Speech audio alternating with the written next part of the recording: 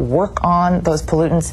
They take it up as nutrients, and that way it's all converted into something more positive. So that's the actual beauty of running this water over vegetated areas, because it actually cleans it up very naturally. Great information. So finally, if people want to know more about Going Green and what they can do themselves, how do they get the information? We'll be putting something on the Environment LA website soon. That's the website for the Environmental Affairs Department, and they can go to their website and get more information. Board of Public Works Commissioner Paula Daniels, thanks for joining us on Council Week in Review. Thank you so much. It was my pleasure to be here. Thank you. Again, the Green Streets Initiative and the use of environmentally friendly street surfacing materials was unanimously approved by your Los Angeles City Council. You can listen to City Council meetings as well as committee and commission meetings on the telephone by using the city's council phone system. In the downtown area, dial 213-621-CITY. In West LA, dial 310-471-CITY. For the San Pedro area, dial 310-547-CITY. And in the San Fernando Valley, dial 818-904-9450. Just follow the recorded instructions for the meetings you want to hear. And we invite you to address the Los Angeles City Council on any item on the council agenda, as well as during public comment. You may come downtown to City Hall or go to the Van Nuys City Hall and participate via video teleconferencing. And remember, you can watch all Los Angeles City Council meetings live in their entirety on Tuesdays, Wednesdays, and Fridays beginning at 10 a.m. On Sundays, you can watch the replay of all the week's meetings, also beginning at 10 a.m. Council Week in Review can be seen Monday through Friday at 9:30 a.m. and 6:30 p.m. on Sundays at 9:30 a.m. Well, that concludes our program for the week ending December 12th, 2008. On behalf of Lee Smith and everyone here at Channel 35, I'm Jack Popejoy. Thank you for watching, and please join us for the next Council Week in Review.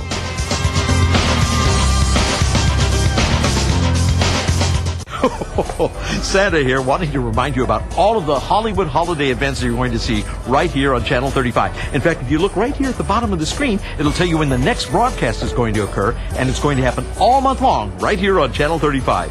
Have a wonderful holiday season.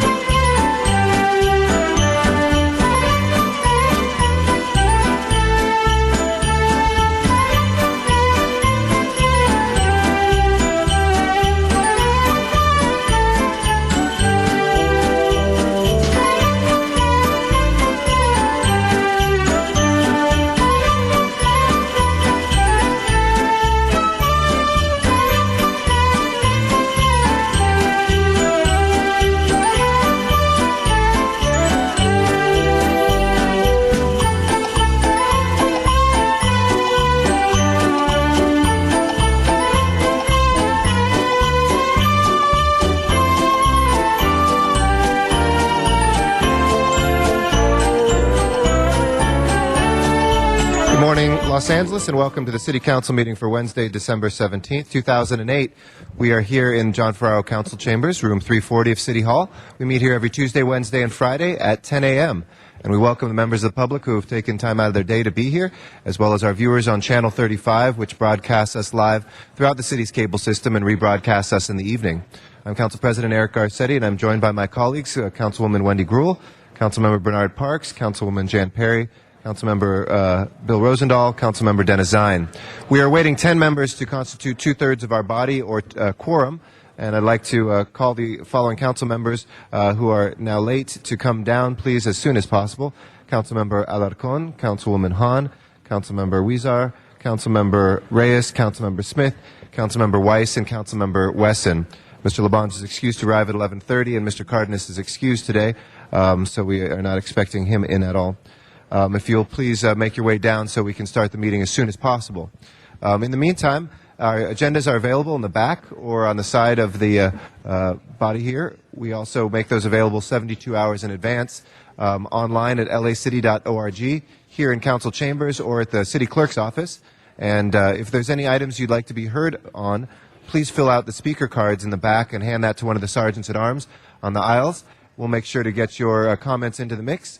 And if you have items of a general nature that are on items that are under our jurisdiction but not on the agenda, fill out a public speaker card and just put public comment in the upper right corner, and we'll be sure to hear your comments when we get to that section of the meeting as well.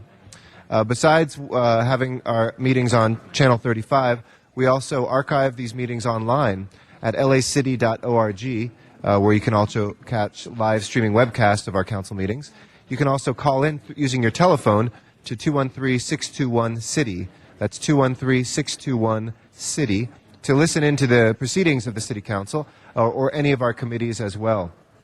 We now have 7 members. We're waiting 3 more to be able to begin our meeting. Again, we are awaiting Councilmember Alarcon, Councilwoman Hahn, Councilmember Huizar, Councilmember Reyes, Councilmember Weiss, and Councilmember Wesson. If the sergeants at arms can please assist us in getting those late members in, and we will begin our meeting shortly. Thank you all for your patience, and we will begin in just a moment.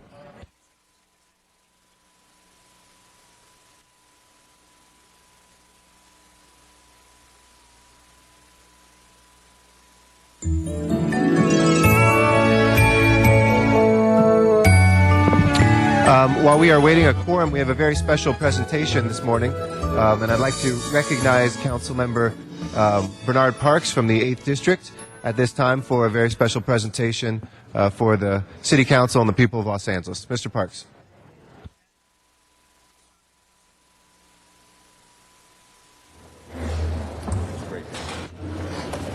Thank you, Mr. President, and thank you for allowing us to do this somewhat out of sequence, because normally Fridays are our day, but we're on a dark day. We have a very special guest today, a person that we often see on television throughout his career, playing basketball in several cities, but recently retired, and I would take liberties with this, and we say he retired as a Los Angeles Clipper, and that's Cuttino Mobley. And let me ask Cuttino to come on up.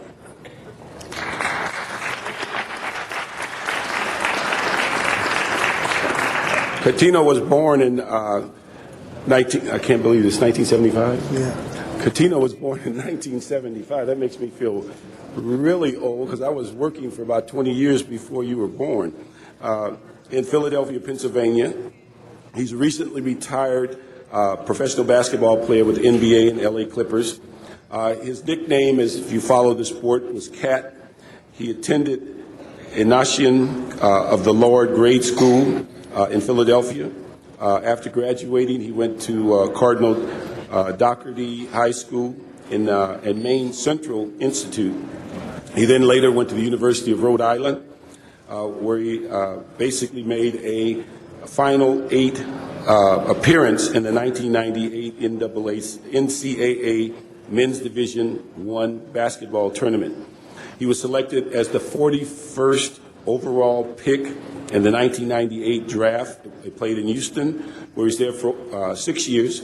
He later moved to the Orlando Magic before coming to the went to Sacramento for a short stay, and then came to the LA Clippers, where he signed a 5-year deal. Recently, and as we were all disappointed to look at the newspaper and see that he was recently traded, what we found out, it was probably to his benefit, because recently as the medical examination found that he had a medical condition that now causes him to retire. So there's bittersweet in the fact that his health obviously is more important than playing basketball, but we wanted to honor him today before he retires and before he goes off like NBA ball players do and globetrot in their time off. He also is remembered in the city of Houston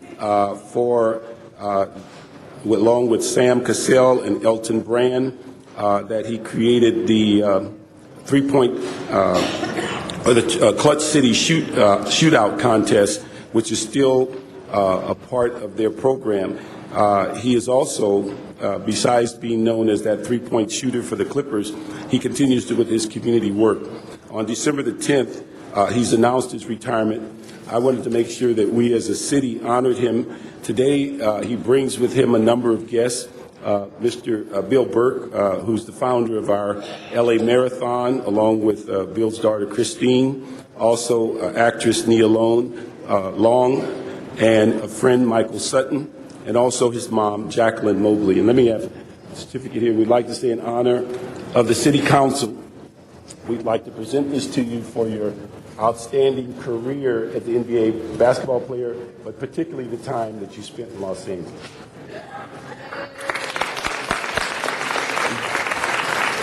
And we have one other council member that would like to add her good wishes just before we hear from you, Ms. Gruhl. Wendy Gruhl.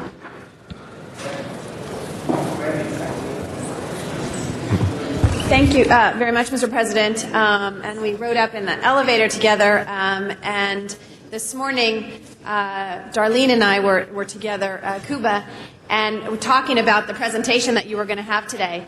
And this woman we were with says, "Don't tell me Kat is retiring." And so your, I guess, influence and impact has really been great. And so I want to thank Mr. Parks for recognizing you today, because you've been a great basketball player, and we appreciated all the time you were here in Los Angeles. But know that there are a lot of people disappointed that you retired, but we know this is just the beginning of a new time in your life. And thank you for being here, and congratulations being honored today.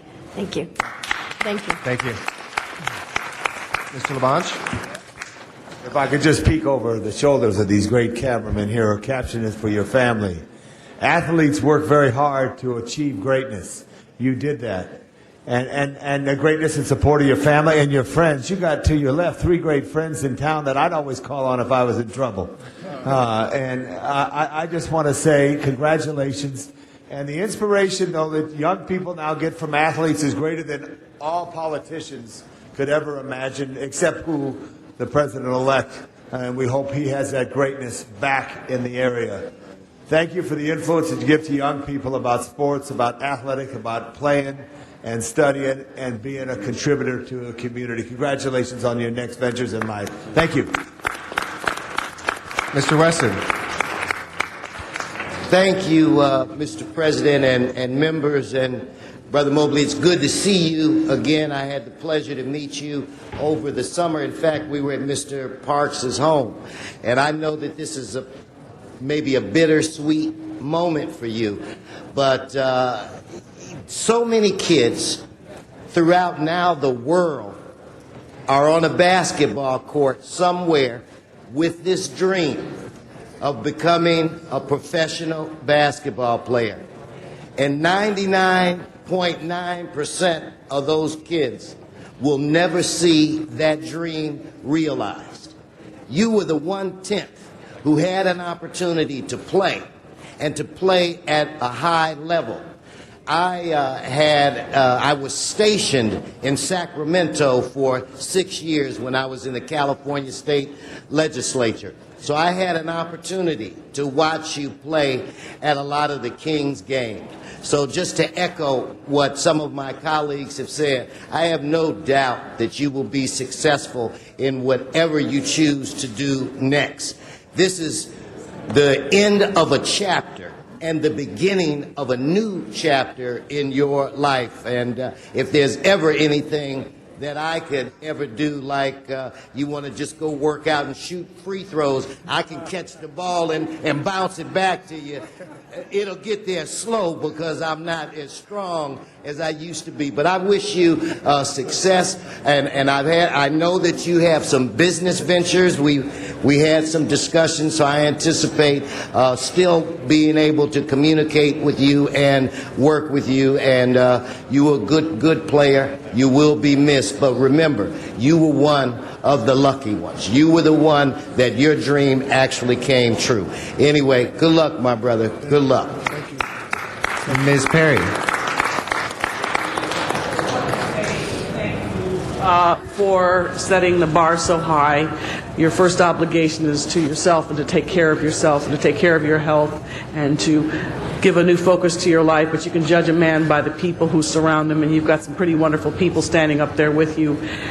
And that says it all about who you are as a person. And whatever you choose to do, I know you're going to do very well. And I hope we get a chance to work together in the community and pursue some of the pursuits that I know mean so much to you, too. So God bless you. Thank you. All right. Please. Yes, thank you so much for your kind words. You know, when Bernard Parks Jr. called me up, actually Michael Sutton, one of my close friends, and before I even start, Percy Miller's another friend of mine that we didn't mention, who's helping me in my road to, I guess, to a better, the new chapter, so to speak. I said to Michael, I was like, when he called me up and he said they want to honor you at City Hall, and I said, for what? We only had one playoff year, So I was trying to figure out what it was, and I kind of looked back at myself and my mother and my father and my friends growing up, and I've always been the type to, how ironic this is. I didn't write a speech because I wanted to come from the heart, So seeing as though that's what got me to stop playing in something I love. I figure I spill it out there to you guys, and you kind of see how genuine I am as a person. This is new to me, and it's a scary thing, but then again, it's a blessing. I'm a rookie now and again, and it's a new life, it's a new path. It's definitely surreal. It's a surreal thing. What I have is called hypertrophic cardiomyopathy, and being in this city, and I was at the barbershop the other day, and my barber said to me, Michael Sutton and a close friend of mine, Neil Long, and Percy, we plan things in life just to not only better ourselves, but better the community that we're in, as well as the rest of the world. He said to me, you really didn't want to go anyway. Your heart didn't want to go. And sometimes when you plan other things in life to better yourself, God has a way of giving you that message, and it's not when you want it, it's when He wants you to have it, So, I have a long road set ahead of me, and He's blessing me. He don't want me to go yet.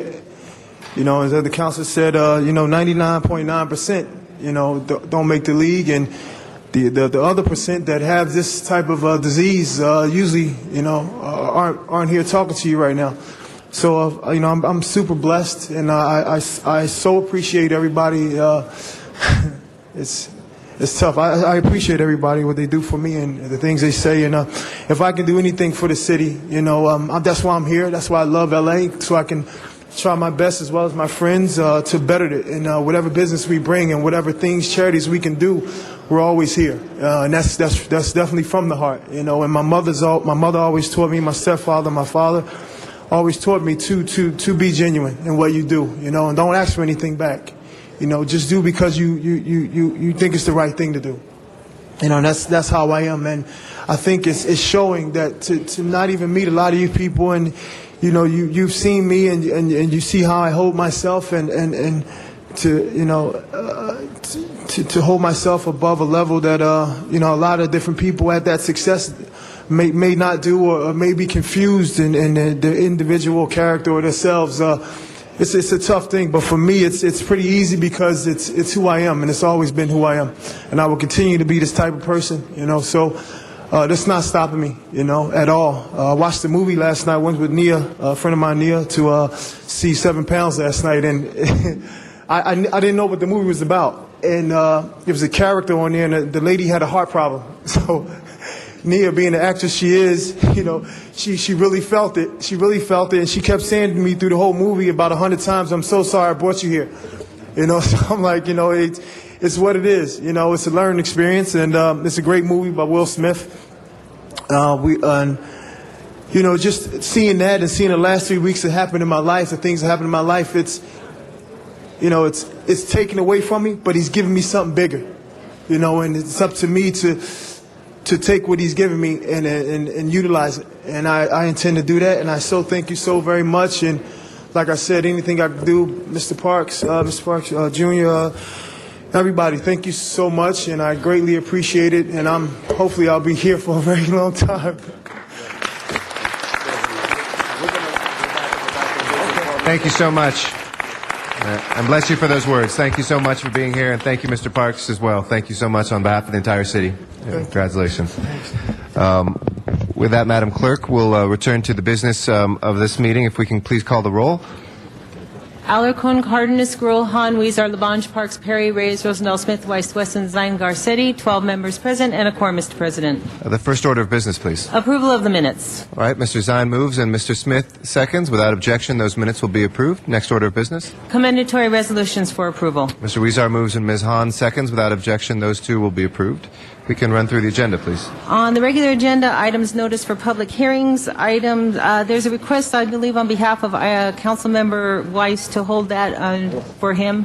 Okay, let's hold number 1 for Mr. Weiss. And then the department has advised, of Building and Safety has advised on items 2 and 5 through 7 that those may be received and filed in as much as the liens have been paid on those. Okay, without objection, those will be received and filed. Next and that items. would leave in that section 3 and 4 before council, and those are confirmations of liens. Okay, anybody wishing to call 3 and 4 special?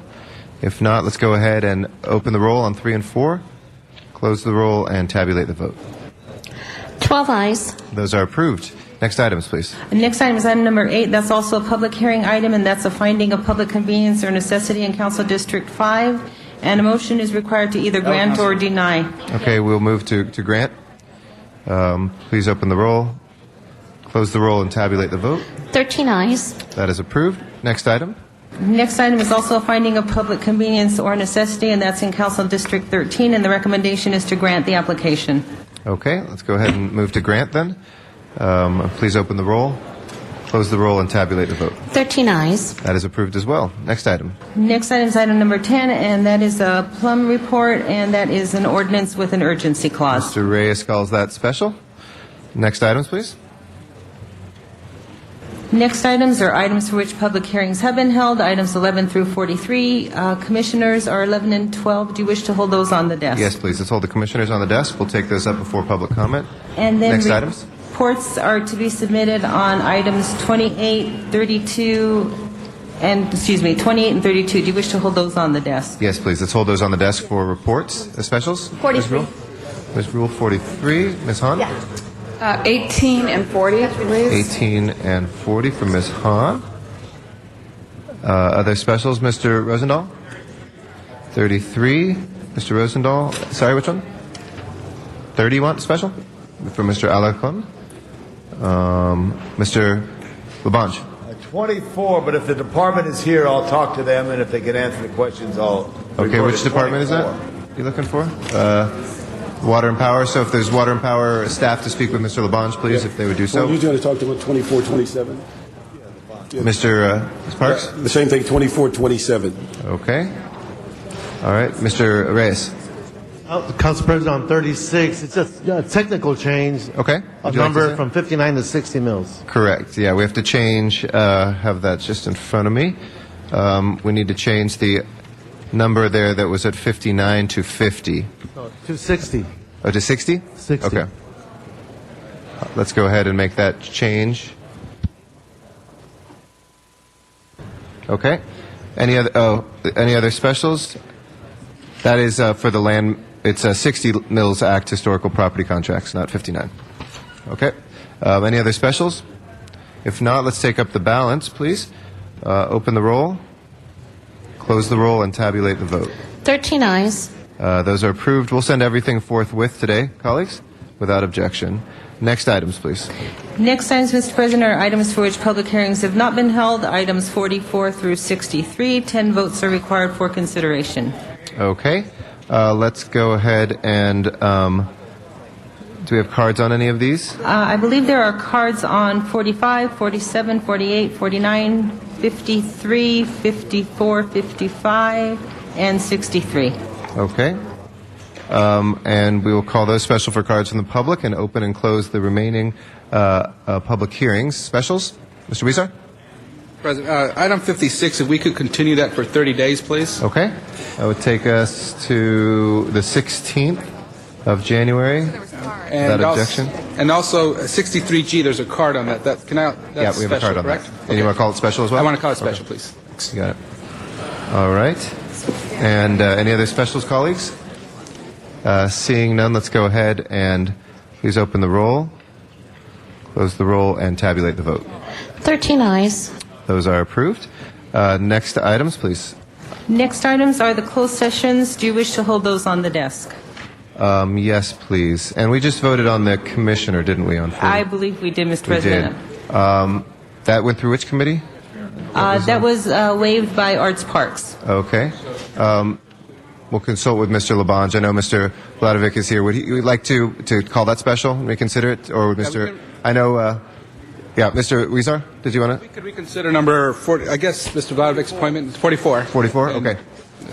He's been approved, but we'll reconsider him and see if he gets a second vote. Please open the roll in reconsideration of 44. Close the roll and tabulate the vote. 13 ayes. Okay, that will be called special. Next items, please. Next items, Mr. President, on the continuation agenda are items for which public hearings have been held, and that's items 75 through 82. Okay. 75 through 82. Anybody wishing to call those special? Ms. Perry? I'm sorry, Mr. President. Perhaps my item fell through the cracks, but I wanted to actually call item 72 special. That's on the special meeting. That won't Yeah, be we're going to until come back to the 11:15. special meeting. We're just doing the continuation Okay, first. great. Thank you. Okay. If nobody wishes to call anything from the continuation, I think yeah, 81. Mr. Weiss, I believe, wanted to call 75 through 80 special. So let's call those special. 81. Oh, no, I'm sorry. We're on 81 and 82. I understand there's an amendment on 81. But, I feel like we lost 74. We're going to come back to the special meeting. We're just on the continuation. We have to call a 74 special roll. special Yeah, meeting? we'll come back to that in just 1 second. I promise. 81 special. I know. Okay, we're just on, Madam Clerk, we're just considering 81 and 82 right now. Is that correct? Correct, yes. Okay. We'll call those special. Mr. Parks? 81, and it's tied to 67. Okay. I'll call 82 special. Next items, please. Next item is 83, and that's also on the continuation. Mr. Reyes, which one? 71, I want to make sure we didn't pass Yeah, that we're going to out. come back, colleagues, to the 70s right now. That's on a special agenda Okay, that's what meeting, confuses so we'll that. come right Okay. back to them, I promise. So we're on which one, Madam Clerk? I'm sorry, 83. Okay, 83. Anybody wishing to call 83 special? If not, do we have any cards on that? I don't believe so. Okay. Don't see any, so let's go ahead and open the roll on 83, close the roll, and tabulate the vote. 13 ayes. Okay, those are approved. If we can continue, sorry, we don't need to continue this back. Let's call the roll for the special meeting now. Mr. President, that's not until 11:15. Oh, 11:15. Okay.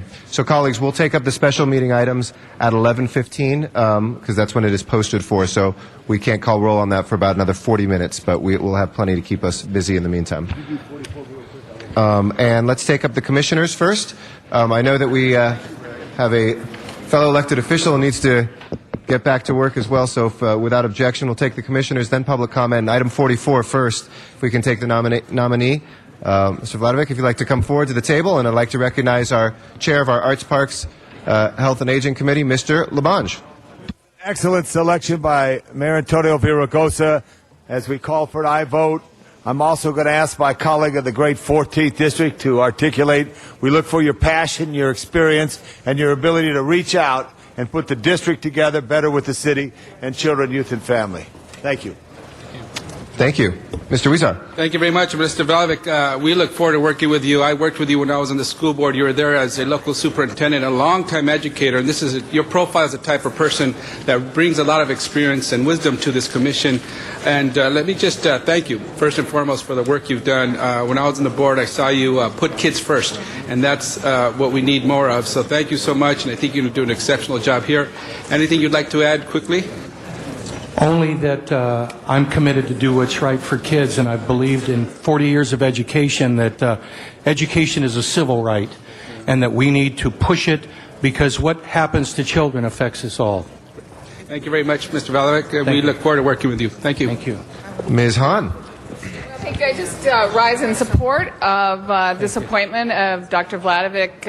I've supported him for a long time. I supported him when he ran for the school board position. He is the school board member that represents almost exactly the same communities that I represent on the city council. So we have a lot of joint issues, we have a lot of joint concerns, and we have a lot of joint uses and partnerships. So I look forward to this opportunity for you and for me to continue to talk about how we might improve the quality of life for our children, our young people, and our families. I know that we both believe that we should do more to invest in our young people early in their lives with good schools, good after-school programs, good job training programs, mentoring, tutoring, so that we don't spend money on the end of their life in the criminal justice system. So I know you believe that. I look forward to working with you on this. I understand the facial hair was some sort of a bet. Prostate Cancer Awareness Month. Okay, well, that's good, but as I told the president of the city council when he tried facial hair, I think you guys look better without it. So That's what my wife says. I told her if she likes George Clooney, she can stand it with me. So okay. Anyway, you're going to make this is a great appointment for you, Dr. Vladevic, and I look forward to working with you. appreciate it. Thank you. Thank you. Any other members wish to be heard on this nomination? I would second and third what was said, and very pleased by Mayor Villaraigosa's nomination. We do have one more, Ms. Gruhl. Sorry, I pushed my button. I don't know. It went off. I just want to stand. I hate to disagree with my colleague. I actually like it, Dr. Vladevic. So normally we agree on everything, right? Was that what we say? But I want to echo what Ms. Hahn said otherwise, which was about the importance of this, of your position on the school board and what you've done there. The importance of saving lives, and an education can do that, and the importance of it's now been, I think, the last couple appointments, last couple of years, we've had someone from the school board serving on this commission, which demonstrates the importance of the linkage between the city of Los Angeles and the LA Unified School District, because the kids that are with you during the day come out of the school in the afternoon and are in our purview, and we've created so many wonderful partnerships where we have supported what the school district does as well, and working closely. So I look forward to your participation here and being able to come up with some ideas on where we can, as we go through tough budget times. This is one of the most important times that we have to work together. So thank you. I just want to say thank you for serving on that. And as a parent of a kindergarten at LAUSD, I'm even more acutely aware of how important that relationship is. Thank you, Mr. President. Thank you very much, Ms. Gruhl. And with that, we will take up the nomination. If we can please open the roll, close the roll, and tabulate the vote. 13 ayes. That's approved. Welcome aboard. Round of applause for our new commissioner. Thank you very much. And if we can take up the other two commissioners, please, starting with number 11. And the committee report has been submitted on that item as well. I'd like to recognize Chair of our HCED committee, Mr. Wesson. Thank you, Mr. President and members. I think Ms. Perry referenced this in committee hearing this morning. As a council person, we We want to show that we respect the mayor and he has the right to appoint, individuals that he wants to appoint, and we should work with those individuals. But in this case, in this special case, we have an individual that brings a unique skill set to this commission, an individual that has a track record as a dedicated hard worker and one who works with the facts. And for me personally, the thing that I respect the most about Mr. Jackson is how he's always calm and always cool and doesn't get ruffled when he's dealing with some of the very complex issues that are of huge concern to the city of Los Angeles. So it is with great pleasure that I rise to suggest that by unanimous vote, we reappoint Mr. Jackson to this committee. So I would ask for an aye vote. Thank you very much, Mr. Chair. Mr. Reyes is our next speaker, and then Ms. Gruhl. I just wanted to rise and thank Mr. Jackson for his hard work. I appreciated your answer in committee today.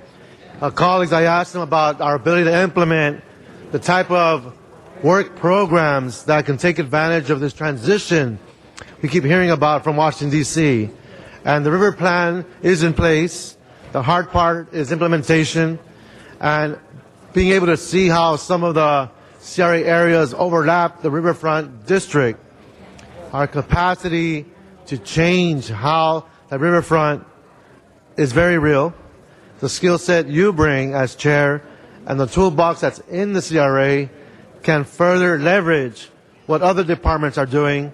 And we can say to the president that Los Angeles is ready for their stimulus funds, that the Alley River improvement can be a major public works program that stimulates a whole series of opportunities in areas that need it desperately. So I wanted to thank you for your response, and if you want to share a few words, that's great, but I was trying to be as concise as possible given the time crunch we have. But thank you, Mr. Jackson, for your answer. The fact that we can have a vision to connect silos that are right now operating as on their own island is very, very important. And I appreciate your hard work and look forward to creating and stimulating real physical change and see the river come back to life. Thank you. Ms. Gruhl. Thank you very much. How are you? Nice to see you. I'm glad you're willing to up your time even more. We had the pleasure, you've come out to my district. I appreciate it on the bus tour. I think every time you've come here, I've talked about Valley Plaza and the importance of getting that project done in the San Fernando Valley. And I know we're working very hard. But as Mr. Weston stated, your reputation of being calm and cool and really working through any challenges or problems at the redevelopment agency is well known. And so I'm just wanted to stand up briefly in our long meeting today to just quickly say thank you for your service there. And I know that all of the commissioners I've spoken to have appreciated your leadership and making those meetings go rather smoothly and not too much controversy, but really having a cool, steady hand on things that are happening there in the agency. So congratulations and thank you for your willingness to continue to serve. Thank you, Mr. President. Thank you. Any last words, Mr. Jackson? No, just thank you for considering me. All right. Thank you. Let's go ahead and open the roll on the renomination, reappointment, close the roll, and tabulate the vote. 13 ayes. Congratulations. Welcome back aboard. And if we can take up item 12 next, please. And that's confirmation of Ms. Vivian Lee to the LA Convention and Exhibition Center Authority. I'd like to recognize the chair of our Trade, Commerce, and Tourism Committee on Ms. Lee's appointment, Ms. Janice Hahn. Thank you. Well, I'm going to let Vivian actually speak to all of you like she did so eloquently this morning in our committee, because I think you'll understand why this is such a good appointment for this particular authority. So why don't you say pretty much what you said to us this morning, a little bit about your background, what you think you bring to the table, why you think this is a good time to serve. Thank you, Councilmember Hahn. Thank you, everyone. I appreciate this opportunity. I just wanted to share with you that I'm an Angelino, born and raised, and that I have a strong commitment to the city of Los Angeles. My background is in community economic development, so I have a strong background in working with very diverse communities and being able to help them revitalize communities through economic development, business development, workforce development. So I think that experience will really bring a diverse perspective to this committee and really help the commission in moving the convention center as a great resource for the community and helping generate revitalization through the city of Los Angeles. Thank you. One of the things that we liked this morning was Vivian talking about she's now moved in downtown Los Angeles. So she's sort of a part of the whole revitalization, the whole new urban village that's happening in downtown Los Angeles. So it gives her an even different perspective in how the convention center is really a part of that and what we can do even in these bad times. We also talked, Bill Rosendahl and I always use the opportunity anytime anyone comes representing the convention center to talk about our idea of investing in maybe mini conference centers, both on Century Boulevard by LAX and also on the waterfront. And you had said that you agree with that, and you think that's a possibility that we should be looking at as our own stimulus package in Los Angeles, sort of growing up new conventions that may sometime in the future come to book conventions at our convention center. Thank you. So we wholeheartedly approve your appointment. Thank you. Mr. Rosendahl. Thank you, Mr. President. As Ms. Hahn just said and says it so eloquently, when we were in committee this morning, we talked about an incubation center being a conference center along Century Boulevard. As we fought for a living wage for the workers of the hotel, we made it very clear that we want that corridor that brings in 35% of the city's bed tax, those hotels, become a destination point. And we get a conference center going there. People can stroll along Century Boulevard, go to the conference center, and all boats rise together in a positive way. So as we discussed it in committee, I look forward to your leadership with the incredible, this is one of these beautiful moments where the convention center is actually making money for the city. It's in the black. And we can actually look at these incubation centers as a real positive step going forward. So welcome aboard. You've got an incredible background, and we look forward to your leadership on the commission. Thank you. Thank you very much, Mr. Rosendahl. And with that, we'll go ahead and prepare the roll on the nomination and tabulate the vote. 14 ayes. Congratulations, Ms. Thank Lee. you. All right, welcome aboard. And with that, we will, I think Mr. Reyes' questions on number 10 have been answered, so if we can take up 10, and then we'll go to public comment. Please open the roll. Mr. President, before we go to public comment, may I make a hold on motion one second. Close the roll and tabulate the vote. 14 ayes. That will go forthwith like all items. Ms. Perry, yes? I just wanted to make a motion for reconsideration on item 13. Okay, let's open the roll on 13. Close the roll and tabulate the vote. 14 ayes. That will be held for Ms. Perry. And that will take us to general public comment. We just did 10, Mr. Reyes. This is time now for items that are not on the agenda, but nevertheless under the jurisdiction of the City of Los Angeles. We have 2 minutes per speaker, either here or in our Van Nuys City Council chambers. And there's a clock there to help guide your 2 minutes. And Richard Kearns is our first speaker. After that, we'll hear from Zuma Dog.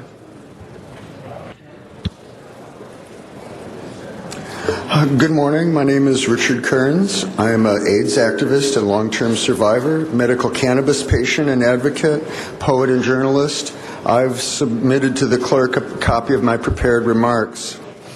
Can I have quiet, please? I stand We're trying, but thank you for understanding. We're trying to get the whole chamber to be quiet, both public and council members and staff. If we can really, we'll hold your time, don't worry. If we can actually ask folks to move their conversations out, our sergeants at arms, if you can please continue to assist us. We know it's a very busy last day of council, but please move those conversations outside as much as possible. No, don't worry. We're gonna credit you. Don't worry. Okay. Go ahead, Mr. Kearns. I stand before the City Council this morning to ask you to create a permanent board or commission to engage our community's input in the medical cannabis ordinance writing, revising, and fine-tuning process. I ask you to make it an agenda item. Socrates and Jefferson would tell us effective community government engages self-government and is a partnership between lawmakers and community members. When outer and inner government are in harmony, the well-being of the community improves. When they disagree, we suffer. I'm talking about LA-style stakeholder government here, representing citizens who work, live, and play and stay alive in our community. Representatives that could include patients and caregivers, clinic operators and staff, growers and supporters and transporters, advocates and non-patients. This commission would act in partnership with and advise the City Council in the struggle to come up with a permanent ordinance for safe access to medical cannabis in Los Angeles, because just law is good medicine. True as truth, distinct as laughter, familiar as dream, unforgotten, the way blossoms grow from poems read in seeds. Each journey's eye opens in one city. All roads go there, all promises, all satisfactions depart in the company of travelers moving on. Ask your heart. Thank you. Namaste.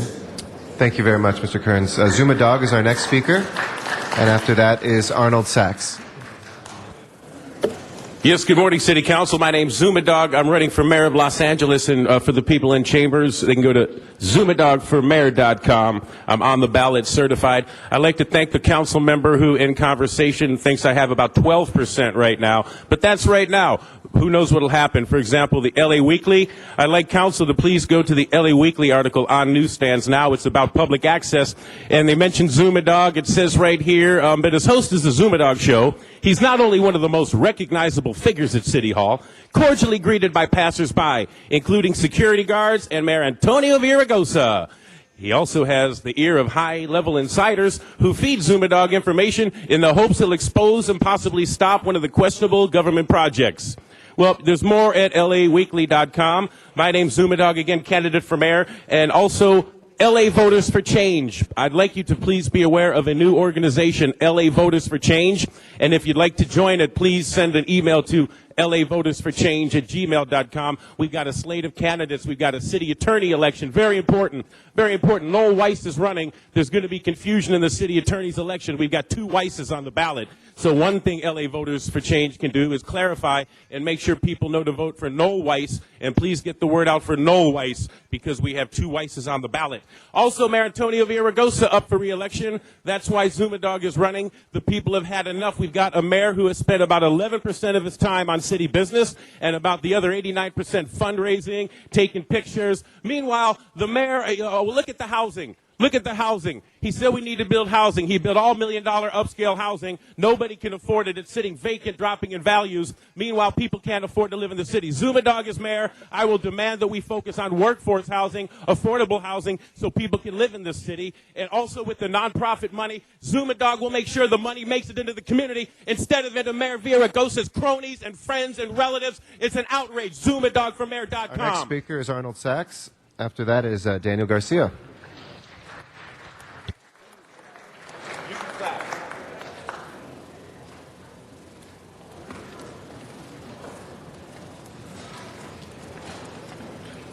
Good morning, City Council. Mr. President, if I may, quick question. You've held item 43. Will there be public comment on that? It was already heard in council. Unless somebody reopens, like all items that have received public hearings, it requires a council member. It requires a council member to reopen it. So that's so you always don't know consistent. yet. Okay. Well, then I guess I'll have to talk about the stimulus program because we're not sure. The hypocrisy. We'll pause your time. I think, as we've explained, we unfortunately can't talk during public comment about items that are on today's agenda. So if you could keep it on items that are not on the agenda. Thank you. The hypocrisy of the City Council and the actions that are being taken by the city. First, with the school board and the bailout program for the superintendent, and how absurd it was to spend public funding for a half term job, yet paying $400,000 wasn't absurd. Yet paying $280,000 for an assistant to do the job that a $400,000 salary employee was being paid wasn't absurd. The stimulus program that's being proposed by the city council and the mayor's office pay very close attention, public. It lists numerous projects for numerous districts done by the council districts and by the city agencies. There'll be a fight for money. But what makes this really bad is if a project is budgeted at $7,500,000 and it concerns 10 council districts, it's listed as all 10 council districts, $7.5 million. Not one project, not each district getting a share. So if the stimulus package only approves 50% of the projects, instead of one project being approved, 5 projects are approved. The money spent, $7,500,000. The money allocated, $37,500,000. Pay close attention, Thank you, sir. public. This is your Thanks for your city at comments. work. Daniel Garcia is our next speaker, and Chuck Tenon will follow that. Good morning, Mr. Garcia. Good morning. Councilmember, and I wish you Merry Christmas and Happy New Year and so on. And Happy Hanukkah for everybody who is in this classroom. I just want to tell you that I want to educate you how I feel when some council members are not educated enough from people with disabilities. Like the Councilmember Smith office. Councilmember Smith office has a reputation that I consider very offensive regarding people with disabilities. I have written down 2 emails, none have been responded. I have written down one personal mail, and none have been responded. I wonder when am I going to see my cousin Smith in person. I'm just wondering when am I going to see him. So I really appreciate Councilmember Smith can actually invite me to the office and we can discuss what I need to discuss with him. Thank you very much. Thank you very much, Mr. Garcia. Our next speaker is Chuck Tenon. And after that is Walter Bechtel. Good morning, Good morning. Council President Garcetti and council members. The great economic revolution of 2008, people are not spending money. The effect is trickling from the top down and not the bottom up. We need to stop this economic violence in the streets, in our government, in our housing, in our lending institutions, and corporate America. The future of our country, our cities, and our communities lies in our hands. There is a real economic revolution and recession going on in this country. People are not spending money. It promotes fear, violence, anger, hatred, and uncertainty in this country. That needs to stop. And like President-elect Obama said, we need to give our children an opportunity. They are the future of this country, cities, and communities. The economic violence in this country, economic violence in our streets, in our cities, our communities, our government, and our housing. It's a growing madness that will continue to grow if we don't find ways to stop it now. It needs to trickle from the bottom up and not from the top down. Let's put love back in our streets and end this madness by giving this country back to the people that built it. This great economic revolution and depression of 2008, it starts with you and me. We need to turn it around and end the economic violence that's strangling this country, our lives, and our existence. May God bless this city of ours and all the people that live in it. I wish the city council members happy holidays and a prosperous new year in 2009. Stop the violence. We can all live in peace. Please support Janice Hahn's Song Project to help the kids and support Herb Wesson's Project Save to help the kids. They are the future of the city. We need to give them a chance and an opportunity. We need change. The madness needs to end. And there must be a good saxophone player in this city. Thank you. Thank you very much, Mr. Tannen, and there are many good ones. Thank you for the nice holiday card as well. Walter Bechtel is our next speaker.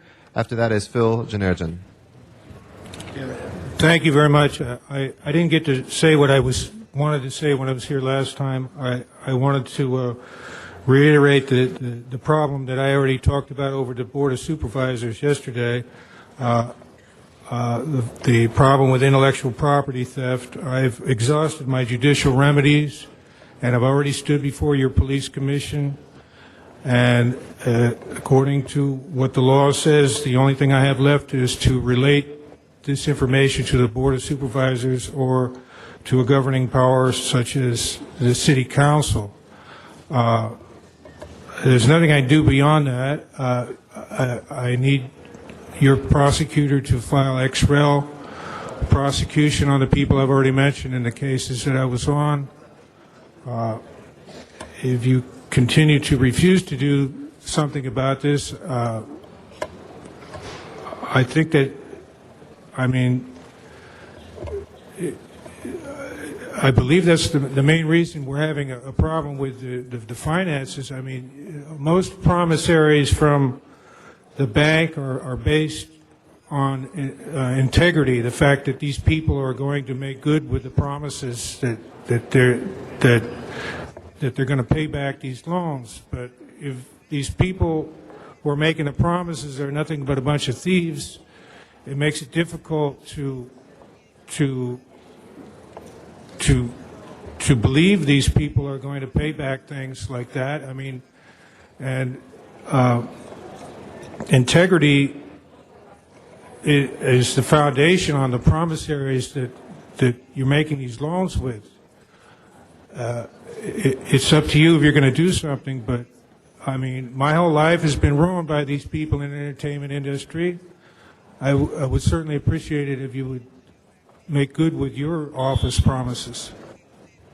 Thank you, Mr. Bechtel. And our last speaker is Phil Janerjan.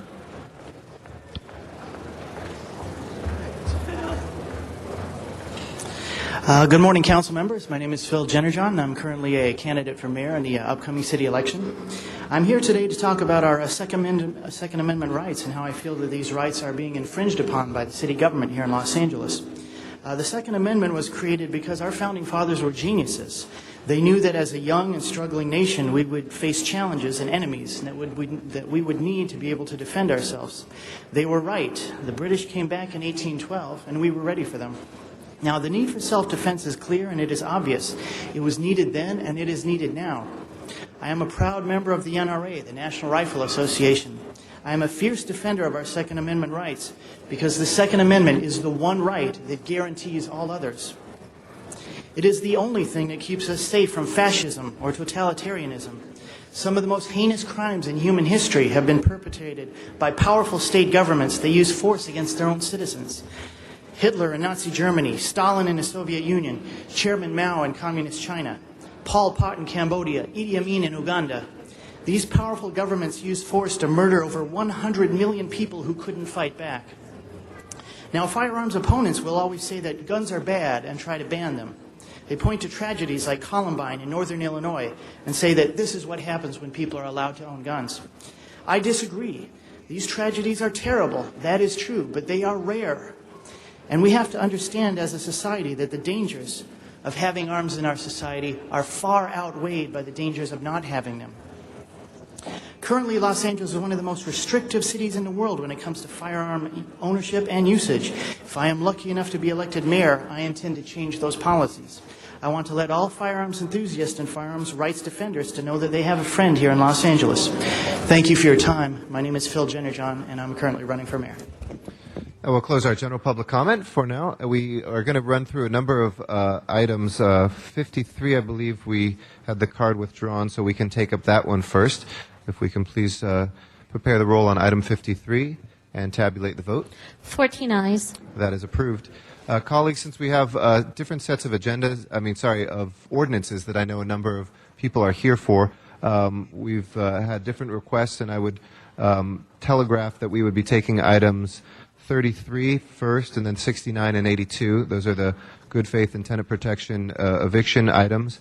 After that, we would take up the billboard ICO item number 71, then the gun package 75 through 80, and then we'll come back to the budget adjustment items, and then we will run through the rest of the agenda. So I just want to make sure that is good with everybody. And with that, we would take up item 33 then next. That was called special by Mr. Rosendahl. And we also have our HCD chair, and I know Mr. Reyes and others who would like to speak on it. But Mr. Rosendahl?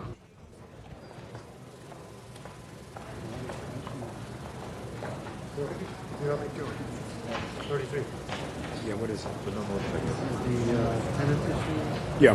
What I would like to do, Mr. President, with the Council's permission, is let the community people speak first and understand where they're coming from, and then I'd like to react to that on my time if I could. Okay, I know we had a proposal for 10 minutes total since we have such a huge meeting today that will take us probably to the very late hours, and we've had a couple hearings on this. Would that be an acceptable representation? We do 10 minutes total? How many cards do we have there? We probably have about 30, so that's why it would take us at least an hour to get through normally. So the proposal was for about 10 minutes. Is it possible instead of 10 minutes, 15, just for the sake of the 15 30? total? Is there any objection? That's a half a minute apiece. Is there any? Well, we wouldn't get to everybody. What we do is a minute and do a representative sample like we usually try. 15 works, colleagues? If there's no objection, we'll take 15 minutes of public comment on it. Thank you very much. If we could let that happen. First speaker will be Larry Gross. We'll have a minute per speaker, and thank you very much for your understanding on a day in which we have much business, including the budget, to conduct. And after that, we'll hear from Autumn Elliott. Larry Gross, Coalition for Economic Survival. We support the tenant protection amendments, but fully oppose any cuts in relocation assistance, especially to multiple property owners. Qualified tenants, seniors, disabled families, and low-income tenants are the ones being punished here. These tenants stand to lose $4,400 and $6,700, an amount far greater than others. It's not any easier or cheaper to find a new home just because you're being evicted in good faith. If you do cut relo assistance, at least make it proportionate, consistent, and fairer, and limit it to owners who only have one property. Based on the reduction for eligible tenants, all qualified tenants should then get $15,300, not $10,900. With our economic crisis already devastating to people, reducing relocation is shameful. Wealthier owners are being favored over low-income tenants who can least afford the reduced amount. We urge you to defeat this proposal. Thank you. Thank you. Autumn Elliott is our next speaker. We'll get a sergeant at arms to take that from you right after. Why don't you give your minute comment, and then we'll make sure we get that from you, Ms. Elliott. I'm sorry. Autumn Elliott is our next speaker? No. Interpret, please. Un momento, por favor. Okay, gracias. Autumn Elliott es nuestra próxima habladora. Okay? So, go ahead. I'm sorry. We have to keep to the rules the way that we do it. We'll make sure we get to other speakers too, but Ms. Elliott, if you can go first. Thank you. Buenos días. Perdóname. La habladora es Autumn Elliott. Le va a tocar a ella primero. Okay, sorry. Discúlpame. Good morning, and thank you for the opportunity to testify. I'm an attorney with the Los Angeles Center for Law and Justice, and we're here to testify on this proposal because the proposed reductions hit the older tenants, tenants with disabilities, and tenants with young children the hardest. These populations face extreme barriers in finding new housing. Relocation assistance is a way to reduce some of those barriers for these tenants. Decreasing the relocation assistance reverses that. Now is the wrong time to make it harder for seniors, people with disabilities, and families with children to find safe, decent, and accessible housing. If the City Council does decide to reduce relocation assistance, the benefits of that should be confined as much as possible to less wealthy landowners, including people. It should not be extended to people who own multiple properties. Thank you. Thank you. Our next speaker is Ana Maria Valencia. ¿Este va a interpretar? Buenos días. Buenos días, mi nombre es Ana María Valencia, vivo en el 4367 de la Osgood. Una pausa. Buenos días. Good morning. I'm going to translate for Ana Maria. She just stated her name, Ana Maria, and her address is 4367 de la Osgood. 4367 Oakwood Avenue. Soy un miembro de la Coalición para la Sobrevivencia Económica. I'm a member for Coalition for Economic Survival. Estoy aquí para pedirles por favor que no hagan cambios. And I'm here to ask you, please don't make any changes. Que no lo hagan. Que no bajen el dinero de la reubicación. Please do not lower the fees for Reubicación. Relocation. Es injusto. It's unfair Con la situación que estamos viviendo. with the situation that we're currently in. Ahora, si bajan estos beneficios, Now, if you lower these benefits, sería mucho peor para nuestra situación. will be a lot worse for our situation. En nombre de todas las personas In behalf of all the people que seríamos afectadas, that will be affected, les pido por favor I'm asking you to please que se opongan a cualquier reducción oppose to any reduction de beneficios. of benefits. Gracias. Thank you for your time. Thank you very much. Muchísimas gracias. Our next speaker is Ron McMullen.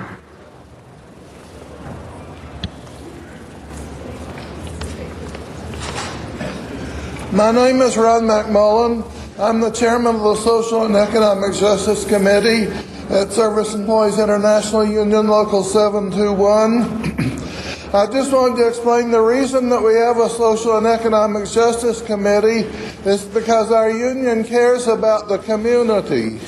Now, on November the 4th, we showed what we're capable of doing. I think we showed the whole world. And we're here to stand with our brothers and sisters in the community and help them get social and economic justice. Thank you. Thank you. Our next speaker is Jim Clark. And then we have Helen Garrett after that. Jim Clark? Hold on 1 second, Helen. It's Jim Clark, and then you're on deck. After him. Jim Clark first, and then Helen Garrett. Sorry. Good morning, and thank you for allowing me to speak. Jim Clark, Manager of Government Relations for the Apartment Association of Greater Los Angeles. I want to say that we do support the LHD proposal to reduce tenant relocation fees for good faith relocations, but I just don't think it does enough. The unit level for reduced fees in the current proposal must be raised to at least 12 units in order to accommodate the owners who need it most. The current proposal limits the use of reduced fees to owners who have 4 units or less. This will leave mom-and-pop owners who truly need reduced fees, leave them out. These are the owners who run small buildings. Whether the buildings have 4, 6, or 10 units, they're still managed personally by mom-and-pop operators. 43% of AGLA's members are senior citizens. On the average, they own 8 to 12 units. As they age, these owners will most likely require the assistance of a child or a resident manager to help run their business. Please expand the number of units in this proposal. Thank you. Thank you. Helen Garrett is our next speaker on the for side as well, and then Tara Bannister. I don't know how you guys came up with this, but you need to send it right back to committee or do something else with it. Okay. This is a time of recession, damn near depression, and nobody can afford to relocate from any place. People in any economic situation cannot, but least of all the poor. This is a time of financial uncertainty, and we need to stabilize our neighborhoods and our economy. This is a really bad idea to play fast and loose with the fate of tenants at this time. Do not, under any circumstances, cut this relocation fee. It's a bad idea. We oppose it. Tara Bannister is our next speaker. Good morning, council members. My name is Tara Bannister. I'm Executive Director of the California Apartment Association. I live and work here in Los Angeles. First of all, these small apartment buildings are really the equivalent of new single-family home ownerships in what our city is becoming a huge city, more like a London and more like New York. someday very few people will live in single-family homes. When a family buys a duplex, a 3 or 4-plex, they're looking at it as an opportunity usually to live in, and many times also with their extended families. They cannot include the amount of relocation into their mortgage. They have to go out and take out a loan for it if they don't have this money sitting in the bank, which most of us these days do not have $10,900 sitting in the bank. And I want you to also take note that $10,900, even in West LA, is about 4 months' rent of a new property as of right now. Thank you very much for your consideration. Thank you. Our next speaker is Thomas DeBow. Good morning, Council President Garcetti, Council members. I'm Thomas DeBow, and I'm the housing attorney for HIV/AIDS Legal Services. I'm sure all of you know that HIV disease is a disability as defined in the California Fair Employment and Housing Act. And I'm sure all of you know the importance of stable housing for people who are living with HIV and AIDS. People who live with HIV and AIDS basically depend on a lot of social services, and a lot of those services are connected to where that person lives. And so it takes that person quite a lot of energy and a lot of assistance from social programs to set up those services, and they're very much related to where that person lives, again. So it would be very disruptive for those people to have to relocate and move to another area. I commend you in trying to limit the burden on the tenants. However, the proposal before you basically puts the largest burden on the disabled. And I really think that that's unfair. Thank you. Thank you, Mr. DeBow. Our next speaker is Dr. James Bethard.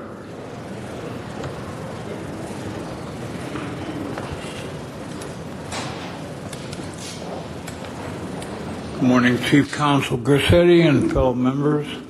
My name is Dr. James W. Bethard. I represent Coalition of Economic Survival Disabled American Veterans Association and the American Cancer Society and American Disabled.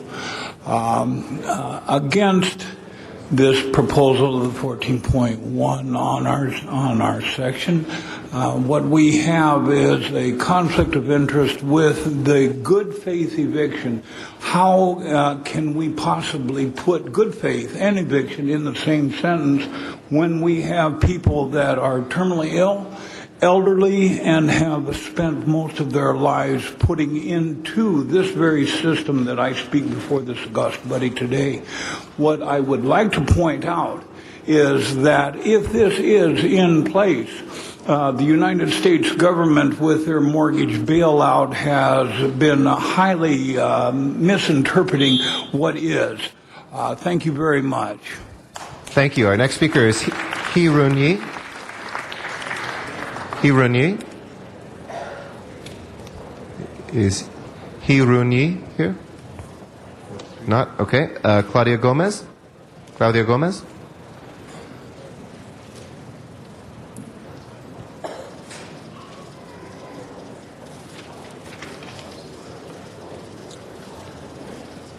Hi, good morning. My name is Claudia Gomez. I live in 2532 Fairmont, in the city of Los Angeles.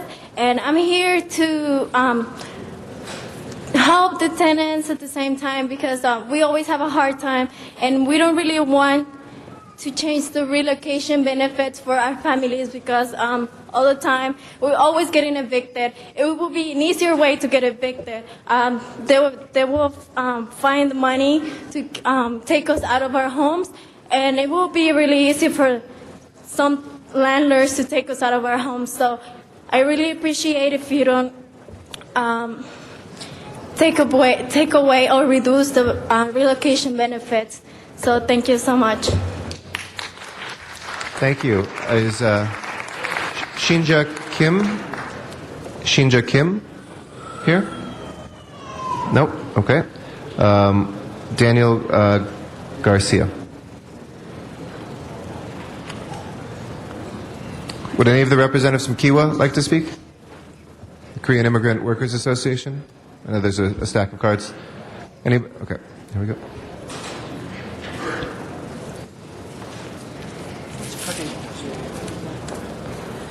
성함하고 어디서 왔느냐고 지금 상황만. Hold on one second. We'll get a microphone so that you can translate. There. Oh, there we got it. The Sergeant at Arms has it. Thank you. 성함 여기다가 얘기하시면 돼요. 안녕하세요. 제 이름은 김신자입니다. Hi, my name is Shinja Kim. I live. 한국말 하세요. 네, 저는 435 노스 옥스퍼드에서 삽니다. I live 435 North Oxford in Los Angeles. And 저는 17가구 아파트에 살며 3월에는 교회로부터 퇴고를 당합니다. I live in a 17-unit apartment, and in March, the church says I have to move out. And 저는 그 아파트에서 오래 살았으며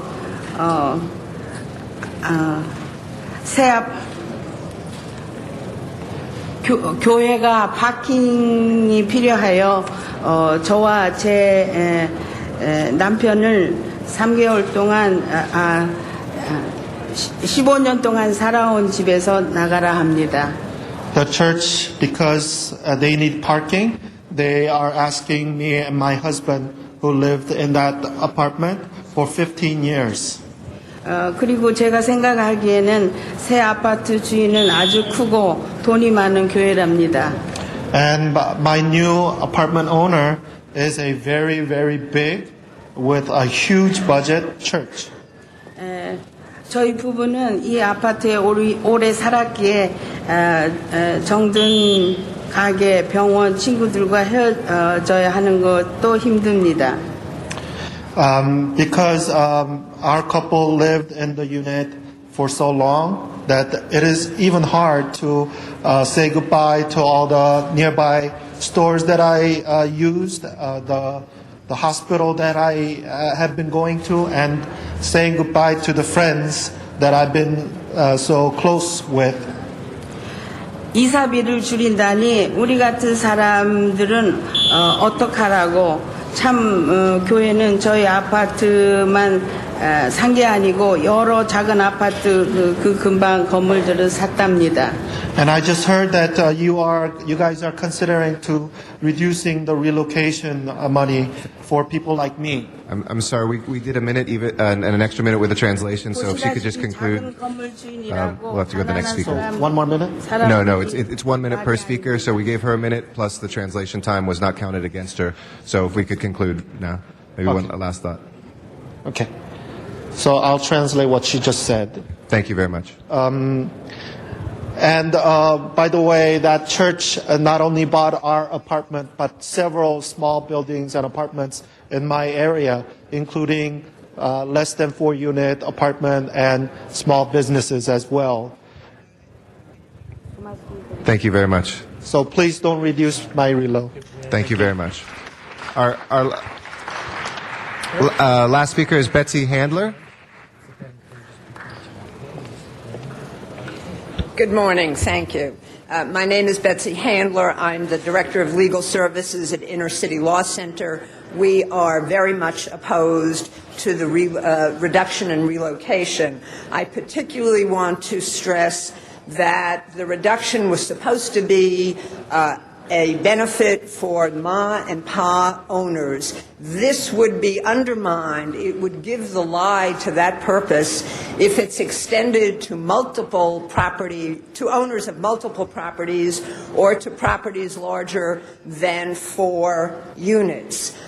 If the Council wants to do something along these lines, it should be on a case-by-case basis under regulations provided by the Rent Adjustment Commission and not with a broad brush.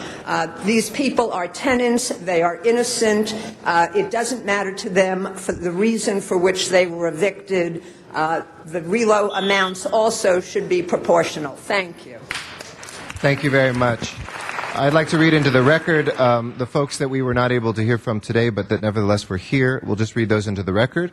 Daniel Garcia, Hiron Yi, Ingrid Mueller, David Ewing, Jong Bang, Jongwoo Nam, Deborah Burton, David Michaels, Elizabeth Blaney, Jenny Garcia, Geraldine Noguera, Catherine Mendelson, Laura Silagi, Brandon Weiss, Veronica Perez-Becker, Chuck Tenon, and Zuma Dog. And I will return to Mr. Rosendahl. Thank you very much, Mr. President. Thank you, colleagues, for allowing that discussion to take place here. If I could ask staff to come up for a quick second. I just have one simple question for everybody. And I know that a lot of work has taken place in the Housing Committee, and I want to applaud all the members for all the hard work they did in that committee on this. It means a lot to all of us that we work on this. I personally, frankly, I think a tenant is a tenant is a tenant, and if a tenant is being asked to move on, that person should get the same relocation that we presently have for everybody, period.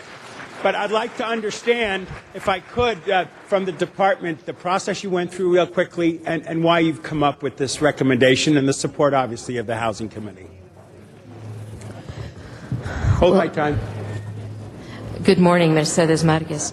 A little history. When we initially went through this process, we had a different set of numbers. And later, the council asked us to come back and moderate them. Right. So from the Housing Department's point of view, we still have faith in the original proposal that we put forward. And so it's not that we have not changed our mind about that, but it is that the council had a different view. But what we have done is tried to mitigate some of the risk to tenants by doing a couple of things. One, we've tried to be fair by both sides. For instance, we've expanded the list of eligible relatives to grandchildren and grandparents, right? But we have also put requirements for replacement occupants in the sense that they have to move them in within 3 months and they have to occupy the unit for at least 2 years. So we're doing everything we can to prevent fraud from occurring. We have also made it clear that they must evict. If they're going to do this, it must be the tenant with the most recent occupancy to limit any ability to focus in and target the longer-term tenants who pay lower amounts of rent. So in other words, it comes to the point where you're really doing this to move in a relative rather than trying to evade the rent stabilization law. Right. We've also made it clear that a tenant is protected from eviction if they've been in the unit at least 10 years or are 62 or older or are disabled, so that we've taken that out of the mix so that we protect them from this. We've also added a requirement that a tenant that is terminally ill as certified by a physician may also not be evicted. So another effort to try to mitigate the risk. We've also made sure that the relocation fee requirements, they can only be used once every 3 years. Right? So this is not, let's just keep going. Once every 3 years is what it's limited to. And if we find that if the tenant that they put in place, the family member, does not stay for 2 years, then the original tenant has re-rental rights to come back. So we're doing everything we can to provide notice, to mitigate against any fraud, and to balance the issues, even as we have come back, as you have all asked us to, with a lower amount once every 3 years. So we've tried to be as fair as we can and deliberate as we can to meet the sense of the council, but also meet the needs of both landlords and tenants.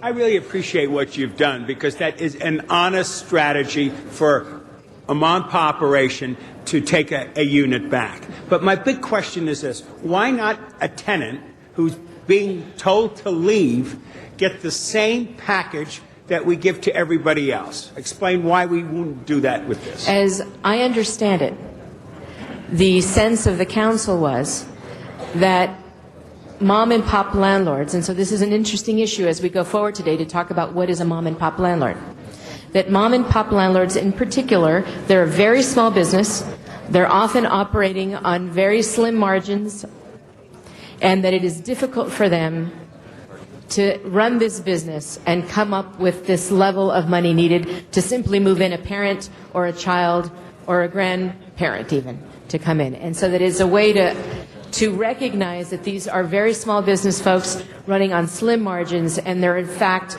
running in many instances a family business, and that trying to mitigate their needs as property owners to move in family, and also the need of the tenant. But you are right, the tenants will be treated differently. I mean, we're not trying to hide that. There is that. But from the point of view of dealing with a mom and pop landlord, the very small owner, why the housing department felt that we could go forward and provide something is because we are talking about a small owner. If we were talking about a more institutional owner, I would have a different view.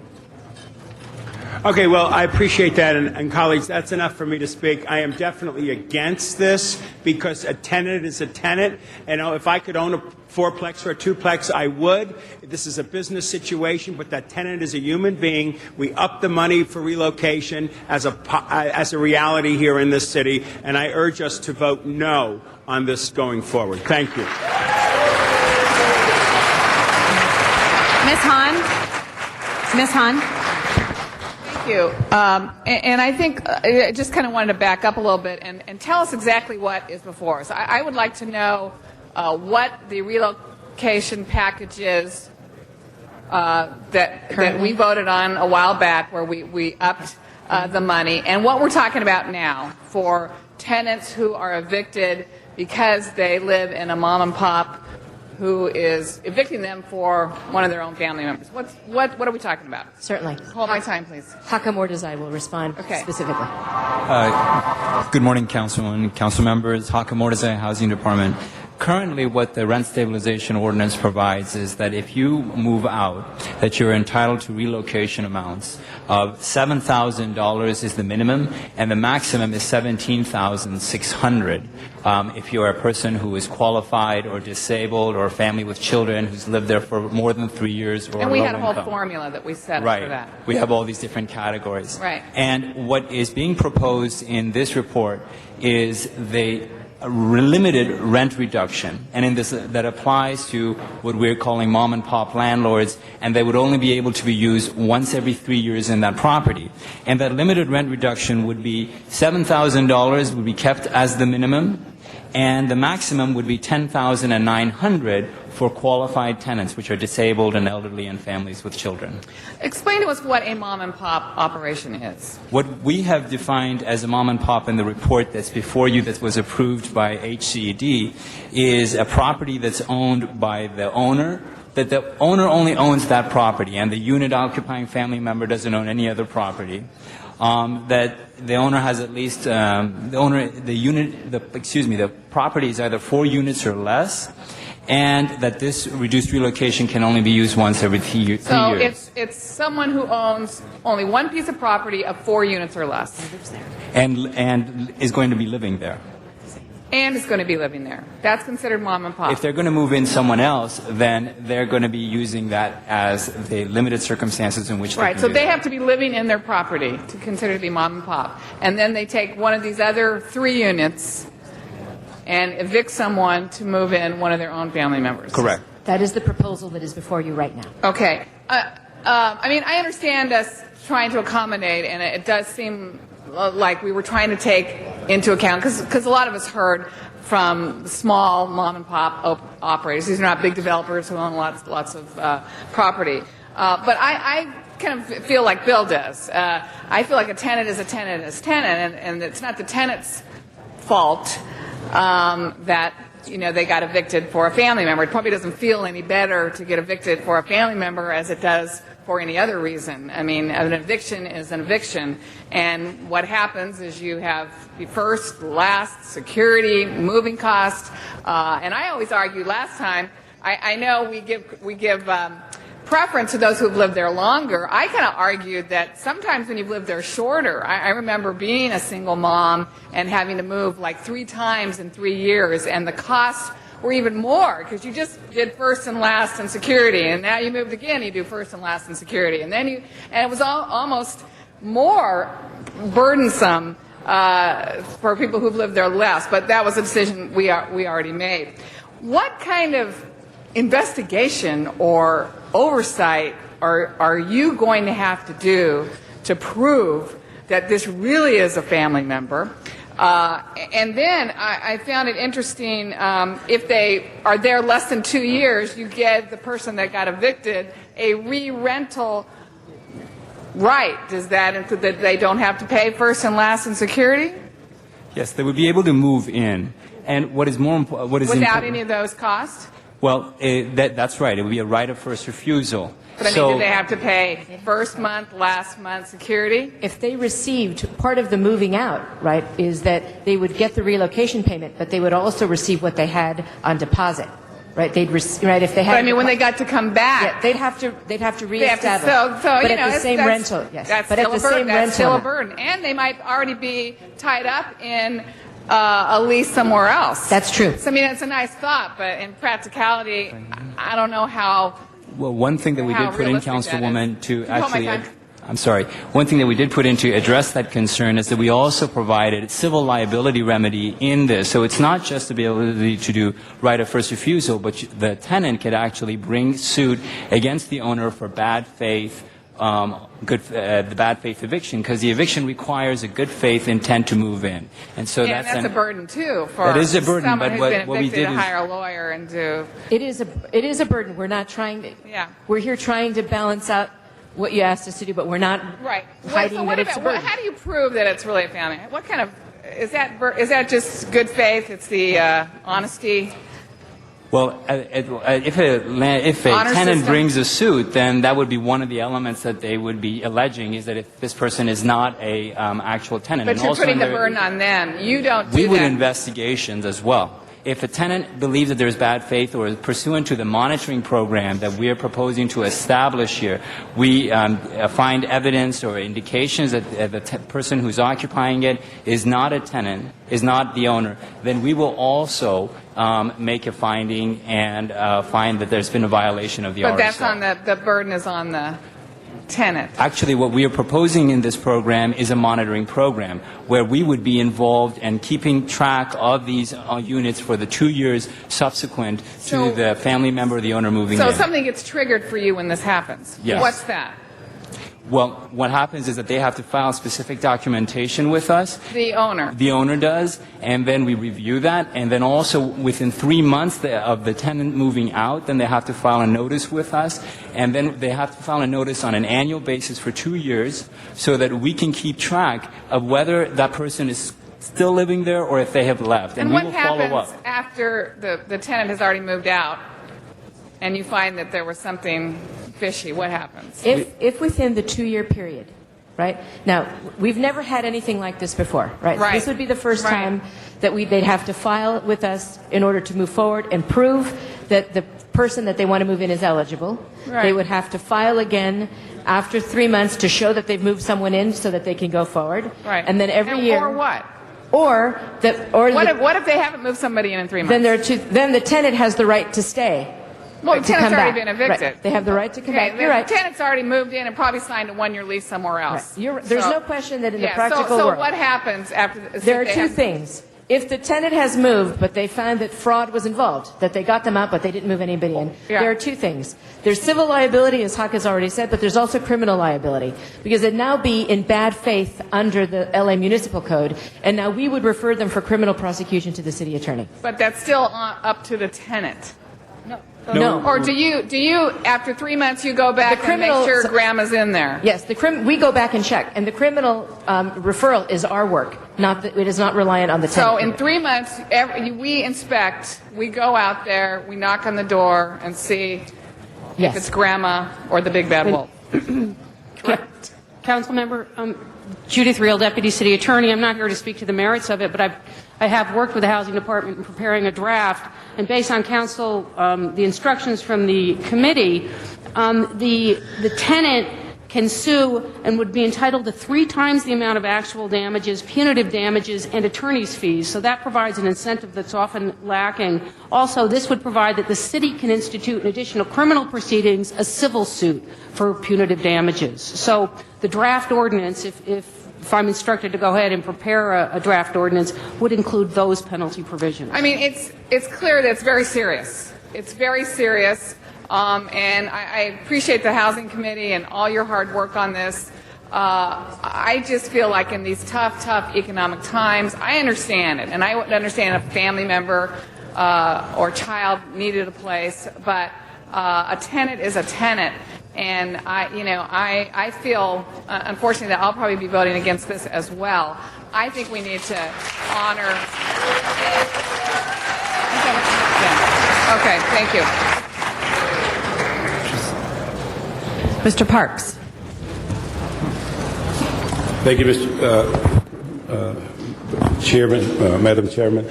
I'd just like to go through this, and just so that I'm clear, it appeared as though when this good faith issue came upon us is during the discussion about the condominium relocation. And what we were advised is that this good faith portion was inadvertently placed in that discussion. Is that accurate? Or was the intent was always to include them? It was not inadvertent at all. It was openly done. It was discussed. I would have to disagree with that. Okay.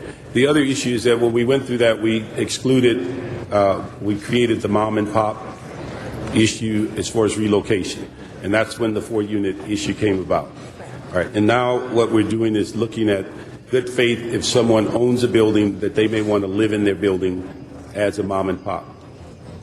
Yes, in that whole discussion, what we ultimately came to was a definition of mom and pop. And the definition fundamentally states that to be a mom and pop, one, it has to be 4 units or less, and you must live there. And it's the only building you own. At this moment, this is what the council voted on last time, that is the definition, and we went forward based on that. Okay. And then this proposal you have today is basically implementing what the council approved. Yes. Okay. And again, I think your presentation earlier, I appreciate the fact that you talked about the balance, because in my district at least, I've not found any wealthy people that own 4 units or less. They are struggling. And I think I just mentioned to you earlier, and although there's other reasons, unfortunately, 95% of our foreclosed property are rent stabilization properties. That's correct. And so it gives some indication that there are rent stabilizations in jeopardy for a lot of reasons, one of which might be that landlords are not having the funds in order to keep their property up or pay their note. That may be one of the reasons. It may be. I mean, I guess I would say that we have 626,000 units that are under the rent stabilization division, and of the foreclosed properties, somewhere in the area of 7,000 multifamily units. So 7,000 versus 626,000. Yeah, but I think the issue is that the foreclosure market is basically tightening up on our rent stabilization That's true. issue. And then the area of looking at this particular proposal is to, where a person owns a piece of property, is to give them somewhat of a leeway to live in the property if they choose to, and not pay the amount if they were good faith evictions for other reasons. It is attempting to balance out all the needs that you've laid out in your statement. At this point, though, in this proposal, it does require them to live in the building, and it does allow them then to do something else. Because I'm going to get to another issue, but I think I agree as you walk through this and listen to both sides. The report that you presented, I believe, is a very fair report and basically gives credence to both groups' arguments. The one part of the report that I did not agree on is the issue of saying if you own the building and you have a good faith eviction, you as an individual cannot own any other property. So that means if I own a residence, or I'm fortunate enough to own a residence, and I have a 4-unit apartment, I cannot use that ability of this reduction in order to have my son, daughter, or a relative or caregiver or anyone else that may live in that unit. You are correct, sir, that under the rubric passed by the City Council, the mom and pop owner is defined as someone who lives within the unit. You're right. That is the decision that the City Council came to, and that is the definition. But the addition of not owning any other property, that was added when? Or was that something direction that the council gave during the... Yes, that was actually adopted by the City Council when the direction was given to draft the ordinance. Because I thought that the direction was you had to live in the building. I didn't know that was the first time I was aware when I read that additional sentence, because it appeared that that sentence was added during committee at some point, that you could not own other property. I don't think so. If I could, Councilman, what you're referring to is that the clarification that was added in HCED committee that they cannot own any other residential property as opposed to any other rent stabilized property. So that is the expanded. clarification that was added in the committee. But where the original definition of mom and pop that we're discussing came from was in last year's Ellis adoption, when the mom and pop exemption for owner-occupied units was a 4-unit complex or less in which the owner lived in, and that's where... But what was expanded beyond the council's direction in committee was we moved it from rent stabilization ownership to property in general.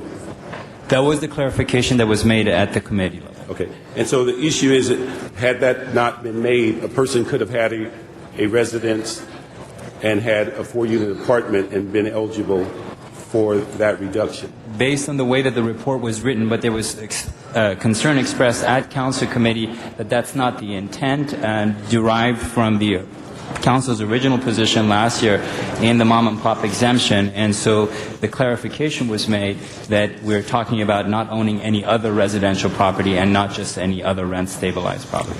Explain to me again how that clarification of the rent stabilization versus any residential property. Well, the way that the report was originally written from and submitted to the housing department, it said that the owner couldn't own any other rent stabilized property. But what was discussed at council committee was that that actually is a departure from the position that the council took last year in the Ellis ordinance. And what is really meant is that the owner doesn't own any other residential property, that they're going to live in that property and they're going to bring in their relatives to live in that property. Okay. Colleagues, in looking at this, and we've spoken with housing department on it, I have a motion going forward that we look at, because I think it was my motion initially that carved out the 4-unit or mom and pop in the original discussion, but that we view that a mom and pop owner that basically could be an individual that happens to be fortunate enough to own their residence, but also may own 4 units in any other combination as it relates to rent stabilized property. And so that motion is going around, and I'd ask for due consideration, because I think it's a fairness issue, just as this report is very fair as it's laid out. But again, I think it's an issue as to how we address folks that may own other property. My final question, I just want to ask the general manager, with all the requirements you have in the document, does complaints or people that have allegations against landlords, that they go before our rent committee, or I don't have the right term? They would actually file a complaint with the housing department itself. Okay, but is that reviewed by, do we have a rent stabilization committee, or? We do, but that wouldn't come before them. That is an issue of an investigation internally. Okay. Right, because that would be essentially part of a criminal investigation as a violation of the municipal code. But they have the ability to go before the housing department? Correct. Okay, thank you. Mr. Zine, Mr. Garcetti, and Mr. Reyes. Thank you, Madam President. The fair and balanced I like. It reminds me of a news broadcast, fair and balanced. Well, it depends if you're watching one of the two. No abuse or fraud. The sanctions, they seem appropriate. If there are violations, the sanctions that are in place seem to be appropriate to prevent that. The question I have is, how many units in the city are 4 or under? A very large number, actually. Let's see. Where is it? The number of properties that fall within 1 to 4 units is 90,094, and it represents 75% of the total number of rental properties in the city of Los Angeles. So we're dealing with 75% of the rental properties, 4 units or under. Correct. The issue of the mom and pop, and I remember growing up, my parents had a 4-unit apartment. We lived in 1 unit, and another family lived in another unit, and the other two were rented out, and they shared that ownership. And that's how I grew up in a 4-unit complex. When I look at that as a mom and pop situation, and the expenses, and if they're occupying one of the units and they have a family relative in the other, their income obviously is reduced to 50% versus if they're renting the whole complex, the whole 4 units out. When it comes to this situation of fairness to the renters, it's difficult for me to make a distinction between those that are being removed because of a family member coming in or those that are being removed because of a condo conversion. The fact is someone's renting and they're a good renter, they're paying their rent, and due to no fault of their own, they're being asked to leave. Correct. None of that's taken into consideration. It's just cut down that you're there, family members coming in, and you're going to be relocated to wherever. Yes. And hold my time, please.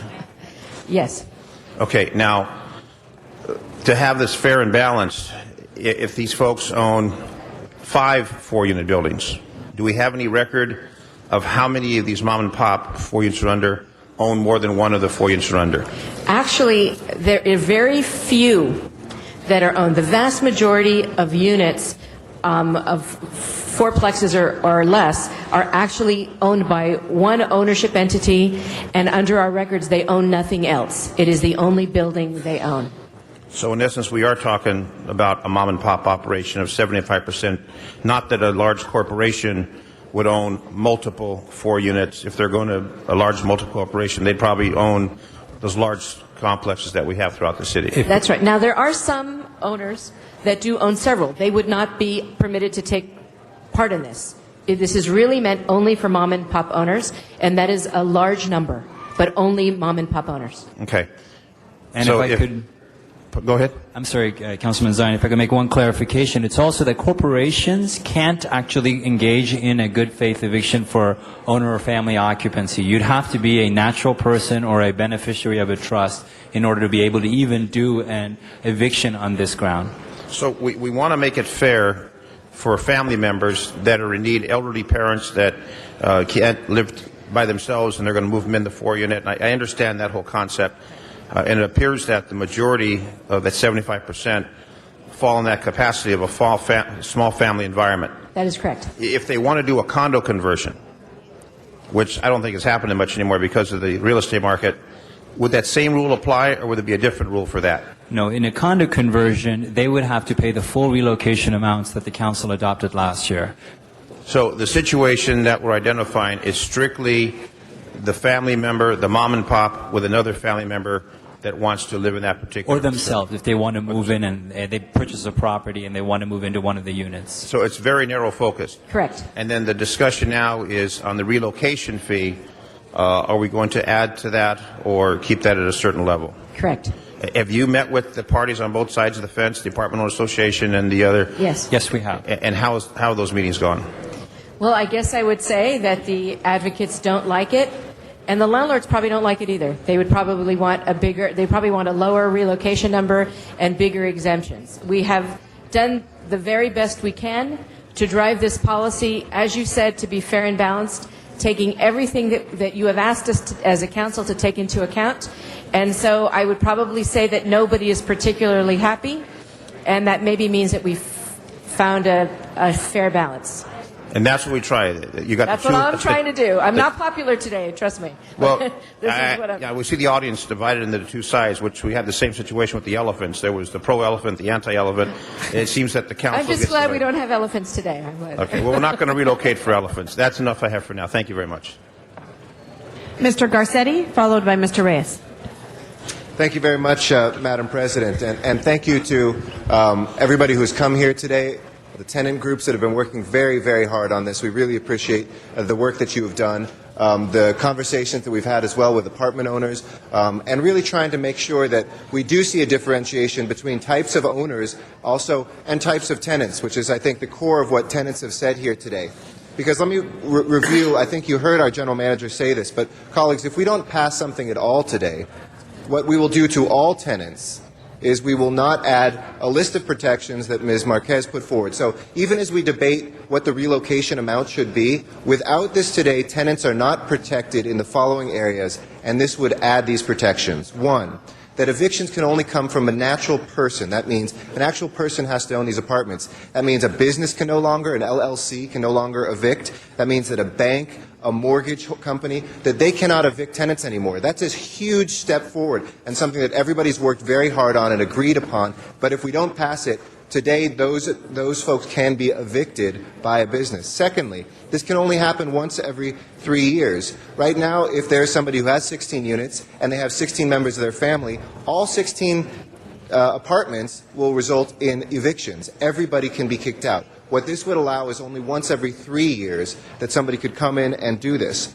We make sure that there is no fraud, exactly what Ms. Hahn was talking about, that there's moving in within 3 months and people have to stay for at least 24 months, so that it isn't just we're pretending to move in and what we really wanted to do was evict the tenants. This one is huge. It now prohibits good faith evictions, so ones that before we said are fine, for seniors, for disabled, for people who have lived there for at least 10 years, and for those who are terminally ill. Today, and if we don't pass this, those folks can be evicted for good faith reasons. That is why it is critical that we pass something today. Fifth, this would prohibit, and today it is not, good faith evictions where there are unoccupied units. Right now, somebody can say, sorry, I want that apartment even though this one's vacant, and I'm moving a family member in, and sorry to this family, you have to leave. This would prohibit that from happening anymore. You have to go into the vacant unit if there is one, so a family doesn't lose their apartment. And it has the monitoring for this and the enforcement, which is a really important step forward, because I think Ms. Hahn got to the heart of that. Without that, we can say all we want. We can look for the good lawyers like the public interest lawyers that are in the audience today who are overworked and have a ton more clients coming to them than they have ability to work. But without the incentives and our monitoring and our enforcement abilities, so many tenants do not get that help, and we know that to be the case. So it comes down to a couple things right now. The last piece, and I only said that because for some of the tenant group folks who said vote against this completely, I think what you really are saying, I hope, and I don't want to put words in your mouth, is pass the stuff that protects us, but work on what that differential amount is. Because I don't want somebody who's tuning in for the first time to think this whole package is a bad package. In fact, our housing department has worked very hard with tenants to make sure we expand what our protections are. And that is a message that folks who are listening here need to hear very loud and clear. So, my last point, because I know I'm probably over my time, and I'll come back to this, is then what should that amount be? I was the one in committee who brought up that for our Ellis Act evictions, we have a differential between those who are either special needs or seniors and a normal tenant. So a qualified tenant versus the normal tenants that we have there. And I thought that that seemed inconsistent. Now, I understand that the negotiation here, and I don't want to say too much because there could be legal action taken from multiple sides on this, but part of this is making people happy enough so that we agree to this, and there isn't legal action which doesn't just strike this down, but could strike down everything that we've built in tenant protections and relocation amounts on the Ellis Act side. Know that that's what the stakes are here, that if we say, oh, let's just make any amount, we could actually throw a lot of tenants out on the street with very little relocation. We go back to a number that either the court decides on or something else. So we have to find that sweet spot of what is palatable to everybody here. Now, with Mr. Parks proposing that there be a differentiation between owners, I think that that's a responsible thing to say. There are different owners, and we want to truly find who those mom and pops are. We don't want to demonize. Sometimes there's a demonization that all landlords are bad people. They are absolutely not. They are providing affordable housing, and some of them are just hanging on by a thread. So I support Mr. Parks in that change. But I also think then, if we are going to add that there is a responsible amount that we could add for a small differentiation as well on the qualified tenants. I know some would like that to be the $17,900. I don't think that keeps this coalition together. And in doing so, we could feel very pure. We could say we won today, but we might lose in court, and we might throw out all of this hard work that we've done, and it's disingenuous to both sides in the negotiation that's going on. So I propose that we move forward with a slight differentiation that closes that gap, but also makes it consistent with that we've had that differentiation. So for qualified tenants, we say $3,000 more than what's proposed. So from $10,900 to $13,900. Now, I know there's folks who have been negotiating on one side who are saying, wait a second, we had a deal. Folks on the other side would say, wait, we negotiated, we have a deal, what's Mr. Park's motion? But if we're willing to embrace Mr. Park's motion, which I am, and I'm saying that publicly, I would hope that we would embrace that as well, and that we could now have a coalition which we added some greater relief for those mom and pop landlords, and that we realize that some qualified tenants who are really hanging on by a thread would have that differentiation, not as high as with the Ellis Act evictions, but one which we can keep this together. So I would move that. Thank you. And do you have someone want to second that motion? Is that a friendly amendment to Mr. Park's motion? It would be another motion. It'd be a separate motion. Or I could add it as a friendly amendment, but I don't want it. Mr. Parks may want to vote on it separately. Okay, I'll do it as a separate motion. Yeah, I'll do a separate motion as a separate motion. Second by Ms. Hahn. Okay, thank you. Mr. Reyes. Does that make sense? Thank you, Madam President. I want to ask the city attorney, and I appreciate everything our council president has articulated, is eloquent as usual. But I wanted to ask you, Madam Attorney, if we did go with the 17, does that put us in any? Are we more vulnerable? And or is this just no one can predict this, right? I mean, I just want to get your gut feeling on what this means.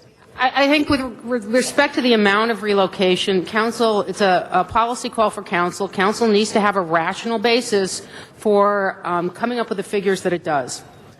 And so it's certainly something, when you do come up with figures, it's certainly something I can defend. Okay, so when we speak to the environment that our seniors and our special needs population are in, lack of housing, cutbacks, the lack of social services, 17 is their lifeline when they're being asked to move. Is that the kind of finding you're speaking of? Or is it more of a legal finding? No, actually, a rational basis talks about a plausible reason. And so what you have articulated would be a reason for distinguishing amounts paid to seniors and disabled people from amounts paid to others. And I believe that would suffice to constitute a rational basis. Okay, and again, I always appreciate the hard work. And I know there are two camps here. It's obviously there's two sides of the coin. But from my point of view, we cannot ignore the level of hardships people are in today. I mean, the alternative, I believe, is if we don't do something, and I know we need to move on elements of this ordinance or this policy that we have before us, I'd like to encourage my colleagues that we do err on the side of the benefit of our seniors and our special needs population, that we do ask for 17,000. And I say that because we really don't know what the judge is going to say. We really don't know what kind of risk we're taking. But if we don't go for the higher amount now, the level of suffering, the level of displacement is going to increase. I already have tent cities emerging in my district. Not only what we used to see, and they've become invisible for many of us, but I see more and more homeless who are families, who are children, who are seniors. I know this falls in deaf ears. Polls tell me that, but it needs to be said in public. So I would like to encourage and ask my colleagues if they would go with the 17.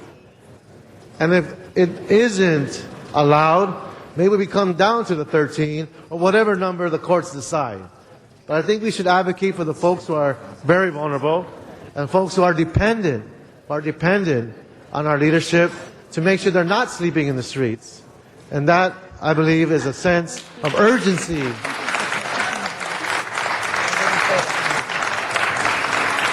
A sense of urgency we should be working with. So I'm not saying this for the applause. I'm saying this for the children who are right now in the cold, for the seniors who are bundled up in newspapers, for all the kids who are living in their cars because they were displaced and did not have enough resources to find an apartment.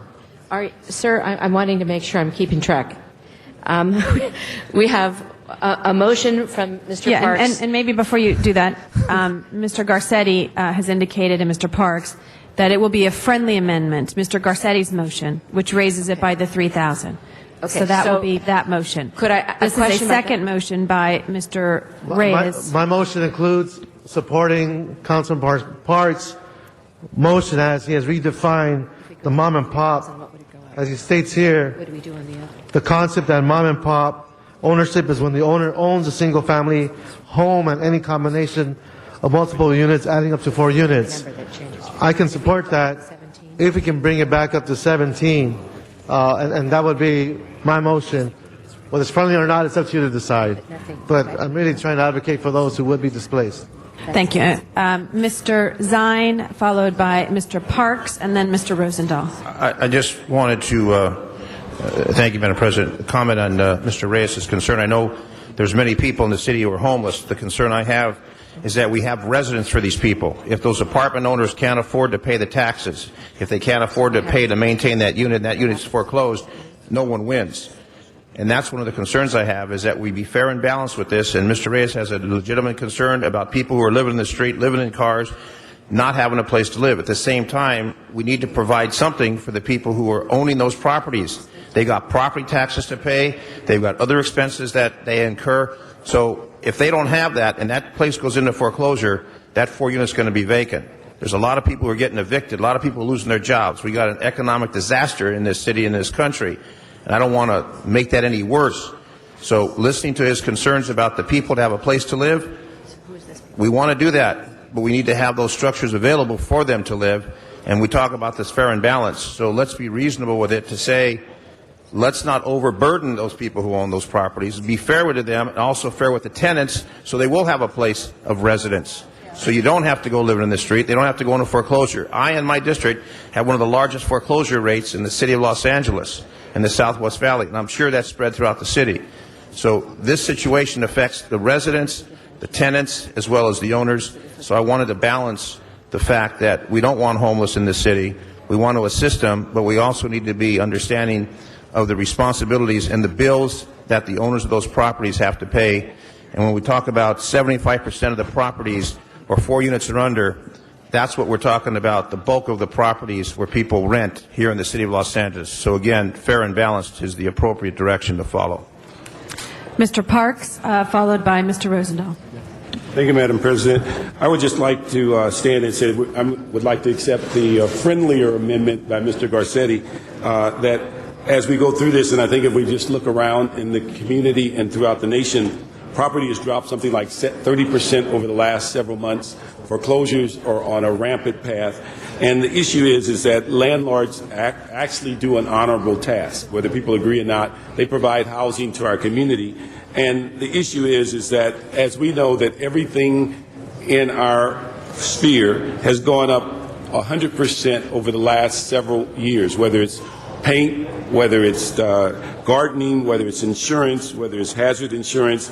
And when we think about rent-stabilized property, we're talking about 3% per year, absent a handful of pass-throughs that generally deal with water and a variety of other, or the electrical and things of that nature.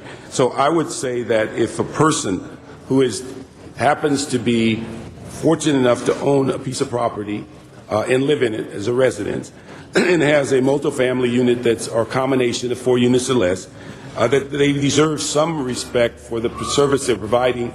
In some of these units, we may have as many as 15 plus people living in a 4-unit apartment, may have as many as 2 to 3 generations, and they're providing a service that the community and the city can't provide. So I'd hope that we would go through with the fairness doctrine. And I tell you, I don't think we could have a tougher negotiator and a person that looks at these things more seriously than our Director of Housing, Ms. Marquez, and the issue of what she's proposed to us, the issue of providing both sides some relief, but also, as Mr. Garcetti said, basically not tearing away the negotiation or the coalitions that have come about on this issue, but that we would go forward on the amending motion that I have put forward with his friendly amendment, and I think everybody wins today.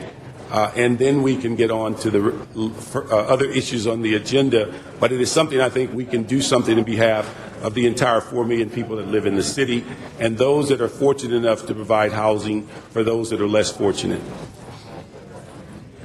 Mr. Alarcon. This is a tough issue, obviously, but I have a couple of questions. What is the definition of a family member? Hold my time, please. We need to put it at 3 minutes, please. If you, Ms. Clerk, if you could put his time at 3 minutes.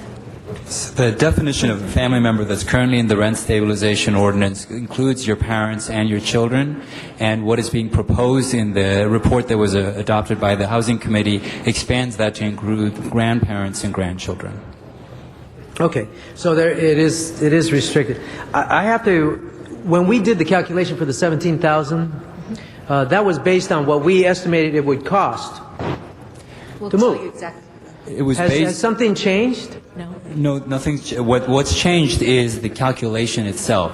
When the council adopted the 17,000 amount, they provided essentially a 24-month rental difference. And in order to accommodate the discount that is essentially being looked at here for mom and pop landlords, we scaled that down to 12 months of the rental difference in the proposal that was before you for $10,900. Okay, I'm not sure what you just said, but my question is, have rents gone down in the city of Los Angeles? Not at all. They've gone up? Yes. Yes. Because of the foreclosure crisis, people are finding themselves from a home ownership situation, mortgage paying situation, to a rental situation. And the rents have gone up. So with regard to the relocation of people, we calculated that 17,000 was going to be needed before we knew the rents were going to go up. And now we're proposing reducing the rent subsidy, notwithstanding the fact that the rents are going up in LA. That doesn't make a lot of sense to me. This is purely a policy issue for the City Council. It is purely an issue of policy, right? There's no legal requirement. When we were asked, our best thinking was a 12-month differential in rent. When we took into account what people have been paying, and when they move up to pay higher rents, there is a differential. They have to pay more. So we took into account 24 months to help them ease in. In order to ease those numbers back, as the council directed, we had to go back to only account for that rent differential for 12 months. You are correct, sir. Rents have risen, not fallen. But it is absolutely within the purview of the City Council to determine what that formula is. They all, in our opinion, pass a rational basis test legally. Whether it's the 17,000 based on 24 months or something else based on 12, from our point of view and with the city attorney, they all pass legal review. It is completely in your hands. Members, I would like to reiterate the sort of irony that we're proposing here. We are suggesting that the relocation fees be reduced, notwithstanding the fact that rents are going up throughout the city because of the foreclosure crisis. And I think that's a contradiction. If we were truly committed to the concept of relocating people into a real-life situation at 17,000, when the rents go up, we should not be reducing the relocation fee, we should be increasing it. So I'm a little confused. Now, I recognize that owners are being challenged, but are we sure that these owners haven't taken the appropriate measures to secure their facility? Are we just coming up with a figure that we think spread across the board somehow is going to have a positive effect, when in fact, this may be a case of individual irresponsibility on the basis of the small owners? Now, look, I'm not insensitive to the small owners. I'm just thinking that by placing the burden on the people that are being pushed out of their apartments, that is not a very nice thing to do before Christmas. And so I don't think we ought to. I think we ought to send a different message, and that is that when people are strapped with higher rents, when people are forced out of their apartments, we're going to give them a higher allocation, not a lesser. Mr. Rosendahl. If no one else who hasn't spoken for the first time doesn't want to speak at this point, let me just come to a conclusion. There's been a lot of absolutely fabulous interaction among colleagues here over this issue. It's been first class. It's the kind of council action I like the most. Real people really concerned about folks, and that is what we're about. My hope is this, and I will say it very clearly. $17,600 is what we're talking about versus $13,900. I'd rather gamble the dice by going for the $17,600 which is consistent. If you're 62 or older or if you're disabled, every nickel, every dime works. So Mr. Reyes put in the motion, I second, to leave it consistent with the existing package, which is $17,600. Thank you.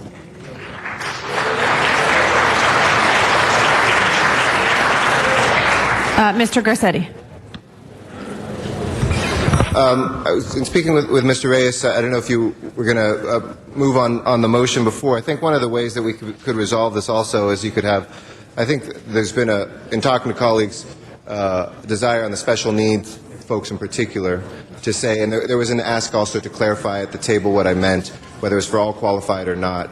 I think what Mr. Reyes might have been saying was 17.6 on special needs folks, 13.9 for the rest of qualified, and then down.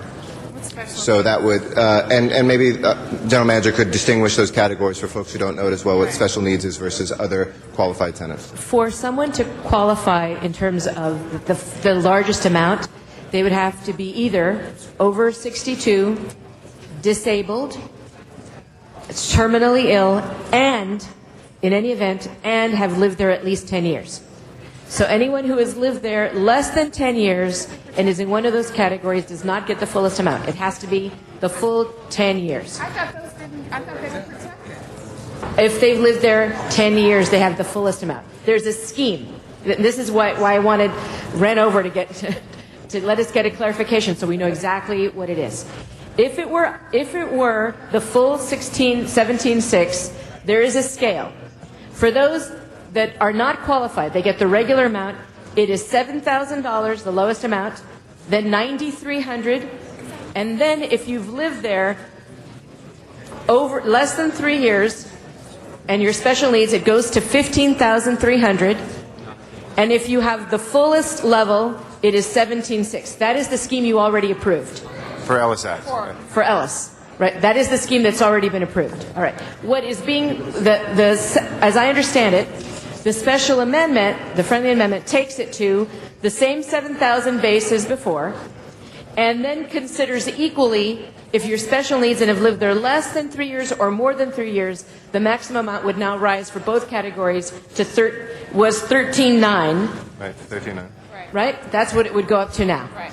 So that's how we understand the friendly That was amendment. initially, and then Mr. Reyes talked about there's a differentiation in qualified tenants between. Aren't there special needs a category that has to do with medical condition? Yes. Okay. Yes, if I could. So for that category, the medical condition, Councilman Garcetti, issue has to do with prohibition on being able to be evicted at all. So currently, the proposal that's before you prohibits an owner from doing a good faith eviction for somebody who is disabled or elderly and who's lived there for 10 years. And has lived there for 10 years. Or if they're terminally ill and there's a treating physician that certified that. There's no time limitation. and if you're terminally ill, you don't have to have lived there for 10 years. you may not. Correct. Right. Absolutely.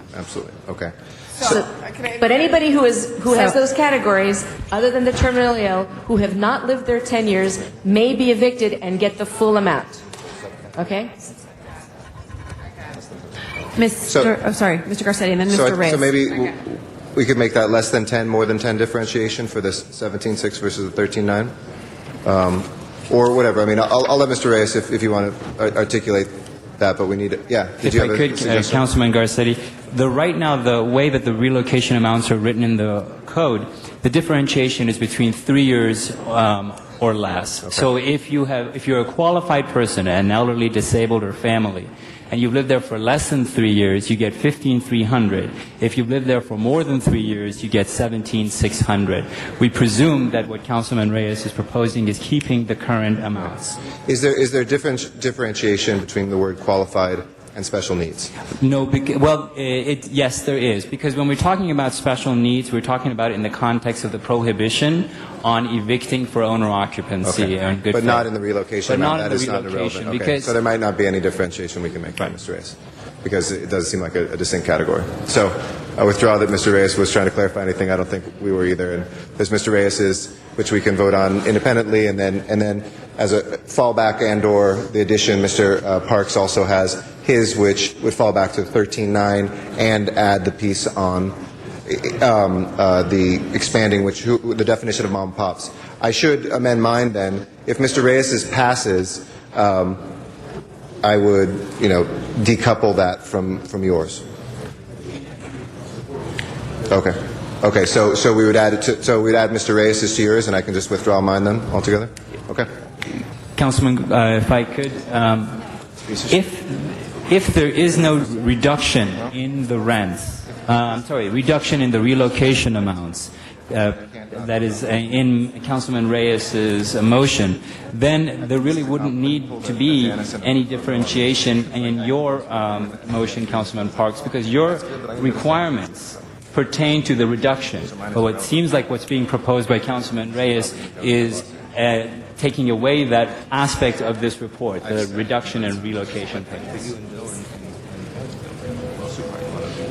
Okay, there's a little... I can clarify. No, that's okay. Mr. Parks, if you don't mind, Mr. Reyes, just so we can get clarification on this, we'll come back to you, Mr. Reyes. No, I'm just confused. I don't know how the raising it up to 17,000 changes my motion. I didn't understand that. If the issue is on relocation amounts, right? That's right. So your motion redefining mom and pop for this purpose is not necessary if the amounts stay the same. The issue of mom and pop definition would have to come back differently as we define it for everybody, but it wouldn't impact this proposal in any way. It would only impact it for the relocation. Okay, I got you now. Mr. Reyes and then Ms. Hahn. Thank you, Madam President. I do not want to dismiss how hard we're all trying to find a balance here. I appreciate Councilman Garcetti's efforts. I really feel he's trying to find that balance. But I can't get out of my mind the images I go through every day coming and going to work. And I need to lay this out and let this body decide. Let this body decide if we can work with the 17. I like to see that for the benefit of the people who are suffering. And that's just the bottom line. But again, I understand the intricacies. I understand all the discussion, negotiations, and it's up to this body to decide. So I want to put that out there and see where this goes. Thank you. Ms. Hahn and then Mr. Garcetti. Thank you. I mean, I agree too. I think this is very difficult. Although I will say I take with great, concern what Councilmember Garcetti was telling us about the lawsuit. So I felt like the proposal getting up to 14,000 looked like we could compromise there and not have a lawsuit and protect all of those who are now protected with what we're doing. So it is confusing. What I rose to speak on, however, though, was the amending motion on the definition of mom and pop. I think you want to say owns a single family home and or any combination of multiple units adding up to 4 units instead of owns a single family home and, because then you're saying you have to own a single family home to qualify. You're correct. Thank you. I was not an English major, but I know my ands and ors. So I would change that. Accepted in friendly and or. Thank you. Okay, so Mr. Garcetti, maybe you can, for all of us, Sure. let us know where we're going and what we're going to be voting on in a moment. And I just want to say one thing for the record, because I know we have the private conversations, and I know Mr. Reyes knows where I'm coming from, and I appreciate his words, and I know where he's coming from. We're coming from the exact same place.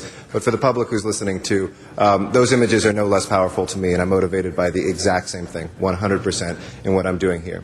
And some of it, has to do with litigation, and we can't speak too aggressively about that here. And what is the point at which people decide, okay, we'll litigate. Now, some people don't fear litigation because they say we're going to win, and other people may fear it to some degree because we could lose a lot of tenant protections from that we've worked very hard on. That is our balance here. And so I have been supportive, and as I mentioned, I was the first person in committee who brought this up, that there should be this differentiation.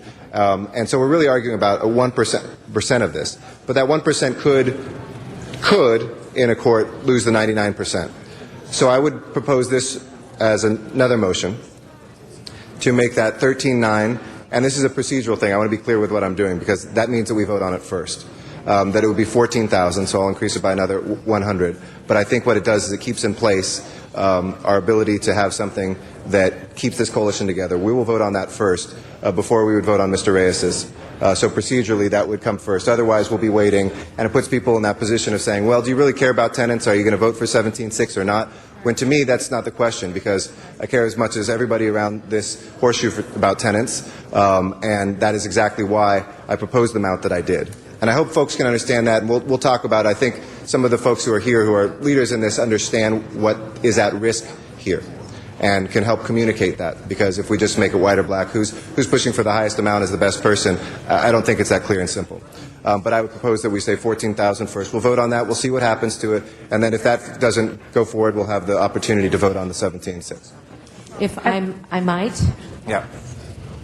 Unless our great general manager has another idea. Obviously, but obviously no one has elected me to anything. But I will say that the tenant protections are of enormous value. Yes. They are of enormous value. And we should not play with that. Yeah, I'll just leave it at that. And just so I can understand, Mr. Garcetti, so you're proposing a It's a new substitute proposal motion? that that the qualified tenants be given $14,000, so it would be an increase from the $10,900 to $14,000 based on the definitions as we've clarified them at the And table. that is linked with Mr. Parks, or we'll vote on that as separate? It's a separate Or do you one, think so we'll you also know? vote on Mr. Parks. I still do support Mr. Parks, and we'll vote for it, encourage people to do the same. Okay. So, and we do have two more speakers on the queue again, and so we will come back and explain to everyone what is part of both of those. Mr. Wesson and then Mr. Rosendahl. Move the previous question. Okay. People, he wants to move the previous question. Okay, so we'll have to vote on moving the previous question. No vote on that. So on, Madam Clerk, please open the roll on moving the previous question, close the roll, and tabulate the votes. 11 ayes, 3 noes. So we'll now take the vote that is before us. Wait, Richard didn't catch it. Okay. That would still be Previous question. 10-4. Yeah, call the question. Okay. Okay. So, the first item before us, Madam Clerk, I believe, is Mr. Garcetti's motion. That's correct. And I'm sorry, just for clarification, it's $14,000 for qualified tenants. Is that special needs? Special needs is covered already, as indicated by the department. They would get the full 17,000. No. No. Sorry, say again. They would get whatever the highest amount is that you vote on today. But they're protected from being. If they've been there at least 10 years, they're protected from being evicted at all. They may not be evicted if they've been there at least 10 years. And I'm sorry, special needs would be like seniors over 60? Anyone over 62, anyone who is disabled or has a terminal illness. I'm sorry if I. So, Mr. Reyes, only if it is a clarification. Procedural. Clarification.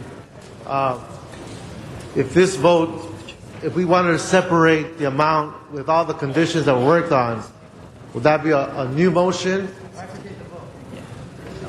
No, my motion didn't add all those conditions. We have to vote on that at the end either way. So this is just on that amount. This is just the amount. I don't want to jeopardize everything that comes with it. This is the amount. Just the amount alone. Okay. Whether So it looks like that the whether to votes attach that as an amendment, and the I'd ask votes- for an aye vote.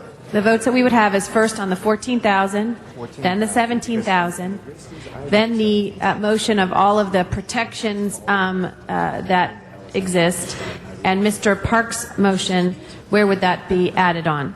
I believe that was deemed a friendly amendment, and that could be included with the final vote. With the final protections vote, May I with the committee also report. add Yes. that in terms of protections, families with children are also included.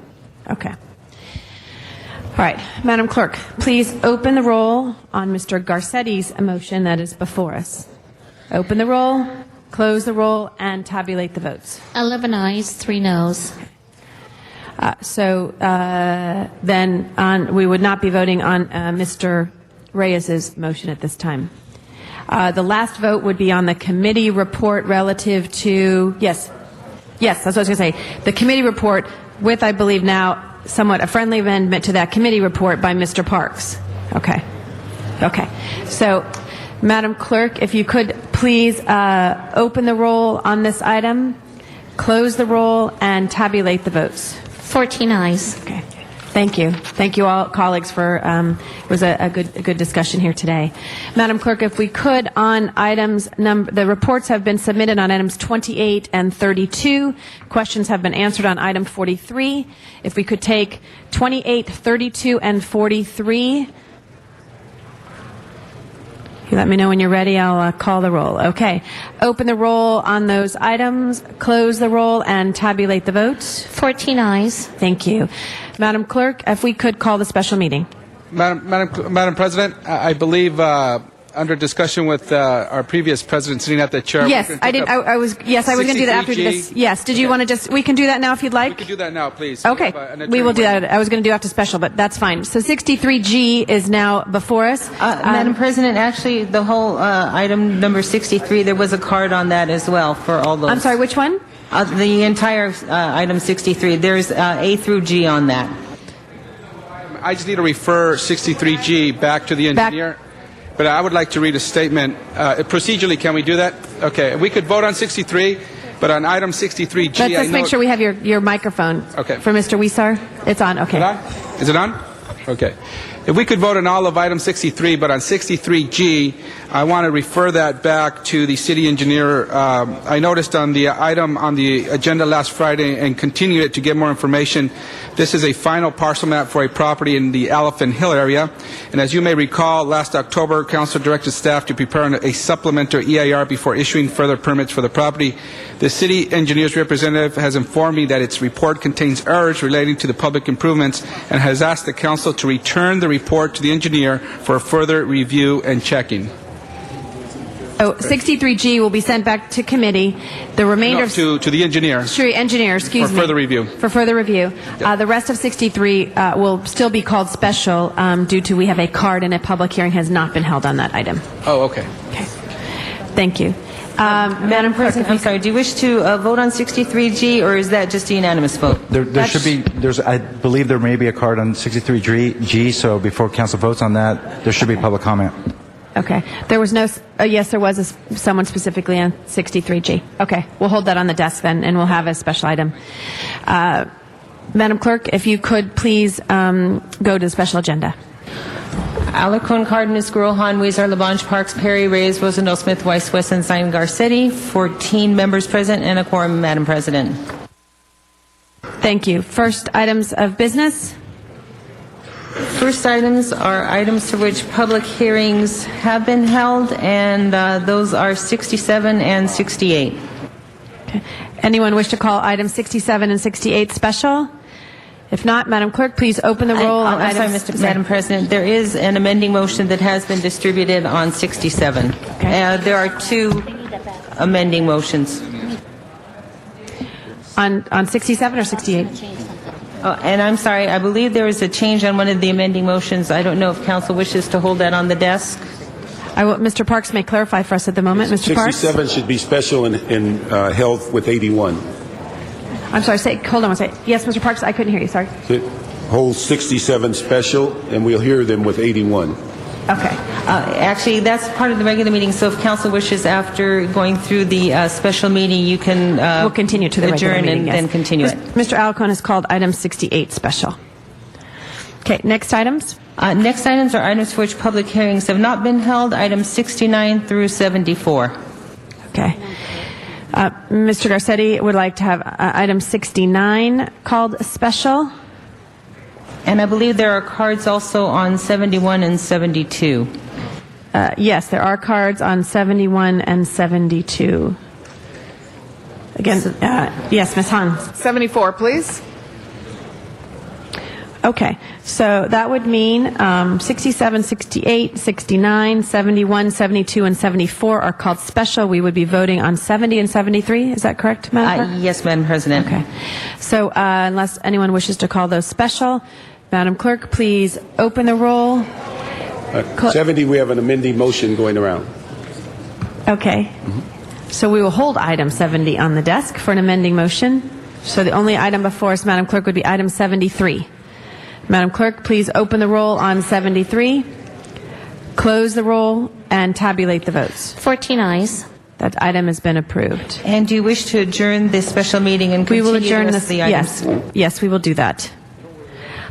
I know the way that Mr. Garcetti had indicated is we would go to 69, 82, then 71, then 71, 75 through 80, and then go to the budget, and then the remaining items. Mr. Parks? We moved 24 and 27. We just got the questions answered, but also have a motion to have, at the time that the Water and Power comes forth to begin sell bonds, that come before the ad hoc bond committee. This is just the authority to raise Okay. $1.5 billion, but we'd like the item to come back to the committee before. Okay, we will amend that sell at the bond. 27. You called 27 special. Mr. Labange called 24. Mr. Parks and I got our answers. Okay. I concur with Mr. Parks. We will then take up items 24 and 27 to move those forward with a report back to the ad hoc bond committee on those items. Madam Clerk, please open the roll on items 24 and 27, close the roll, and tabulate the votes. 14 ayes. Those items have been approved. So anyone else wish to let some of our items go? Yes. 63G before a big item, or one of the big items. Okay. Well, I think we're going to go to 69 by Mr. Garcetti, and then we'll go to 63G. Unless Mr. Garcetti, I think the only reason we were calling 63 special, are you okay with us going with that now? Okay. I thought we had 69, sorry. So we'll quickly take item number 63. We have two public comment cards, Mr. Zumadog and Clyde Williams.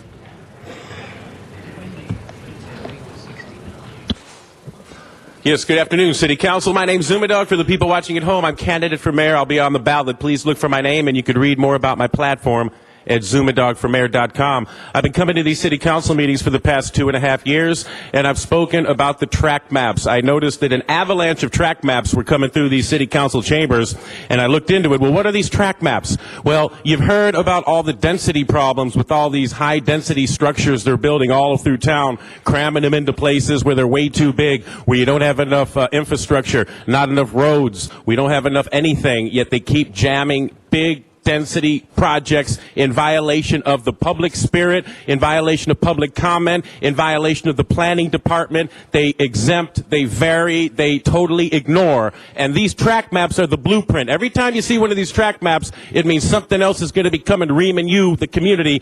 And here's the problem.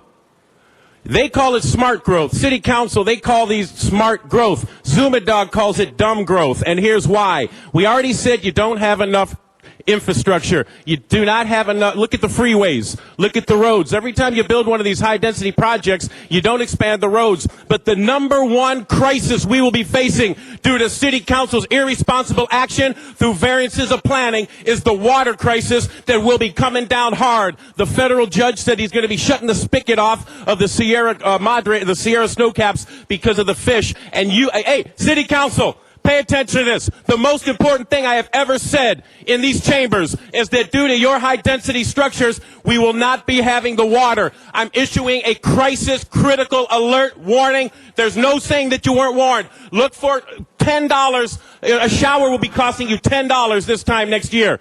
Water rates are going up. Please they're bring your going voice up. They're down. going up. Please bring your voice down. Yes, I'll bring my water rates are going up. You're irresponsible with these projects. Hell's going to be breaking loose. How dare you do this irresponsibly? We have a water crisis. And thank you. Clyde Williams. Hello? Clyde Williams from 4115 Barrett Road, El Sereno. If 63G is sent back to the engineer, that's a good thing. Thank you. Thank you. Mr. Wiesar? Madam President, again, as I said earlier, the city engineer's representative has informed me that its report relating to approval of this final map on 63G contains errors relating to the public improvements and has asked that the council return the report to the engineer for further review and checking. I therefore move that council return the map to the city engineer for further checking on that item. Thank you. Thank you, Mr. Wiesar. That item is now before us with the amendment that Mr. Wiesar had made earlier today. Please open the roll on this item, close the roll, and tabulate the vote. 14 ayes. We are going to go quickly to Ms. Perry on item 13. She believes we can discard of that fairly quickly. Ms. Perry. Thank you very much, Madam Chair. I just wanted to make a verbal motion related to item 13, and the motion is as follows. I move to remove the Pacific Electric building from the Fashion District Business Improvement District and include it in the Historic Core Business Improvement District. The addresses that coordinate it with this property are 600, 606, 608, 610, and 616 South Main Street, 110, 118, 126, and 134 East 6th Street, 601, 603, 605, 609, 615, and 619 South Los Angeles Street, and find that the Pacific Electric building does not receive special benefit because no services will be provided by the Fashion District BID. That is the end of my motion, and I would like to get a second on that if possible. Thank you, Mr. Reyes. Thank you. Thank you, Ms. Perry. Madam Clerk, if you could please. I'm sorry, Madam President, and just for the record, the ballot tabulation on that item is 88.7% yes and 11.3% no, and there is no majority protest on that. Okay. Thank you. Thank you for that clarification. Madam Clerk, please open the roll on item number 13, close the roll, and tabulate the votes. 14 ayes. Thank you. We will now bring forward item 69 and item 82 and acknowledge Mr. Garcetti. Thank you. Thank you. Thank you very much, and thank you. I know this is going to be a long day, but an exciting day. Congratulations to everybody on the last piece. We've worked really hard, and that was a great vote, and thank you to my colleagues as well. This is a second piece which, right before the holidays, I think is critical for us to pass, something which we've worked very hard. I want to thank the advocates who have been a part of this and who have been a big piece of our coalition here. And we put around on everybody's desk an editorial from the LA Times about this, and also a news piece on how renters are increasingly the victims of the foreclosure crisis. When people think about foreclosures, they think about the homeowners, but there are a lot of multifamily homes, multifamily apartment buildings that are being foreclosed on today. And foreclosure of rent-controlled buildings, as we know, is not a sufficient reason for eviction.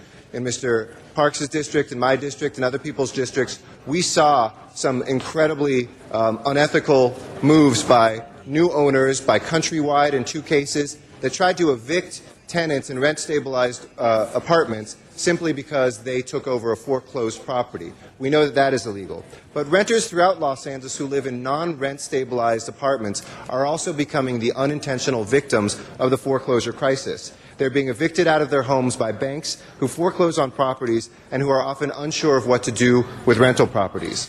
And as I mentioned, while rent-stabilized properties have these protections, these ones do not. Since we proposed this, I'm very excited to see a number of cities nationwide and the federal government are looking at this as well. That in this moment when people are being kicked out, and let me be clear, these are people who are paying their rent, who are doing the right thing, who are actually providing money to the banks that own these buildings now. For some reason, the banks, who themselves are getting bailed out, won't even keep these tenants in their apartments. If banks can get bailed out, I think that these tenants who are paying their rent should be able to stay.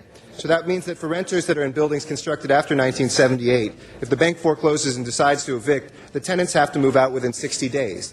Now, why this is a bigger problem than just for those tenants, which it should be enough to move you, but even if you're not moved by that, what it does to neighborhoods when people are evicted out of foreclosed multifamily apartments is these are the ones that become blighted. These are the ones that drug dealers take over. These are the ones that gang members come to. These are the ones where we see streets roll back years from what we've tried to do to build neighborhood stability and a community that people can be proud of.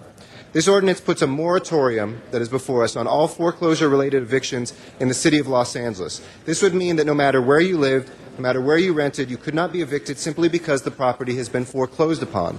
Now, these banks will continue to get money. The owners will continue to get money. In non-rent stabilized apartments, whether we like that or not, they can raise the rent.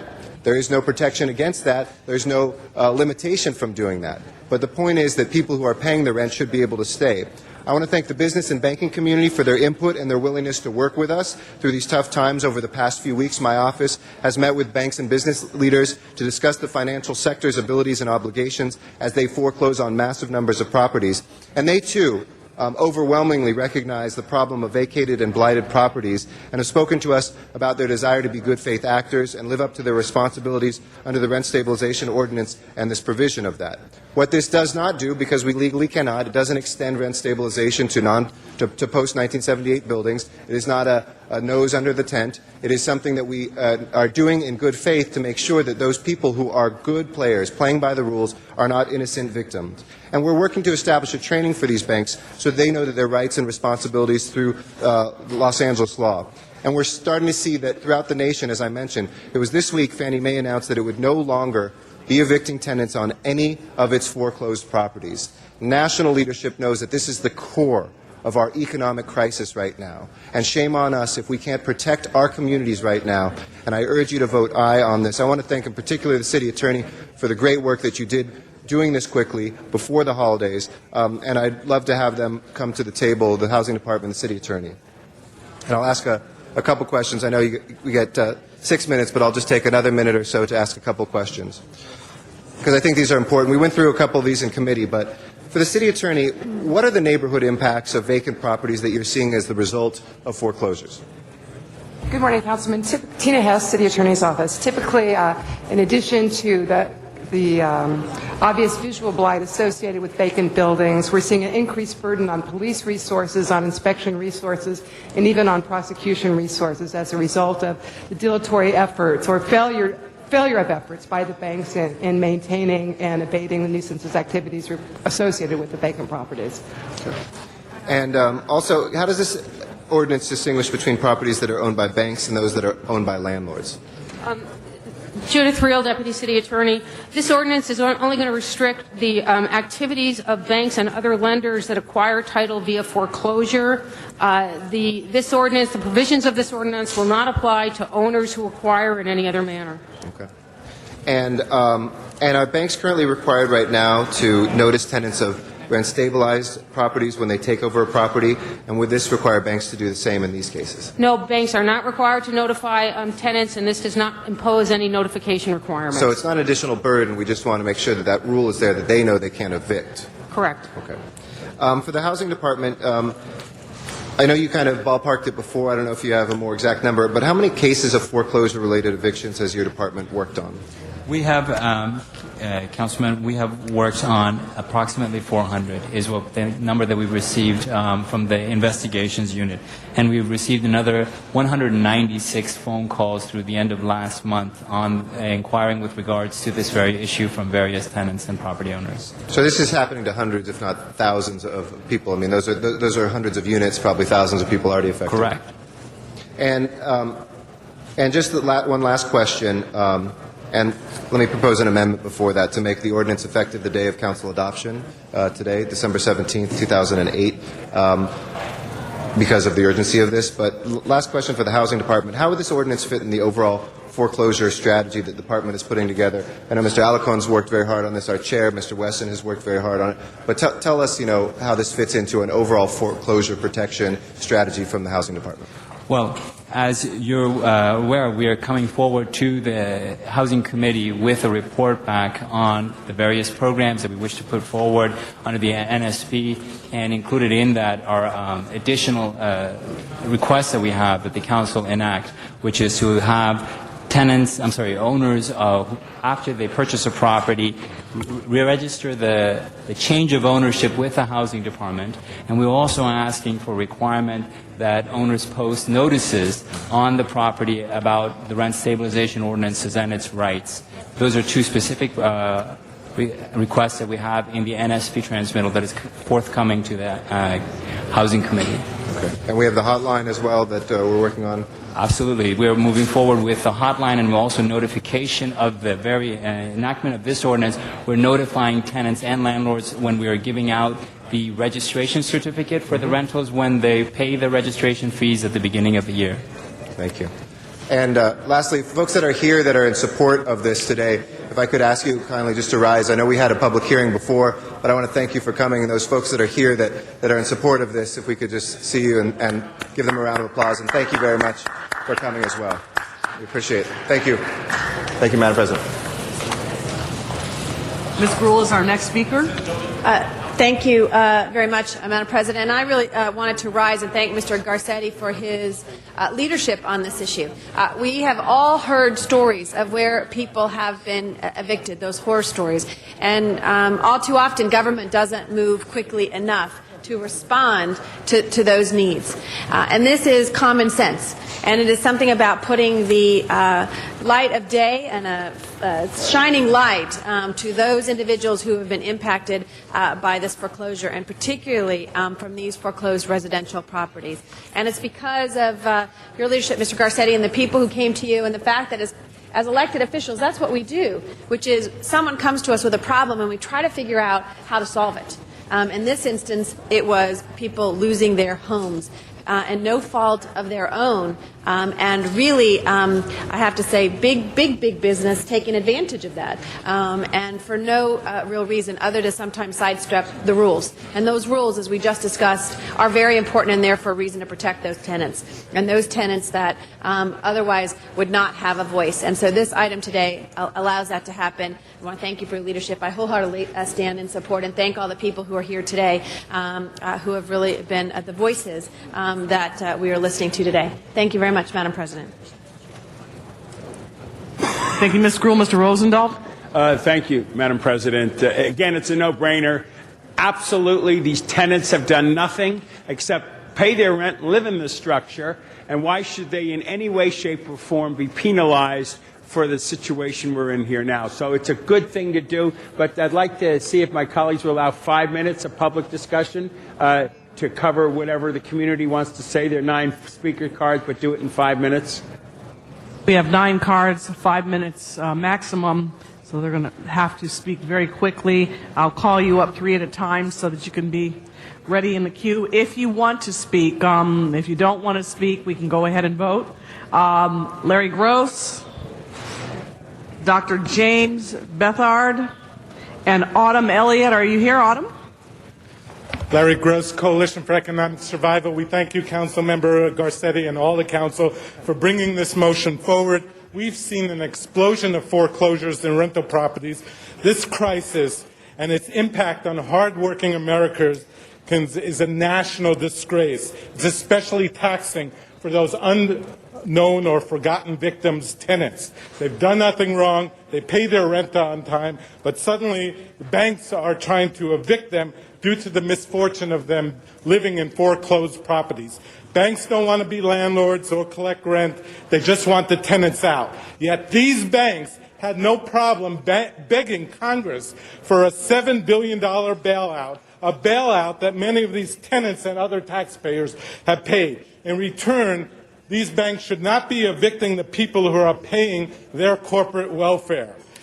This provides a little bit of hope and justice for tenants. We urge you to go forward and pass this. Thank you very much. Next speaker, please identify yourself for the record. Dr. James Bethard. Thank you again, Madam Perry. We've had the foreclosures in the process ever since there's been real estate. The federal government has been working very diligently in order to bail these people out. What we have done as renters and owners of property have been true to our cause. What we have right now is another act to put the 14.1 into the Section 4 of the municipal code, which is an under-the-carpet move and does not need to even take the consideration of this as an eviction process. This is, again, a number of actions that belay the fact that Los Angeles, or according to our billboard, Lousy Angeles, L-O-S-Y, it was brought to the attention, does not apply here. We need to have some sort of regulation. LAHD, LAHA is overburdened with... Thank you, sir. We got to get other people a chance to speak. Thank you, Madam Perry. Ms. Elliott, you're next. Earlier this year, an older couple came to the LA Center for Law and Justice Housing Clinic looking for assistance with an eviction case. They'd rented a single-family home in the city of Los Angeles for the past 18 years. They couldn't have loved the place more if their name had been on the deed. Unfortunately, the place was foreclosed and the bank sued them for unlawful detainer. All that couple wanted to do was stay in the home and pay their rent, but the bank refused to let them stay. There was little we could do to stop that eviction because it was the only unit on the lot and not subject to rent control. It's too late for that couple, but it's not too late for many others. We urge you to pass this. Thank you. Thank you. Next three speakers very quickly are Ron McMullen, Thomas DeBow, and Mr. Zumadog.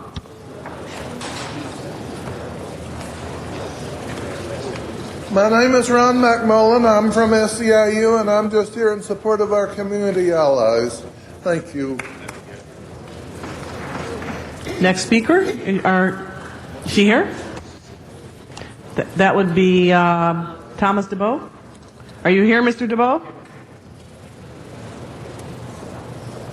Is Mr. DeBow present?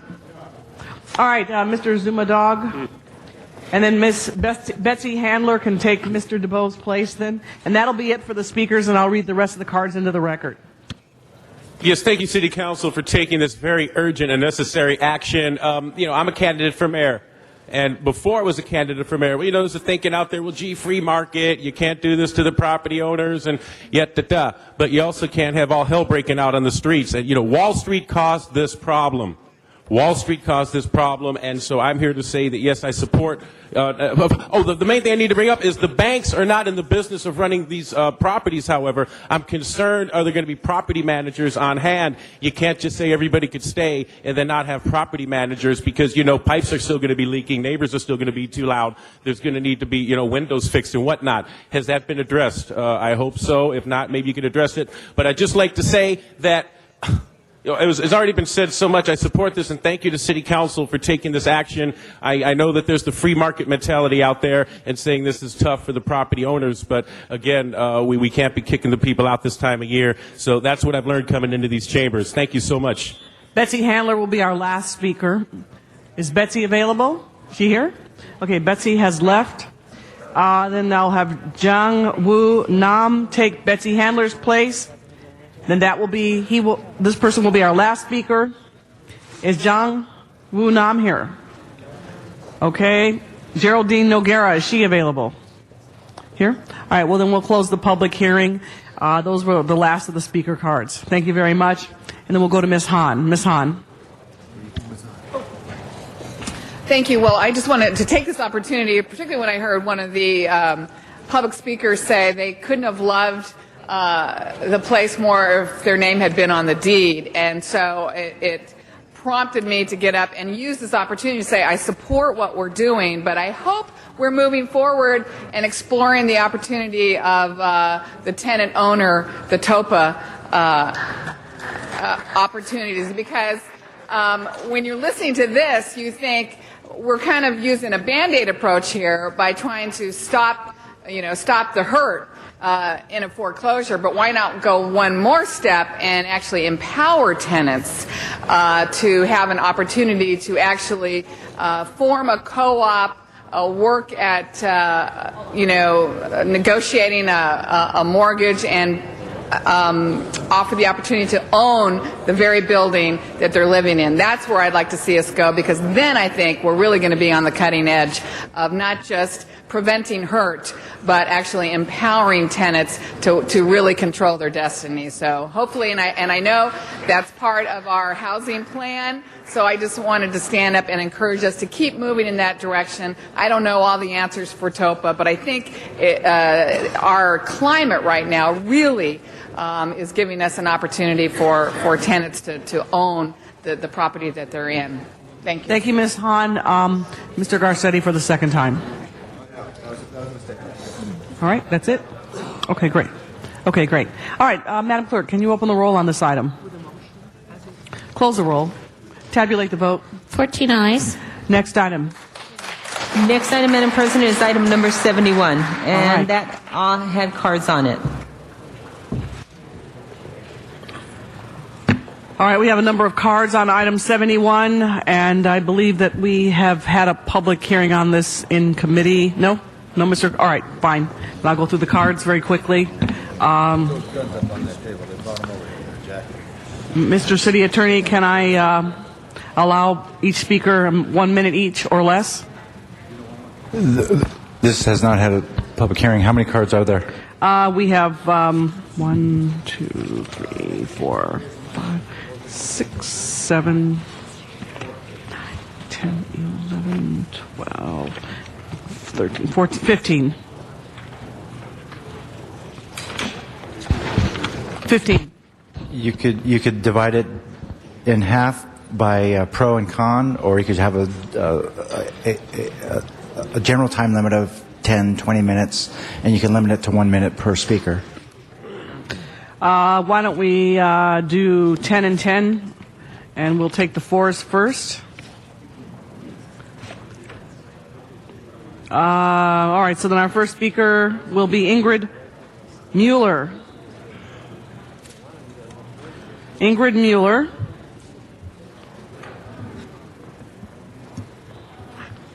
And Ingrid Mueller will be followed by Dennis Hathaway. Ms. Would you Mueller. please exchange the cards as I ask Dennis to speak first? Thank you. Mr. Hathaway, are you ready to speak? Does that mean you want to be eliminated from the... Mr. Hathaway, please. And then Ms. Mueller will be second. Thank you. Good morning. I'm president of the Coalition to Ban Billboard Blight, and I'm speaking here on behalf of our members and our supporters. We support this ICO. This is very important because we need to rewrite the city sign ordinance, and that process, I believe, is getting started. And the reason for that is that the people of this city do not want an urban environment in which citizens are confronted at every turn with sales pitches, a city reduced to a vast carnival filled with barkers trying to get people to buy the latest product and sign up for the latest service.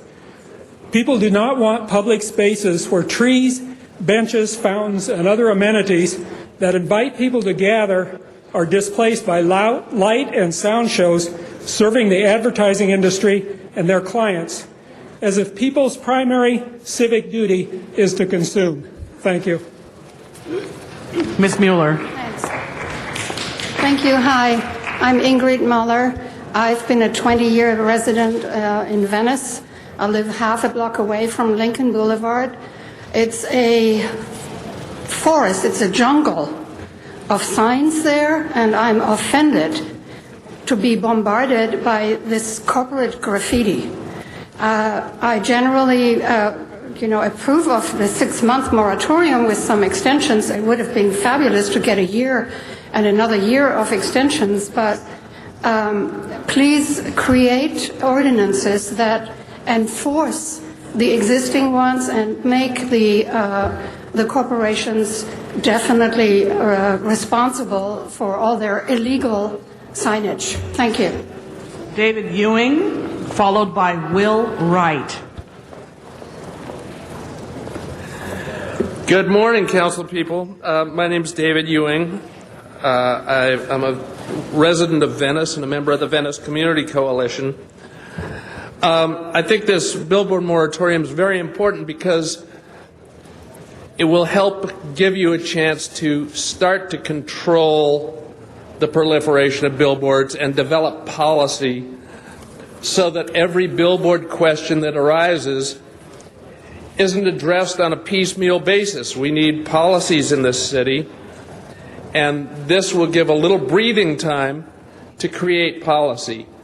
The original billboard ordinance, when it came out of the planning department and when it came from the planning commission, contained criteria, contained conditions that let people know what was an appropriate billboard district, what made an area appropriate for a sign district, for a special use district. That language was eviscerated when it came through council.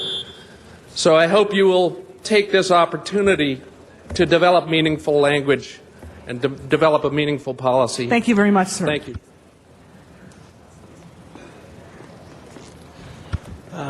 Good morning. My name is Will Wright, and I work for the American Institute of Architects, and we're here to register our support for the ICO. It's important to realize that our city must remain economically competitive at this point in time. More so than ever, architecture and urban design matter. The ICO will give us the moment to pause and to really focus our attention on establishing a new sign ordinance. That's the most important thing here. Right now, off-site signage is out of control in our city. Off-site signage is a major cause of environmental degradation and blight, and it makes our city less desirable. Making our city less desirable makes our city less economically competitive in a global stage. Advanced technologies which have not yet been anticipated by the city do not have the regulatory framework that we need to ensure community benefits and that this is something that's not intruding into our residential neighborhoods. Off-site signage is being increasingly proven to be a traffic safety hazard. Thank you. Thanks for your time. All right, Richard Spicer and Janet Elgin. Thank you very much. My name is Richard Spicer. I live in the city of Los Angeles. Today I'm speaking on behalf of the Greater Griffith Park Neighborhood Council, which passed a community impact statement, which should have reached you. It was sent to you this morning. If not, I'd like to submit it for the record. We did speak to Plum earlier in December 2nd, and I'd like to read the Greater Griffith Park Neighborhood Council, A, supports an interim moratorium ordinance on digital boards. B, prompt removal of billboards constructed or modified without permits. C, prompt notice to the neighborhood councils or on any ordinance regarding billboards or any request to install a digital billboard in their area, along with adequate time to study and comment. D, the City Planning Commission motion to study the safety hazards resulting from billboards. Thank you very much. I would repeat this. Could this be submitted as part of the record with this I'll file? have one of the officers come to you and take the document. Thank you. He's coming right now. Our next speaker. Just identify yourself for the record. And the speaker after this will be Annette Mercer. My name is Janet Elgin. I'm a resident of Mid-Wilshire, Koreatown. I support an immediate 6-month ban on all billboards with at least 2 3-month extensions. Currently, developers and the outdoor advertising industry and their clients are all taking advantage of Los Angeles residents, and there's so many loopholes, unintentional or intentional, I don't know which, but there needs to be a complete moratorium, and I appreciate Dennis Hathaway and all the others who've made this evident to Los Angeles. Annette Mercer, followed by Barbara Broidy. Thank you. My name is Annette Mercer. I'm a resident of West Los Angeles. I'm here to speak in favor of the ICO.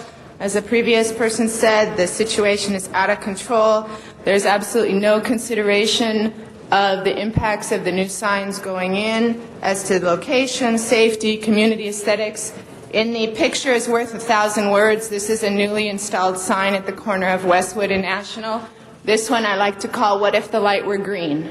You would never be able to see the signal. Same thing at night, same signal, same sign at night. I think this one's actually in Culver City, but here's a nice structure blocking the bike path. Who's looking at this? So we need some time. We need the ICO. Thank you. Thank you very much. Barbara Broidy. And the last speaker on the for side will be Janet Elgin. Thank you. My name is Barbara Broidy. I'm here today representing our neighborhood council, the West Side Neighborhood Council. Unfortunately, you did not receive the community impact statement that was passed by our council. They also passed a motion at this recent meeting in favor of the ICO, and you hope you will take that into consideration. Speaking for my homeowners association, Westwood South of Santa Monica Boulevard Homeowners Associations, we want to say that we need this moratorium now. The technology that exists and is being installed now did not exist when our current sign ordinances were being passed and considered.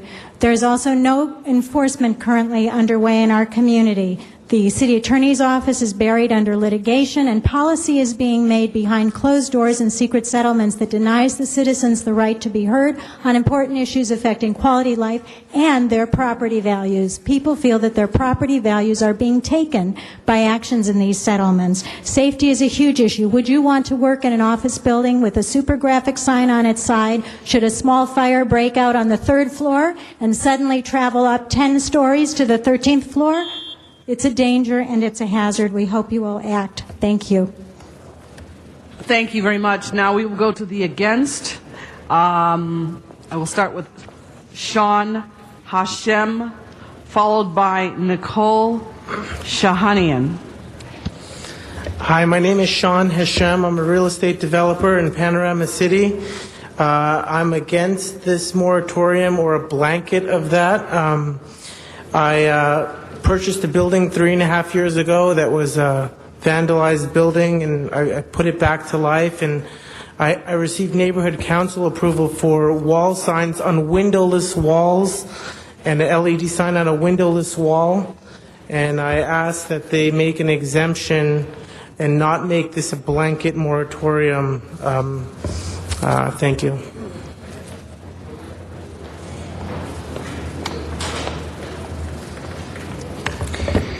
Good afternoon, Nicole Shahanian, Hollywood Chamber of Commerce. On behalf of the Hollywood Chamber, which represents over 1,000 businesses in the Hollywood area, I'm here to express concern with the proposed sign ICO. With several new developments critical to the revitalization of Hollywood in the works, the proposed ICO could have a very real and very damaging impact on the potential of these projects to secure the financing needed to bring them into fruition. In particular, the Chamber is concerned that the Claret Hollywood Boulevard 6200 project on Argyle and Gower, the Camden Property Trust development at Selma and Vine, and the Girdling-Eland project at Sunset and Gordon will be severely impacted. As you know, these three projects have important signage plans that are critical to their financing. The moratorium proposed here would at best delay them, and at worst might even kill the projects altogether. All three projects have already undergone intense scrutiny by the community and by the city. They have been approved through the CRA and, to our knowledge, have no objections to their signage programs. This ICO would likely prevent these projects from going forward to the detriment of Hollywood's revitalization efforts. At a minimum, the Chamber respectfully requests that the Commission exempt these three developments from the ICO. Thank you for your time. Thank you very much. Veronica Perez Becker, followed by Michael Kiley. Mr. Good Kiley, afternoon. are you here? Sorry. Good afternoon. Veronica Perez Becker from the Central City Association. We appreciate the need to address visual blight, but we are opposed to this ICO. At this time, we have much to lose and little to gain.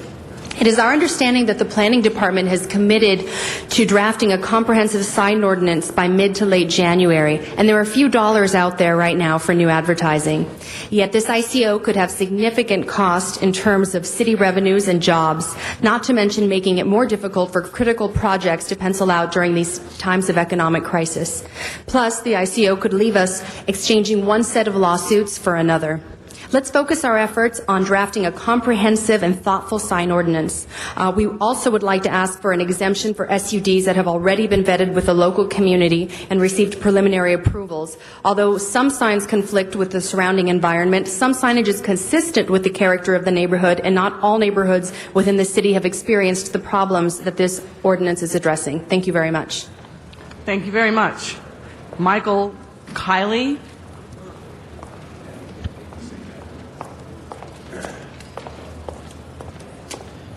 Good afternoon, Council. I'm here from Alan Matkins, representing LBL DS Metropolitan Ventures, which is the owner of a high-rise apartment project nearing completion in Hollywood. In December of 2006, they were approved by the Community Redevelopment Agency to place super graphic signs on the building. Since then, they have received their entitlements from planning, project permit compliance. They have paid fees to the redevelopment agency, and we are negotiating taking down another billboard in Hollywood now.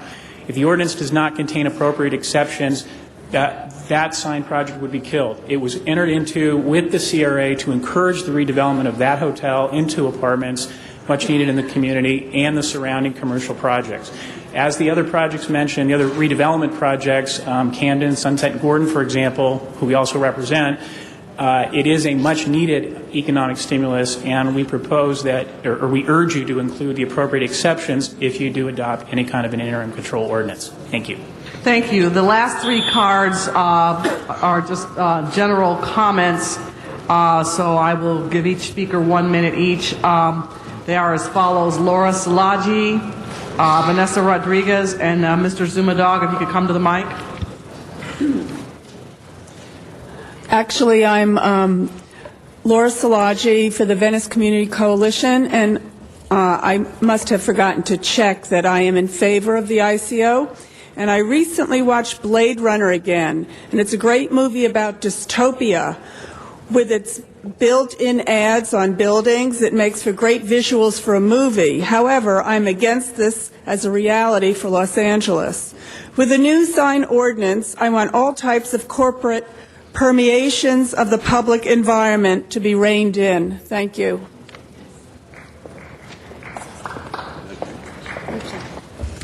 Good afternoon, council members. Vanessa Rodriguez with the Los Angeles Chamber of Commerce. And on behalf of the Chamber's Land Use, Construction, and Housing Committee, I stand before you in support of rewriting the city's existing policy. The city's new policy should reflect stakeholder input, including the business community, billboard representatives, and community members. The Chamber is in support of forming a task force or amassing some sort of working group to develop a land use-based approach to processing off-site signage, and the new approach should be tied to the city's existing ZEMA system. The billboard industry is important to our local economy, providing significant revenue to the city. In this economic downturn, we need to encourage industry growth instead of setting it back. Thank you. Thank you, Mr. Zumudog. Last speaker. Yes, thank you. First of all, I'd like to say I am not a paid lobbyist sent here. Some of the people you heard speaking against this moratorium, well, you need to ask if they're a paid lobbyist. The answer is yes. I'd also like to thank Griffith Park and Encino neighborhood councils for this motion. This is one of the shadiest issues in the city. This is a perfect example of Mayor Antonio Villaraigosa and the city attorney's office knowing full well what was going on with these things. The reason why we need Noel Weiss for city attorney, I spoke with him about this.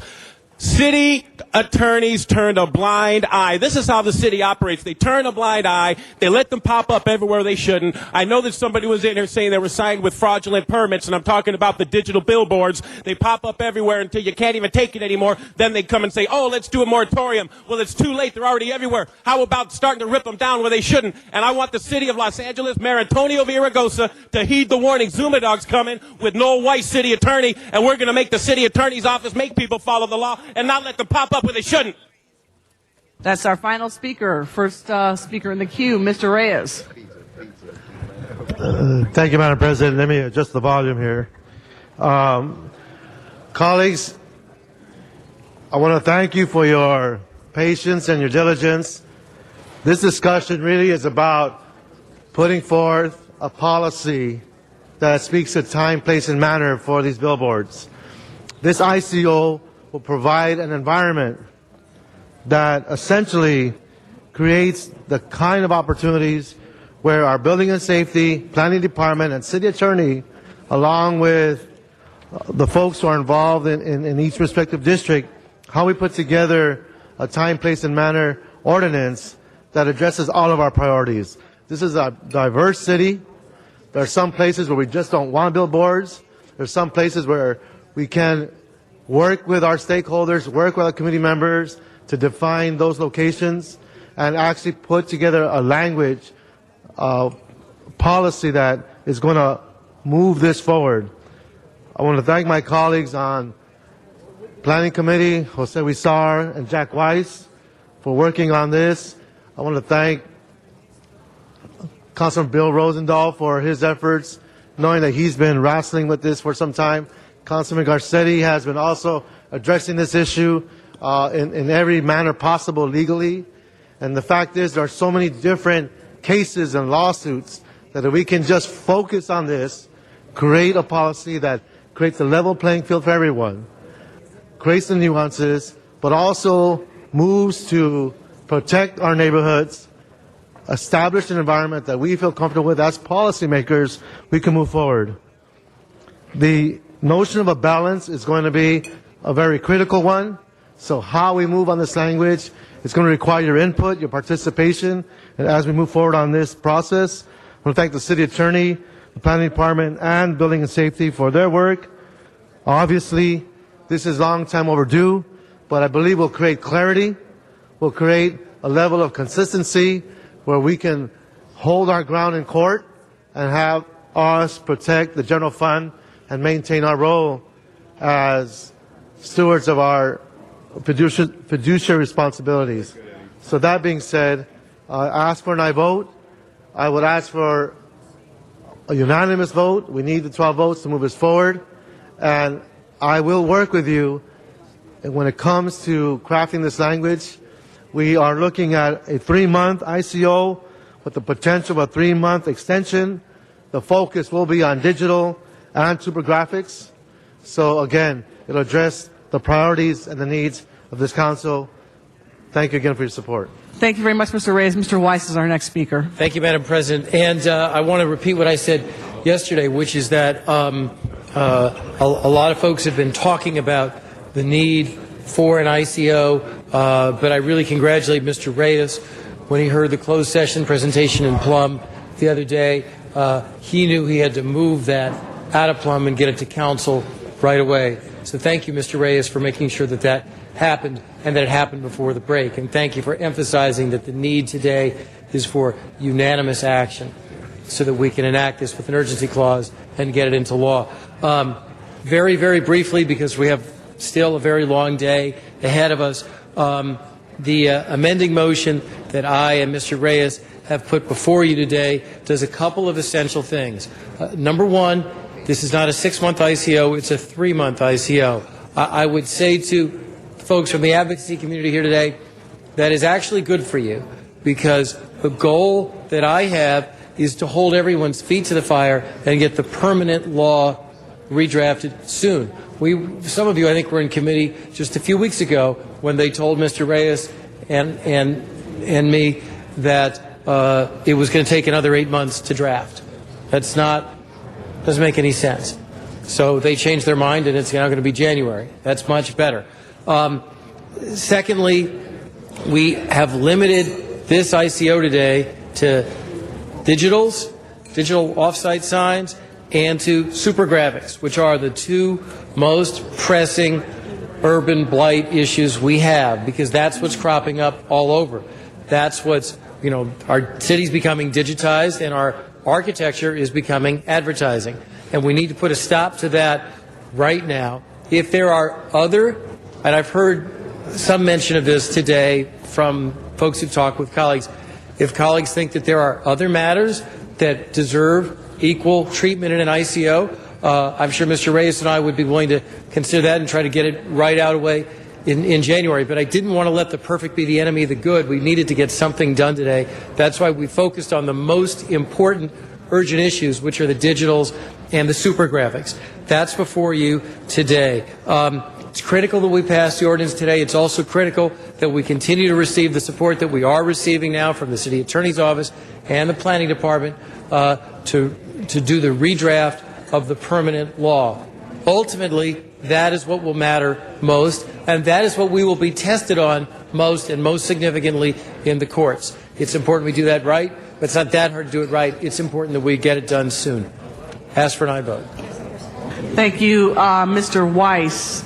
Mr. Rosendahl, thank you, Madam next. President. First, I want to say hats off to Dennis Hathaway and the community from Venice and West LA that went out with Building and Safety. I want to thank Building and Safety especially for helping them when we found in our district that we had 563 billboards, of which 20 had already been converted to digital. I still question, when the conversion to digital, what's the revenue stream for us and what's the safety issues that need to be addressed. We also found that 34 of the billboards in our survey were illegally put up. And I want to know how long they've been up, what kind of revenues they got, and a piece for the city out of this in fines or some other strategy.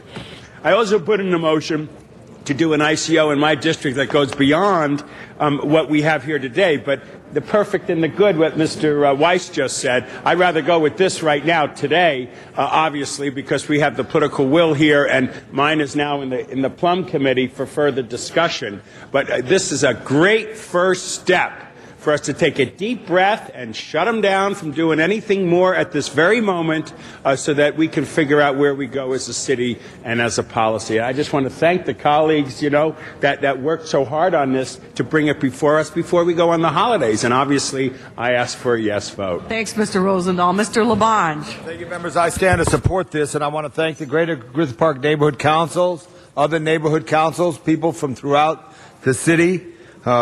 In a way, I want to apologize because I hope we shouldn't have been here at this time, because sometimes it does happen that issues come up about this issue that we fully didn't vet when the settlement case came forward some time ago. I just personally wanted to say that. I did want to mention some things here. This ICO is crafted, will be a focused effort, and I thank my colleagues on the council for that. I think a good point that Mr. Weiss made is about architecture. We have a challenge coming up because everybody's hanging everything on themselves now, whether the building is and what is appropriate, what is right, what is safe. I do want someone to just sit there from the city family to answer one question, if I could, as they come up. I think it's about safety, not about revenue. If someone from Building and Safety, I think that's the department that's most responsible for that, or city attorney. No one comes up. Is this the scene that I want to see? No one is to answer it. Thank you. Mr. Edelman, here's the question. You're the big cheese, okay? All right. Answer me this. There's a video board right there. You see it above the exit sign right there, right? So let's say you're on a boulevard and it flashes and you're driving down Sunset Boulevard. You see it flash. You get in a traffic accident because you were looking at the board instead of the vehicle in front of you. Who's liable? Hold my time. I'm not an attorney. I refer that question to the city attorney, but that's an excellent point that you make with the flashing billboards and electronic billboards. Is there a city attorney in the house who could answer that question? Hold my time. There were 12 city attorneys here this morning. I don't see one. All right. Hang on. Here he is. Mr. Michelson, you still live in the 4th District? No, we moved to the 5th District. All right, so you're driving in the 5th District. You're driving in the 5th District. And they snuck a board in there. And you're looking at the board because you're a great city attorney who wants to do right for Los Angeles. And you get distracted. And then all of a sudden you hit the bumper of an MTA bus. Minor damage. No one is hurt, but there was damage. Who's liable? Well, I might want to go after the MTA in that situation. I know. But it's highly unlikely that you hit the bumper of an MTA bus because there are not very many of them in that district. All right, here we go. But to answer your question, council member, it's a difficult question to answer for a host of reasons. The first thing I should probably say is there's not a singular mindset in the United States as to how and to what extent digital signs cause driver distraction. In fact, the federal government has embarked upon, I think, a nationwide study on this very issue. There are plenty of folks who say they absolutely distract drivers. How could they not? It's and it seems rational and reasonable. Other folks disagree with that. So hopefully there'll be some clarity as to that particular issue. I believe the state of California is looking at the issue as well. We are in the city need to focus on that issue as your planning department is developing the new comprehensive regulations for all off-site signs over the next 3 months. But I think that should be done. And also when we ask what is the intensity, I remember the old movies, where it was usually New York, there was a neon, the lights were flashing, it drove them crazy. I've gotten complaints from people who live within proximity of you, and they get the lights, and it does affect their being. I think there should be some statement in that as well. And I think that's an excellent question, council member. The city attorney's office has been urging the adoption of this ICO to shut down any new digital signs, super graphic signs, frankly, any signs, to give the city policymakers an opportunity to step back, figure out what the new time, place, manner regulation should be that will address all aspects of off-site signs, including digital, including super graphic, to make sure that we've got rules of the road that the billboard industry will adhere to protect our residents, to protect our neighborhoods. And that's why the city attorney is very appreciative of the fact that your council is taking up this issue today and will hopefully support the ICO. And also on the situation of the super graphics, I want to make sure the fire marshal's at the table because I'm concerned that some of these cover windows.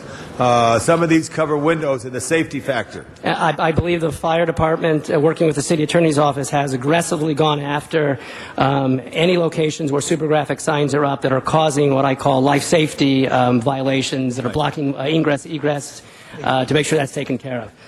Thank you. On issues of signs that are on buildings, like on Wilshire Boulevard or whatever, will they be able to get a sign permit in the next 30 days if they're changing out a sign? No. The ICO that the city attorney is prepared would apply to all off-site signs over the moratorium period. I mean, like Eat at Joe's, that kind of sign. Eat at Joe's sounds like you're referring to what I would call an on-site sign. Right. On-site signs presently under the code are still allowed and still would be lawful even during the 3-month prohibition. And are you familiar with the city-county area known as City Walk up at Universal Studios? I am, sir. With those places are on-site, like that big guitar they have for that guitar center that they have up there. Would that be affected? That's an on-site? Well, I'm not sure, but that may actually be unincorporated county of Los Angeles. It But may if not be it's city of LA. not, because the divider's right down the middle of the street at some points. How would you deal? That is an on-site. That's on-site property. That's not on a boulevard. Well, if they're advertising for on-site services, and indeed that sign is already up, clearly the ICO would not affect that sign. But if they were changing that, would that affect them? If it was deemed to be an on-site sign related to services Not on a the public property, street? it would not affect them, sir. It no. would not affect Correct. Universal City. During this ICO period, but again, your planning department is looking at all aspects of signage over the next 3 months, including on-site. But just to clarify that, if it was on Lankershim right on the front, it would certainly affect it because that's right in the view. But if it's up City Walk, deep into their studio lot, in their tour area, you would gander it would not affect that. That is correct, sir. Thank you for that clarification, and thank the building and safety staff. And Mr. Rosendahl, and Mr. Weiss, Mr. Reyes, all of you, thank you very much for your help on this here. I think it's a challenge that we have. I don't know about the digital age, you know. I'm still getting into the new century here, because it is about people. But as I said, it was not Jay Guile, but it was a 5-piece electrical band that had... I still got 3 seconds. No, you're expired. You are expired. Thank you. Signs Thank you. everywhere, signs. Thank you. You are expired. Ms. Gruhl, you are next. Thank you, colleagues, and I will be brief because we did have a long discussion on some issues related to the lawsuit yesterday. This is an important ordinance that we support today, an ICO, and I think that it is particularly important because we often do laws and have to stop something because there are unintended consequences and items that have happened. And many of the people in this room who've been active on this issue of billboards, and particularly the two that we're talking about today, which is the digital and the super graphics. Super graphics have appeared all over the city of Los Angeles we have no laws, no rules, correct? Currently. Well, and hold my time. The super graphics are banned. However, the courts have ruled that there is legal problems with that ban. But what I mean is we didn't have rules that we could, we had somewhere between a ban and no rules. So I think that... Right now, unless this ICO is adopted, there is very limited things that building and safety could do to stop proliferation of some of those items.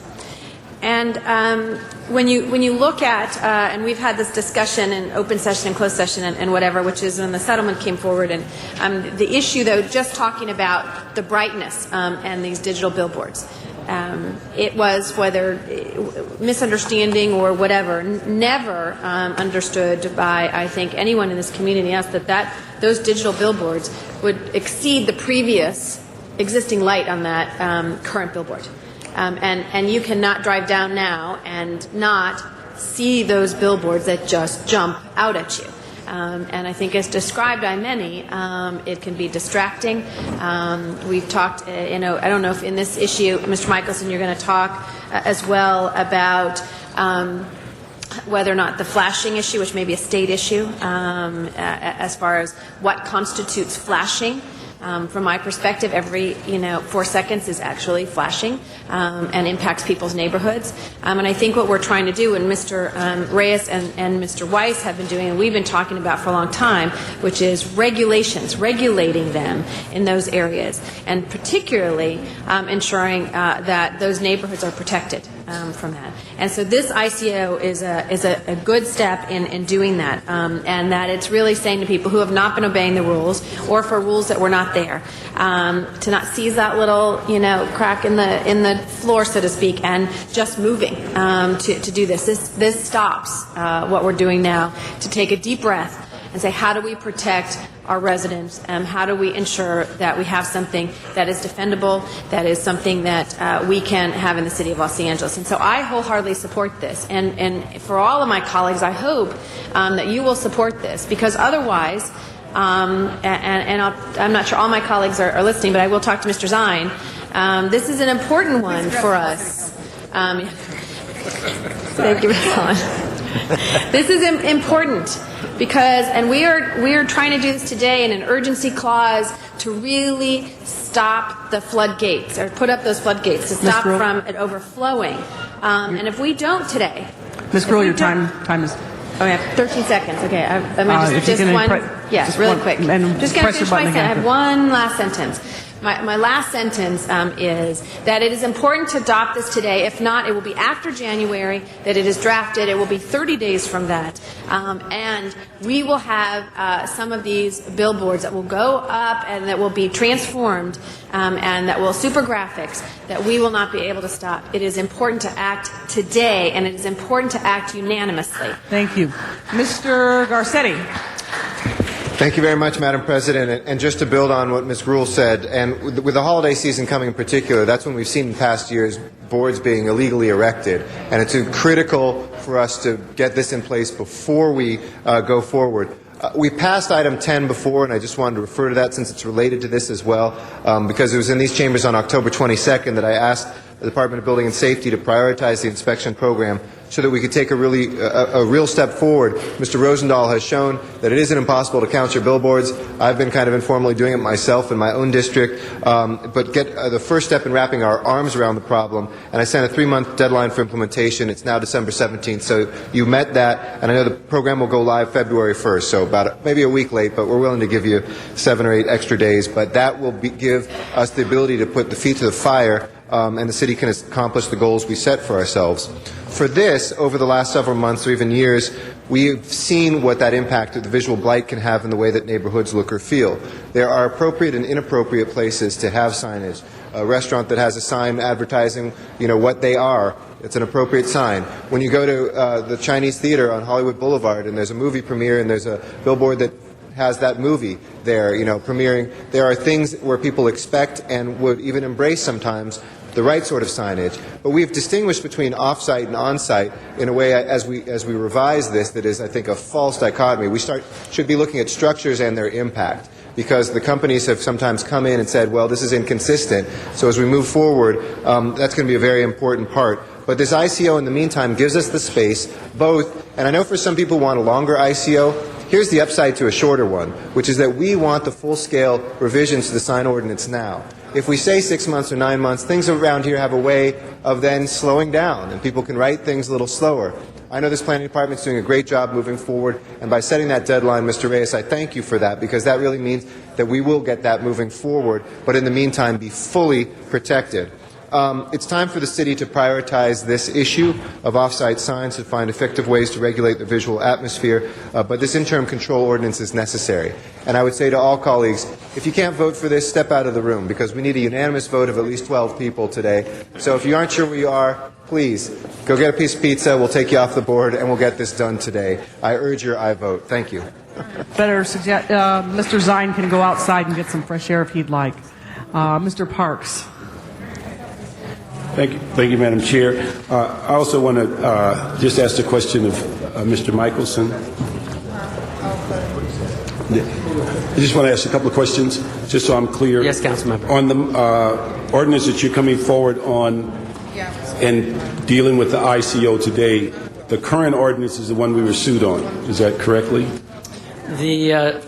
The city's 2002 ban on off-site signs, with its exceptions, was the subject of the Worldwide Rush federal court litigation that the city did not prevail on. That's correct, and that's correct. All right. And so the issue today is that we're saying that we clearly need to go to an ICO to fix our current ordinance. Well, I think the city attorney is clearly saying two things. One, it's important for the city policymakers to come up with new comprehensive citywide regulations on a time, place, manner basis that will address the concerns of residents and the city, and that'll take a little time to develop and for you all to consider and implement. During that time period, it's critical the city attorney believes that the ICO, and we're hearing from fellow council members, that they share that concern, that this ICO go into place, because that will stop in place today the additional off-site signage and super graphics, and allow then this process to move forward without these, for instance, super graphic signs popping up like mushrooms. The concern I have is that it appears that we were sued for a citywide ordinance. We're trying to correct that today. What concerns me is that I don't quite understand what's left for us if we separate out super graphics and leave the ongoing boards that can be continued to be put in place, and then later come out with an ordinance that basically grandfathers them in. And I don't quite understand. I will be pleased to try to speak to that. The ICO that was proposed by the city attorney would be an ICO providing for a 6-month moratorium on all off-site signs and super graphics. What I believe is before you now is a motion that would do two things to what we've proposed in the city attorney's office. One, it would reduce it from 6 months to 3 months. The second difference would be, instead of all off-site signs and super graphic signs, it would be off-site digital signs and super graphic signs. Okay. Clearly, digital signs and super graphic signs seem to be what's causing the most consternation and concern with residents and with other parts of the city family. That way, that the ICO that's presently before you, directed towards off-site digital signs and super graphic signs, would provide in the moratorium relief to allow these new regulations to be crafted for all off-site signs, not just digital and super graphic. Okay, but I think the issue is that because certain parts of the city may have super graphics and others do not, doesn't mean that other parts of the city are not being confronted with signs of another type that are under the old standard. That's correct, Councilmember Parks. During the 3-month moratorium, signs that are not off-site digital or super graphic could still be erected if they go through building and safety and if they otherwise comply with the older time, place, manner regulations that predate the 2002 ban. And if we come up with a new standard, those would be grandfathered in. There would be an argument that those that came up during the 3-month period would be non-conforming and would be allowed to stay in place. That is correct. On your ordinance that you're proposing, could you do all signs, whether they're super graphics or regular signs, within 3 months for the ICO? The ordinance that was proposed by the city attorney's office would be, yes, all off-site signs and super graphics, so it would prohibit during the 3-month period any off-site advertising activity, new signs, altered signs. So your first proposal of 6 months, you could do all of that within 3 months? Well, your first draft of the ordinance reflected 6 months. Right. The city attorney's office believed that it would probably take realistically 6 months, and that's why the ICO was drafted by the city attorney's office, to provide for a 6-month moratorium and to cover all off-site signs and super graphic signs. What's before you now, I believe, is an ICO directed at off-site digital signs and super graphic signs. The hope is it can be done in 3 months. No, the thing I'm interested in is the ordinance that you proposed that was 6 months for all signs. Right. Could you do that in 3 months? Could you do it within a 3-month period?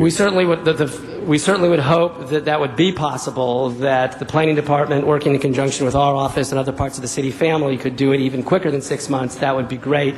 I think planning department would probably have to speak to just how fast realistically they could do that. And potentially you could have 3 months with, say, 2 45-day extension periods, so it would be 3 months plus 3 months if necessary. What would cause the extended time from moving from super graphics to all billboards?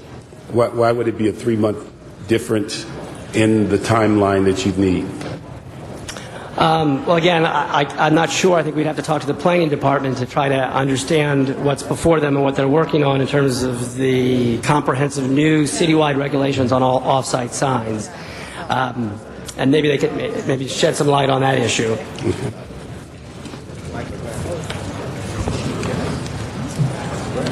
Good morning, Councilmember Michael LeGrand, Department of City Planning. In terms of the ICO and the time frame, we've committed to the Plum Committee that we're going to do our best efforts to get a permanent ordinance back. We're going to go to commission at the end of January is our focus right now, and then to go through the legislative process, through the Planning Commission, the Plum Committee, and back to Council. So we feel that the ICO provides that amount of time, being the 3 months. So the 6-month version gave us a little bit more time. The Plum Committee instructed us to do it a lot more expeditiously, and with the help of the city attorney, we feel we can bring back an ordinance to you within the 3-month time period. So that's what I want to find out. So you could do the 3-month time period and cover all signs? Yeah, the ICO doesn't impact the permanent ordinance that we're doing. The two versions before you, the one that was on the motion today, as well as the versions transmitted by the City Planning Commission, the amount of time, the depth of the study we're going to do for the ordinance doesn't change with the ICOs. So the issue today, Mr. Michelson, your ordinance that you proposed, would the only difference between that and the motion that's offered is that super graphics would be singled out and it's 3 months.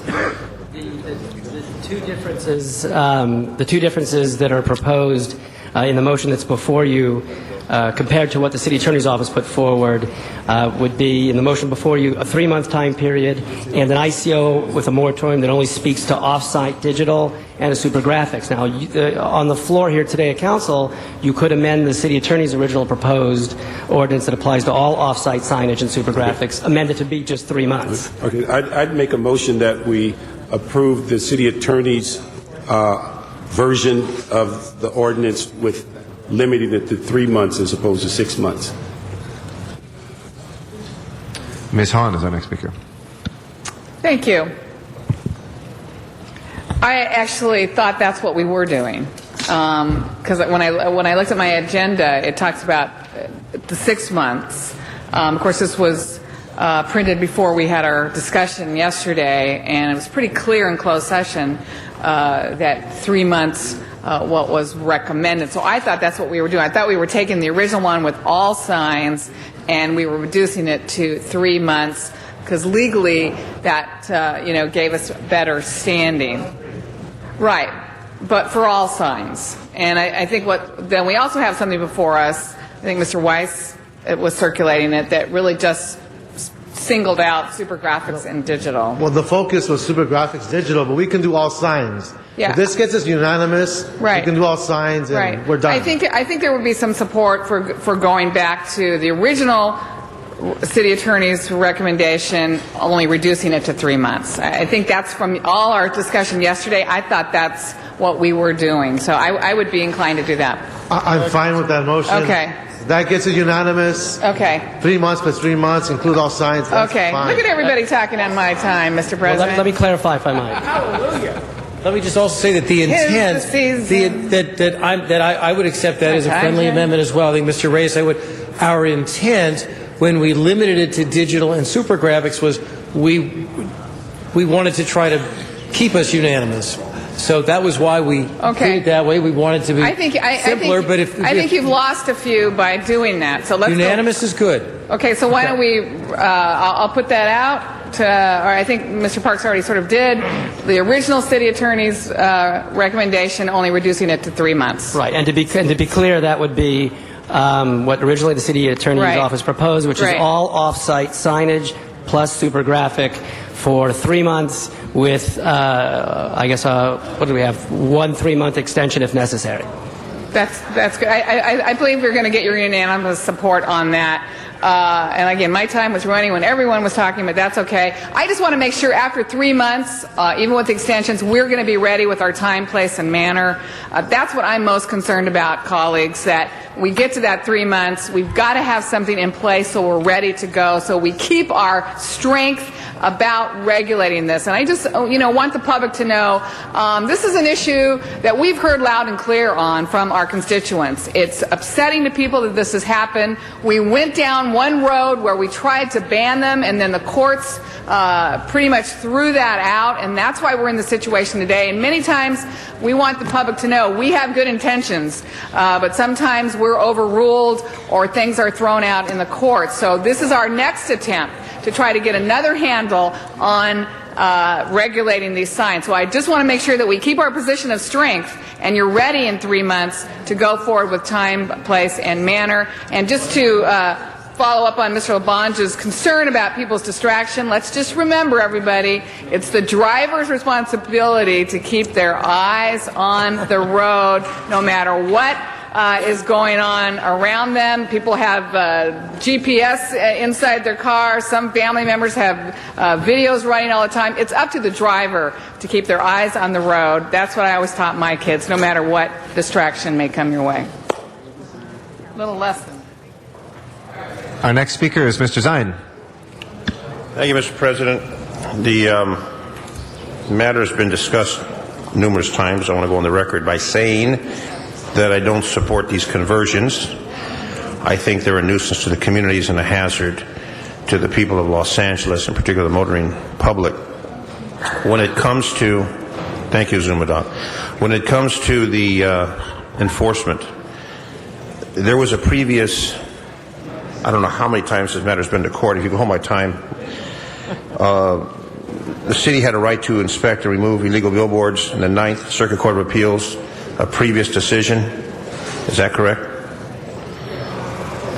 I'm not sure I understand the question, Councilman. Previous litigation which gave the city the right to inspect and remove illegal billboards, which was done previous to this particular period of time?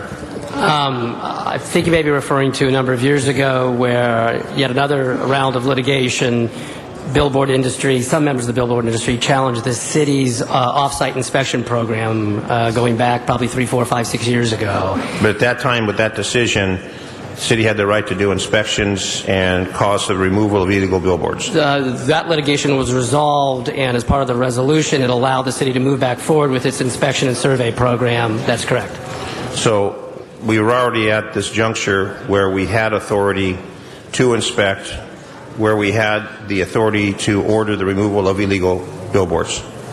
You certainly have the authority to do a survey. The city No, has from a previous, I'm talking about previous litigation that was at the Court of Appeals, the Ninth Circuit Court of Appeals. I don't have the date on it, but there was previous litigation on this particular matter. Let's see if my colleague Jerry Burge is with me. Maybe she can come up to the mic and might know the answer to that question, council member. You hold my time, please, Mr. President. You're letting it click down. It'll be my pleasure, Mr. Zahn. Thank you, Mr. President. As soon as you stop talking. See, it's still going. You're still talking? That's purpose. Are there any other questions, Mr.? No, I'm waiting for a reply, but I was hoping that Jerry Burge would still be with us because she might have historically some of that information that would be helpful. In fact, she's right here. Let's see if well, see, Jerry can what I'm join looking us. at is Yes, what sir. we've previously went through in court and Court of Appeals, which we were granted authority to do certain activities, like these billboards are illegal, these have to be removed, and now we're back at the same juncture. Yeah, I'm not. Granted, we have over 25 active pieces of litigation brought by the billboard industry against the city of LA that our lawyers are actively litigating on any given day. I don't recall that precise piece of litigation, but I will tell you one of the things that has been driving the city attorney's office to come to you and to urge you to sort of review how we do our billboard regulations, and that's what's going to occur over the next 3 months, to come up with new regulations consistent with the Constitution and federal and state law, and the ICO to allow you the breathing room to do that. What if we did an outright ban like some communities and outbanned them all? Frankly, the city of Los Angeles, your city council could adopt an outright ban on all off-site signs as long as you don't have exceptions in it. And that may be one of the things that will come before you in 3 months. I don't know. But what we see is not that movement. What we see is restrictions of some sort or another. And I understand what my colleague, Mr. Reyes, is attempting to do with this. But we see new billboards, smaller billboards, coming up at different locations which apparently we don't have any control over, like on gas station islands, like on property surrounding gas stations. I mean, we're talking about digital conversion, but there's a whole new arrangement of billboards that are popping up throughout the city of Los Angeles. It's not being reduced. It's being magnified. This doesn't affect that at all. Well, it will affect that. The planning department is working hard at coming up with what these new regulations will look like in approximately 3 months, and those new regulations will be comprehensive. They should be addressing all of the problems that are perceived and that are actual and real, whether it's small signs in a gas station, whether it's a large digital sign up on a pole. All those issues are being are being addressed and reviewed, and will be brought forth to you with recommendations as to what the new regulations will look like. And it should holistically look at all these issues. Yes, sir. So you're saying that every single billboard, digital or otherwise, every mini billboard, every display at a gas station advertising some particular product or commercial would be covered under this new issue? This ICO would cover them all? Well, two things. The ICO that provides the moratorium for 3 months to give the city policymakers the breathing room, that would apply to all off-site signs and super graphic signs. No more of those should be popping up in the next 3 months. And that would include these smaller signs that you're referring to that may be on private property, gas stations, and what have you. At the end of that 3-month process, when the new permanent regulations are brought back before you with recommendations, and they may be in a time, place, manner form, it could be an outright ban. Those new regulations will be addressing all of the issues that are out there regarding billboards and off-site signs, super graphic, digital. That's the point of allowing the city policymakers a chance to go through this process for the next 3 months. And a landowner who owns property where a billboard company establishes a sign, they bill that, they get the financial consideration for that. If it's a conventional billboard, they get whatever amount of money. Are the property owners included in this? Because these conversions, obviously a billboard company that has a conventional billboard now goes to digital. The revenue that company is going to generate is going to increase tremendously. Are the property owners involved in this at all? The people who have rented that space for that billboard company? Are they part of this equation? Well, the property owners very much are part of the equation in that they're the ones who are allowing off-site signs to be on their property. Super graphic signs, digital signs, conventional signs, you name it. The property owners have legal obligations to comply with whatever the laws might be with respect to off-site signs and super graphic signs. So yes, they will absolutely be part of it. So when this is done in 3 months and this comes back, it will apply to the billboard company and to the individual who owns that property, so the finger's not pointed back and forth, well, I'm not responsible, no one's responsible. In other words, they'll all have to comply. The person who's putting up that billboard, maintaining that billboard, and the person who owns that property, compliance by all people. What I'm trying to do is make sure there's no loopholes. Understood. And we appreciate that, what I found is that the creative nature of law establishes many loopholes. And what I'm trying to do is plug every single loophole, and I've been asked, to walk out of the room and not vote. Which I'm not going to do. I'm going to vote either yay or nay. And if I block it, I block it. If I don't, I don't. But my concern is we do something about it and not just create more loopholes and more work for you folks in the city attorney's office, but we establish something, and I'll go on the record by saying it's out of control. We need to bring it into compliance and bring in a sense of order and reasonableness. And I commend you and your staff for putting it together. I know you spend a lot of time on this. We spend a lot of time debating this matter. So thank you very much. And Mr. Garcia, you don't know how I'm going to vote yet. Mr. Weezer. But we'll see. We will. Mr. Weezer. Thank you very much, Mr. President. And one thing I wanted to make clear is that I know we talk a lot about how this affects more parts of the city than others, but let's set something straight. It affects all parts of the city. So I think by looking at all signs, we are looking at the issue collectively for the whole city. And I want to applaud Councilmember Weiss for being relentless on this issue, and I know I've been only here short 3 years, but this is something certainly that we've heard for a long time, and what we're doing today is a big step. I also want to thank Chair of Plum Reyes because of his efforts to move this forward as quickly as possible to make a major step forward. But one of the concerns I have is that as I've been hearing about this issue, a lot of it really has to do with enforcement. So the little that we have in place right now is enforcement. I support the ICO. I support us moving forward with an ordinance, but it's the enforcement piece that how is this going to be any different now from what we have now, where we can't even enforce the few things we have on the books? Mike LeGrand, Department of City Planning. One of the key elements is the new regulations that we'll be bringing forward to the committee is going to be worked on Please hold my hand-in-hand. time. Thank you. We're working on it hand in hand with the City Attorney's Office as well as the Department of Building and Safety. So all the new regulations that we're coming up with, while we have this ICO in place, it freezes any new permits for off-site signs. But this also gives us an opportunity to craft an ordinance that will be legally defensible. It'll also have time, place, and manner regulations. But in addition, it'll be worked out with the City Family, Department of Building and Safety, as well as the City Attorney's Office, so there are no loopholes that we can be exposed to where there are difficulties to enforce it due to court actions or being overturned in court or various other reasons. So that's on the legal side, but the actual enforcement, going out there and making sure that we're enforcing the laws, we're coordinating. So what I hear you saying is we're coordinating better with building and safety and planning to ensure that, okay, we got these new ordinance, and now we're going to make sure that we move forward. We've tested it. We know what's happening with the courts. We feel much more comfortable, because before we were kind of hesitant, right, to move forward on some of our own ordinances, not sure if we should or not. It's going to clear that up, so that in the future we don't hear excuses why we're not going out there enforcing some of the illegally posted signs, etc. Correct? Councilman, I think that's correct. There are multiple pieces of the puzzle anytime we deal with the off-site sign situation in our city, and other cities face the same issue. The truth of the matter is, we have to have a sort of a holistic look at this. We have to make sure that we have rules and regulations that are consistent with the U.S. Constitution, that are consistent with the court system's determination and rulings with respect to off-site signage issue, because they are protected by First Amendment free speech under the U.S. Constitution. So those laws have to be crafted carefully and wisely. And using your police powers, you have the ability to adopt these regulations and rules. And then once those rules are on the books, it's the job of the city as well to go out to do inspections. That falls on the shoulders of building and safety, to go out and write orders, and then to follow up on those orders that are written to make sure that the property owners and the sign companies are complying with those orders. And if not, then legal action needs to be brought. So it's a cradle-to-grave process, but the underlying foundation of the house that we're trying to build are these new regulations that are so critical to make all the rest of what we're doing on off-site signage work. And the ICO will give you an opportunity to create that new set of regulation. Okay.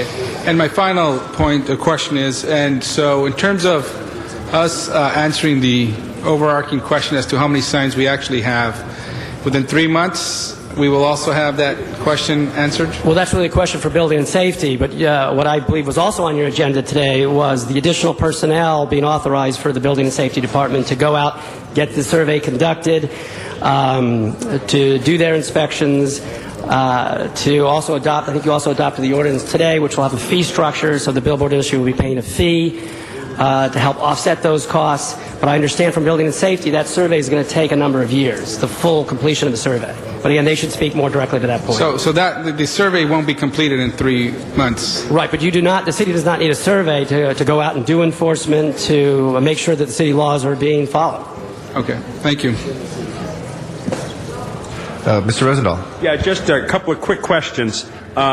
First, this is a great day. Thank you, Ms. Hahn, for everything you just did on this motion. That was my motion for my district. Now it's citywide. All things. 2 questions. Does Clear Channel and CBS, who's been part of that 2006 deal, do they fall under this shutdown right now as well? They do. They do? They do. They will be subject to, you are using your, in enacting this ICO today on and we're hoping on an urgency basis, you're using your police powers. And you have not lost your police powers by virtue of those settlement agreements with CBS and Clear Channel. They will have to adhere to that ICO, and they will have to adhere to the new regulations that will come forth in 3 months. Okay, and what if they don't? If they don't, they're going to meet us in court. They're going to be disappointed. So we will They're going to be disappointed, action. and we're going to meet them in court. That's correct. Okay, second question is, the 24 illegals I have in my district, what strategy are we going to use to get money out of them for putting them up? Illegal signs, there already are on the books monetary sanctions, penalties that can be pursued by the city. I believe Building and Safety has indicated to you that they are actively engaged in looking at those signs and they're going to take action with respect to those signs. Okay. But again, they should probably speak more directly to those signs. The third question is my last question. The 20 that have already been converted to digital, what rights do we have to get extra bucks out of them for doing that, which is 2 issues for me. One is there's about 6 or 8 or 10 or 15 different commercials coming at you. And then secondly, I have questions about safety in some of the areas. I saw one, as you know, I went on it on Pico Boulevard, and it was right in my face. I could barely drive the car because it came right at me. Are we looking at any of the 20 in my district from a safety standpoint? And obviously, a blight is another part of my issue, but safety is number 1. Can we, A, get money out of them for switching it to digital? And 2, can we do something about a safety issue? I think we've previously indicated to you that because billboard activities are First Amendment protected speech, we have to move cautiously with respect to extracting any aspect of their revenues. We are going to report back to you as to what your options are as a city council in that regard, and hopefully we'll have that soon for you. Great. Thank you. Thank you, Mr. President. Thank you, Mr. Reyes. Just in closing, I wanted to assure Dennis, Councilman Zine, that the reason why we took almost 2 hours to discuss this in closed session is to address the loopholes. All the different issues that will be addressed during this interim ordinance is going to be based on your input, the input of every councilman here that is concerned about loopholes for the time, place, and manner. So I just want to reaffirm that publicly, and I'm hoping we have your support in this ordinance so we can have the time to focus on the quality ordinance that addresses the concerns you raised. So I can, again, encourage an aye vote.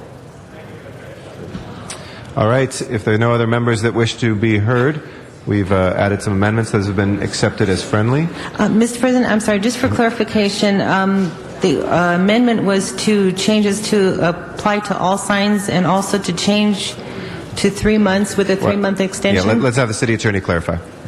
The amendment is for you all to be voting on the interim control ordinance proposed by the city attorney's office, which applies to all off-site signs and supergraphic signs, with the following change. Instead of a 6-month period of time, the change would be a 3-month moratorium with 1 3-month extension. I believe that's what's before you.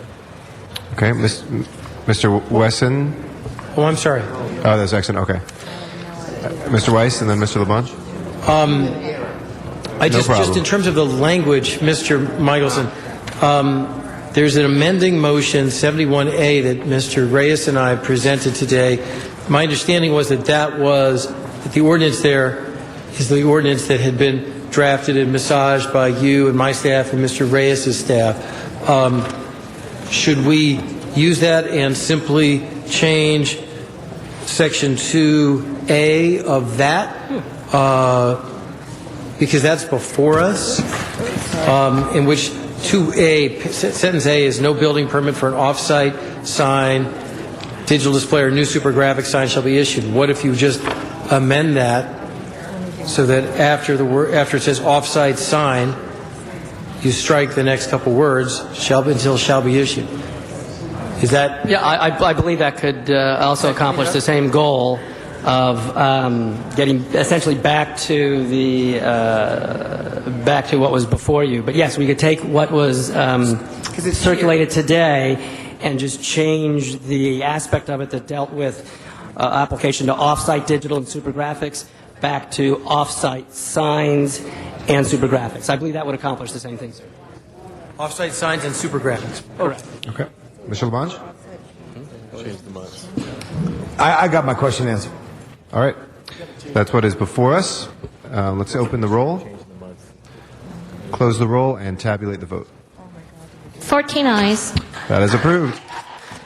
Thank you. And like all items, that will go forthwith to the mayor's office. Or to the mayor, excuse me. Next, if we could take the 75 through 80 together. Everything's forthwith today. Everything's forthwith. And I'd like to recognize Mr. Weiss on those items. Thank you, Mr. President. We have some members of the public who are here on the gun ordinances. They've been here a long time today. And I would request a 10-minute public hearing. I've given you the names of the advocates who are going to be speaking today, Mr. President. Okay. We have a number of cards here. Let's start with Anne Reese Lane. Would you like to come forward? Is Ms. Lane here? Ms. Reese Lane? There she is. And after that, we will hear from Rhonda Foster. Oh, hold on 1 second. Yes, Mr. Parks? Yes. While they're coming up, could we move 70A with the amended motion that's been circulated?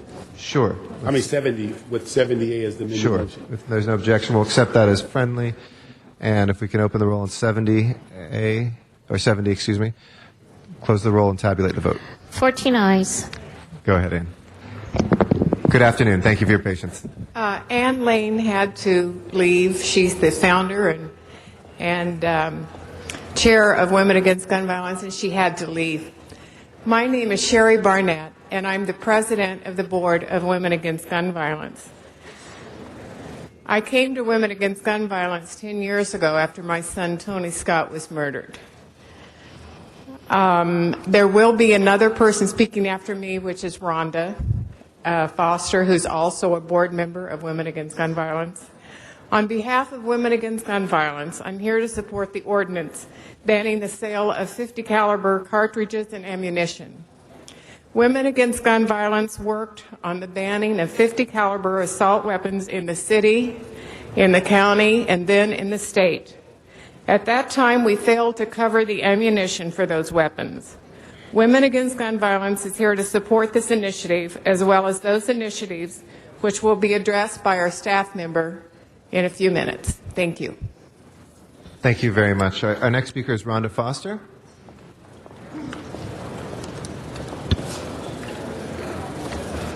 Good afternoon, council members. As my fellow board member said, I'm also a member of Women Against Gun Violence, and my family and my life was changed in an instant on December 8th, 1997, when I had taken my two sons, Evan and Alec, to the park to pick up Evan's soccer trophy. Evan was 7 at the time, and Alec was 10 months. And young gang members had come up there seeking to revenge and shot Mac-90 assault weapon, killing Evan and injuring Alec. This should not have been possible in our city. And so I strongly support the ordinances that are before you, and thank you for passing them. The need to. And also, Alec had shared, spoke last year for the first time. He's now 11, and he was 10 at the time, and I brought these. I wanted to share these with you all. Thank you very much, Ms. Foster. Nadine LeBlanc is our next speaker, and then Lindsay Nichols.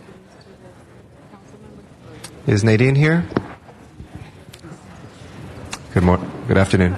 Good afternoon. Apparently, Nadine had to leave. Thank you, council members. My name is Lindsay Nichols, and I am here to support these ordinances on behalf of Legal Community Against Violence, a nonprofit legal organization in favor of gun violence prevention. In particular, the provision requiring ammunition sellers to be licensed is a key part of a program to identify and prosecute people who illegally possess ammunition and firearms. Los Angeles already has a law requiring ammunition sellers to keep records identifying ammunition purchasers. The police department uses this information to identify persons who possess firearms, although they are prohibited by law from doing so, whether it be because they have previously committed serious crimes, have a history of mental illness, or for other reasons. Los Angeles and other cities has already had some success and obtained many convictions based on these ammunition sales records. However, unlike some other cities, there is now no license requirement for ammunition sellers. Therefore, the city currently does not know who in the city is selling ammunition and who the police department should be receiving these records from. This provision would remedy this situation. This ordinance also is a first step to eliminating sales of ammunition over the internet and by mail order. I strongly urge you to vote in favor of this ordinance and all the ordinances now being considered. Thank you, and thank you particularly to Council Member Weiss for his work on this issue. Thank you very much, Lindsay. Devin Cotter is our next speaker. After that is Suzanne Verge. Good afternoon. Thank you for having us here. As I'm sure many of the council members have noticed, the Los Angeles Police Department gun unit has put forth some weapons. The one I'd like to call your attention to is the extremely large rifle on the table. This is a 50 caliber rifle, which is currently banned under state law, but for some reason the ammunition was neglected under that ban. And so part of the one of the ordinances here today would ban the sale of 50 caliber ammunition. This ammunition is outrageously powerful, can easily pierce through bulletproof vests used by law enforcement, and as Chief Bratton mentioned in a press conference this morning, the LAPD has 50 caliber rifles that they use as an anti-vehicle weapon because it can go through a engine block. There's no need to have these weapons in civilian hands. The other ordinance I'd like to point out is the dealer inventory. It's just common sense. A gun dealer has a dangerous inventory. They sell a dangerous implement. They need to know what they have on hand and what they don't. They're already required by law to report lost or stolen guns, but how can they do so without a inventory? Thank you so much. I urge your aye. Thank you. Suzanne Verge is our next speaker. And if she was not able to stay, yes, Mr. Weezer? Privilege right now. Well, the next speaker comes up and announced that the Audits and Governmental Efficiency Committee at 2 o'clock will be canceled today. We have much more business to cover today. We won't get to that meeting today. Thank you very much, Thank Mr. you very Weezer. if Suzanne is not here anymore, then is Clyde Williams still here? Mr. Williams? Mr. Williams?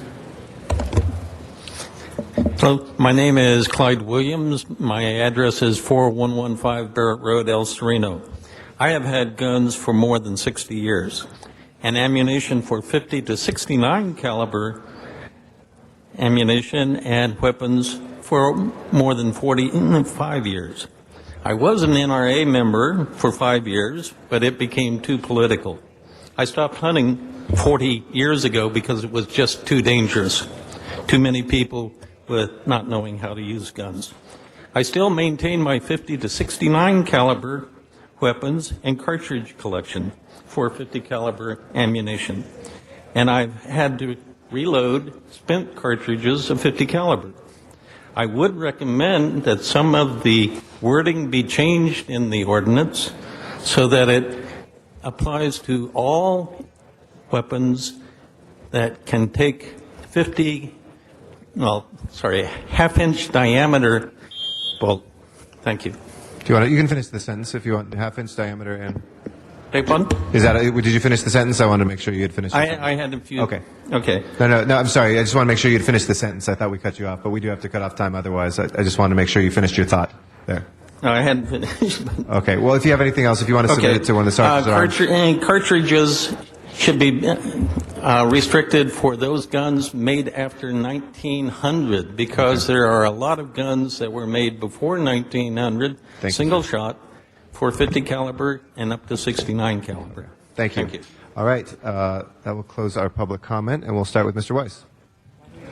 Thank you, Mr. President. Colleagues, I recognize the hour is getting later and later. So let me just thank the members of this council because what is before us right now is a package of ordinances that relate to that are very, very sensible and strong gun safety laws.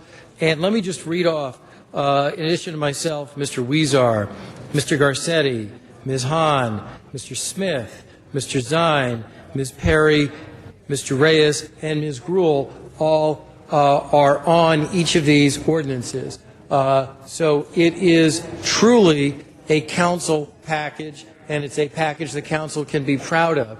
What that means is that this is a package of gun laws that came from the entire city, that came from the whole city. And there is a need for this in the whole city. As we were discussing this morning, Mr. Reyes can unfortunately tell you story after story after story of how guns have devastated the communities he represents. Mr. Rosendahl right now has an extreme situation where an individual who lives across the street from a school in Brentwood was arrested 2 weeks ago for brandishing a firearm outside of the elementary school. And then when the police searched that home, they discovered about at least a dozen weapons. So this is a citywide problem, and this council is providing a citywide solution. I particularly want to thank the advocates, and particularly those folks who have come time after time to meetings such as this because they have lost a loved one. It is hard to do. It's hard to do every time you come, but it is very impressive to all of us that you have the courage, and it's also very important that you continue to make sure that this issue has your faces on it, so that it's not some abstract, people can spout off of what they think about the Second Amendment. They need to know when they're talking about guns like this, they're talking about your kids. And I'm sorry that that is the way it is, but it's important that everyone understand that that is the way it is. And until we cure this sickness in America, we need you time after time. So I appreciate finally the Mayor Villaraigosa and Chief Braden, who have made these initiatives central parts of their gang and gun proposals for 2008, and City Attorney Rocky Delgadillo's office, who drafted all of these ordinances and made sure that they were all airtight, lock-tight, and legal-tight. Ask for an aye vote. Thank you, Madam President. Thank you. Mr. Garcetti.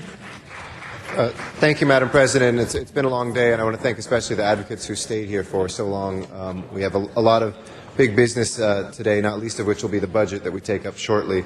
But let me single out Mr. Weiss as well, who's been exemplary public safety chair in looking at this package and in moving this forward, in working with the advocacy community to have a smart package together with our city attorney's office, our mayor, and the police department as well. And thanks to Chief Bratton and his team for being there this morning. Colleagues, there's a number of different measures that are here before us today. Some of us old-timers, like Mr. Reyes, Ms. Perry, myself, who were elected in 2001, I think Ms. Grewal had been elected, Mr. Labange. Remember when we put a ban on 50 caliber weapons here? And if you see that visual on television, or if you see it right now, it looks like a big gun, but I don't think you appreciate exactly what that gun can do. Perhaps this is a better visual. If you see a .22 caliber bullet right here, it's a normal .22 caliber.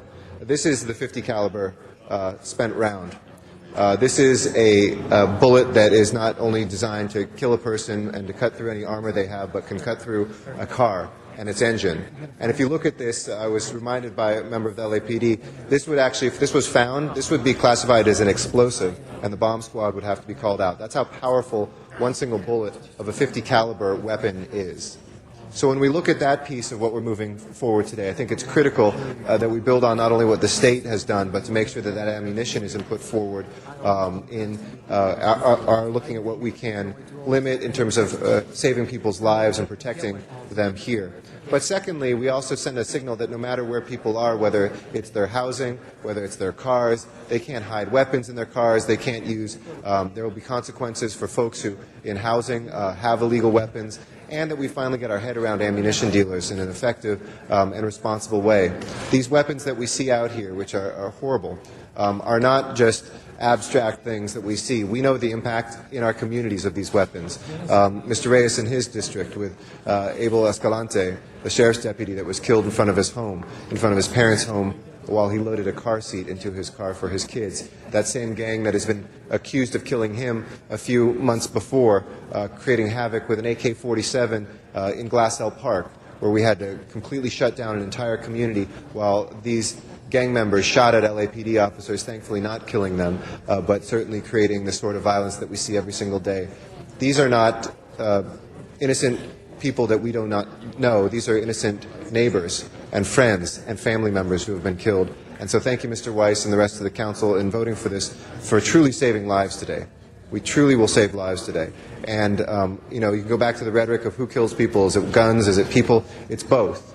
And the more that we can limit violence from people is a good thing, and the more we can limit it from guns is a good thing today, too. So thank you to everybody who is part of seconding and firsting these motions, and let's get this package done before Christmas. Thanks. Thank you, Mr. Garcetti. Our next speaker is Mr. Rosendahl.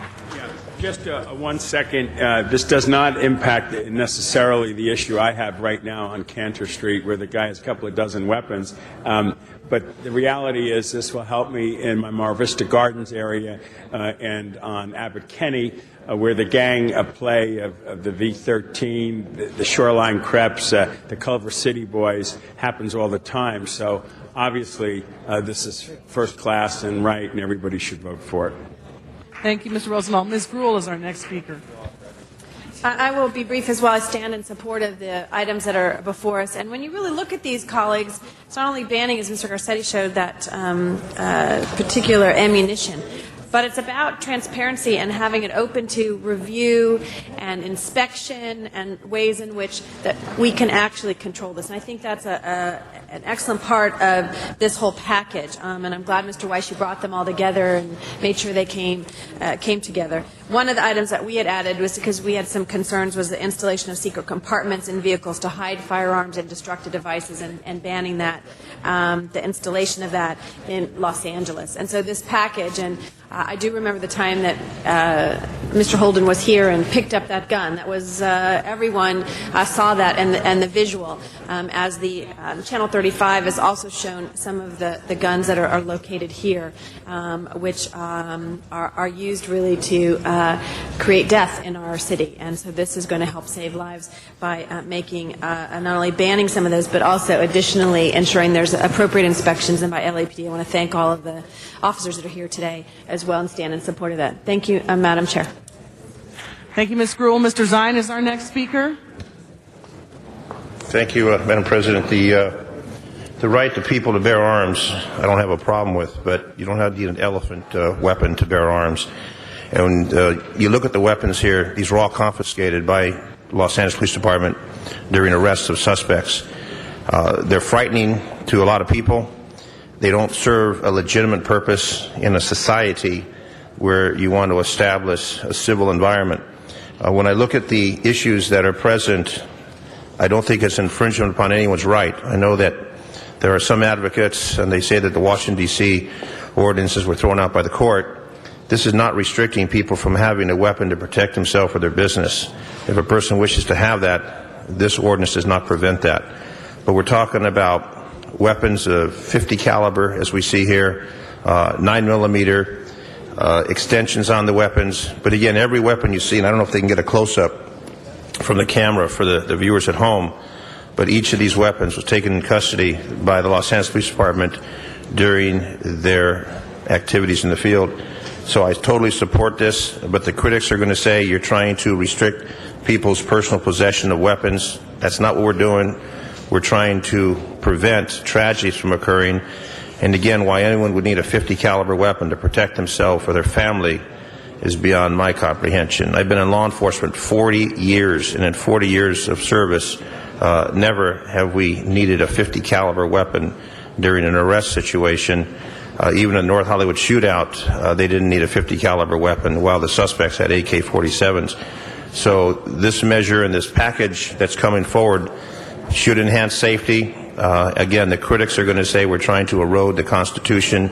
This is not an erosion of the Constitution. What this is a measure to enhance public safety in the city of Los Angeles. And I want to thank the members of the department that are here with these weapons that have brought them for display. Private possession of these weapons would in many cases be a felony, but Mr. Smith and I can do that legally. So thank you very much. Thank you, Mr. Zion. Mr. Reyes. Thank you, Council President. I just want to rise and echo everything that's been said, but I do want to point out that this is a real step towards those families and those neighborhoods who've been traumatized by the violence. This is a real action that has a direct impact on how we can feel safe. Many folks who are intimidated, who do not participate in community meetings, can now feel a little bit more safe about what we are doing as legislators in making this happen. Last night, as I said in the press conference, I had the opportunity to swear in the new leadership of the Cypress Park Neighborhood Council. In the same school, the same auditorium, where just a few feet away, a grandfather was shot multiple times, shielding his grandchild a few feet away from a classroom full of second graders as bullets were flying in that direction.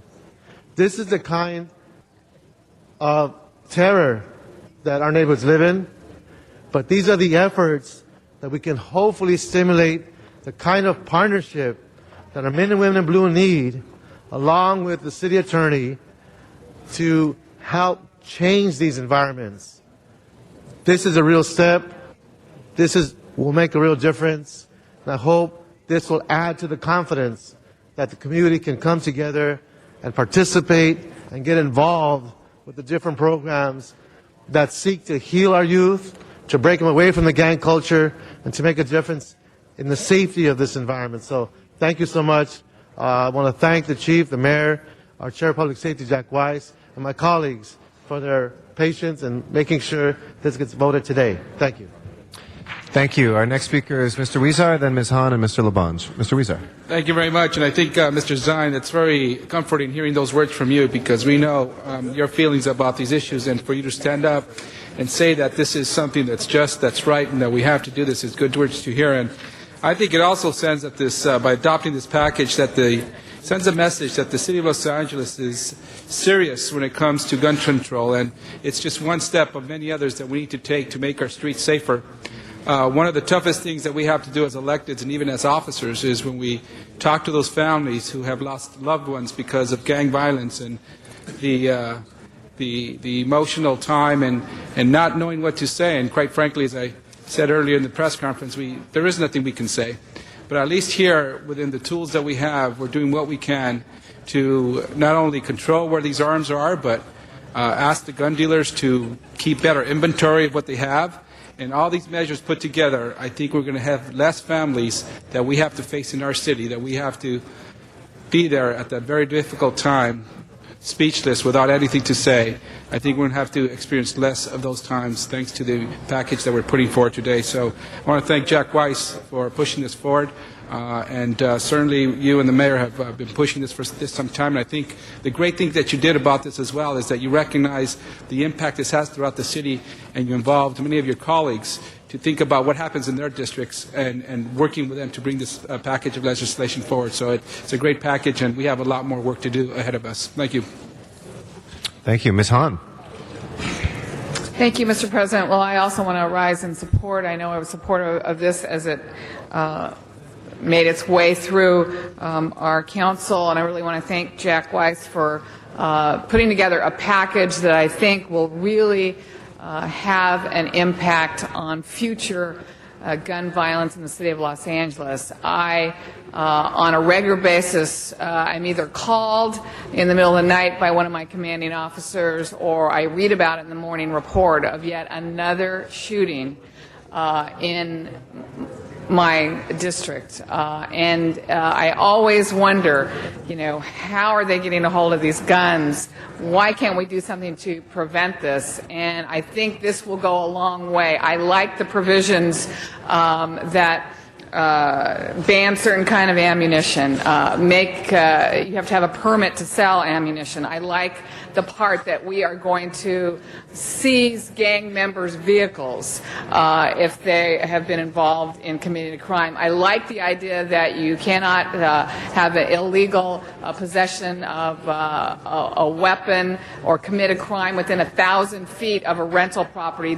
We're giving our landlords another tool to evict people. I mean, we're finding a way to finally crack down on this. And I really want to thank Women Against Gun Violence, who have been a, unending voice in this city for finding a way to end gun violence in this city. I think this is important. I look at my police officers over there. I know so many officers in this city. We have the best and the brightest men and women in this in our department, and I know this is good news for you as well. I think the more guns we can get off the street, the more restrictions we have on everything from the ammunition to the type of guns to what we can do when we find people using these illegally. I think that's going to make your job safer, and with still the very thin ranks of LAPD, only, on a good day, 9,000, and knowing that we have about 40,000 gang members in the city of Los Angeles, anything we can do to make your job safer, to make it a little less dangerous for you out there is something I want to do. When I had a Walmart that actually was built in my district, I didn't want the Walmart to come, but it was a by right piece of property. There was nothing I could do to stop it. I did sit down with them and negotiate with them, and they agreed not to sell guns or ammunition from that Walmart. And I think that's something we can all continue to do, and I think that saved lives. So I think what we're doing today is important, it's powerful, and thank you to all the advocates in this city who have really been trying to find a way that we could curb gun violence. It's still about prevention, in my opinion. I still want to get young people before they join gangs. I still want to get young people before they go down this route of crime and violence. Let's spend money on kids early and keep them from joining gangs in the first place, coupled with more police officers and partnered with programs like this that get guns off the street. I think finally we are on our way to being the safest big city in this country. Thank you. Mr. Labange. Thank you, Ms. Hahn, and you're so right about, if I could say, cops and coaches and exercising the opportunity that most of us had growing up in this city that erased itself the last 30 years. Does anyone from the police department want to say anything from the center table? Sergeant? You know, you're all squared away? Yeah, say something. I want to hear from the police department, Sergeant. Lieutenant? Captain? Yeah, the weapons that we brought, one rifle. If you don't mind, could you just grab one of those microphones in front of you since a lot of folks listen? Yeah, the rifles that we brought, this one here is a 50 BMG. It does shoot a 50 caliber round. We brought a Colt Sporter, which is an AR-15 type weapon, which was prohibited by the state or restricted by the state. We brought an AK-47 type weapon, again restricted by the state. A MAC-11, also restricted by the state of California, and two 50 cal handguns. The two 50 cal handguns and this were affected by the ordinances that you got in front of you today, and that's about it. You know, we do support everything that's in front of you today. How often do you see guns like this with your colleagues, the men and women of the police department? You know, we come across these weapons all the time. Specifically, we come across quite a few 50 cal rifles, the AK, the AR-15s, the AKs. The 50 caliber handguns, not as much, but we do come across them. And what do these guns cost on the street? The 50 cal rifles are usually start at about $3,000, and they can go as high as $8,000. AR-15s, the Colt AR-15s, which are the high-end models, will range about $1,400. The AK-47s, a lot cheaper, about $400 or $500, depending on where you buy them, what style you're actually looking at. There's a bunch of different makes and manufacturers on the AK-47s, and the two 50 caliber handguns. Again, anywhere from $800 to $1,200 on those. They're expensive. They're high-end weapons. Sergeant, Lieutenant, Captain, and all the officers of the police department, thank you. Detective Ito, thank you for your past work. I want to say something for Janice mentioned the advocacy group. Ann Rice Lane, a former commissioner, Tom Bradley, a member of this group, has been a tireless advocate as well. Mr. Weiss, thank you for doing this, which is so important. And Ms. Hahn, I want to thank you again. There is, when a business comes into play, sometimes to restrict them, to get them to think the right way, the Los Angeles way, and not have these sales of guns that are unnecessary. If you live in the area and you hunt, you should make sure you follow all the laws of the state on that. But all these are just destruction tools that never should be allowed. Thank you very much, Mr. President.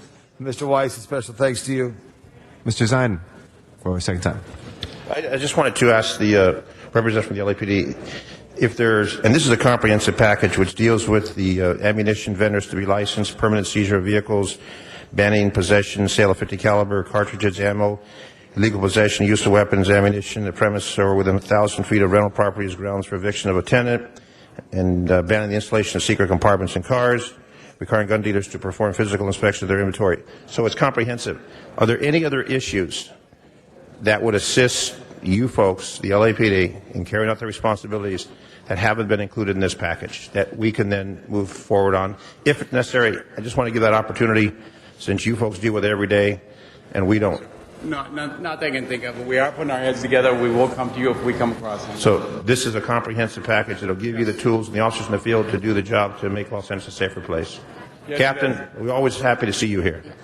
I think the only frustrating thing is that the city is the lead, and if you can just go right on across the border and go to Culver City, and these don't apply. So hopefully we will lead the way to get the other cities that are surrounding us to join on board. That's the only thing that's frustrating to us. So this island of Los Angeles has this ordinance, package of ordinance.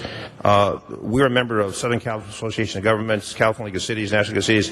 What we will do is carry these measures forward on the local level to the local municipalities, and they don't have all the staff that we have here in the city of Los Angeles. If they want to take these rules and establish them in neighboring communities, I know they were surrounded by Inglewood and Culver City and Beverly Hills, et cetera, and through the LA County Sheriff's Department, if they could take these and plagiarize these into their own particular communities, then it would obviously benefit us all. But true, it is only impacting the city of Los Angeles. But if we could expand it to our neighboring surrounding areas, that'll be a benefit. Do you know of any other communities around Southern California that has this type of regulation in place at this time?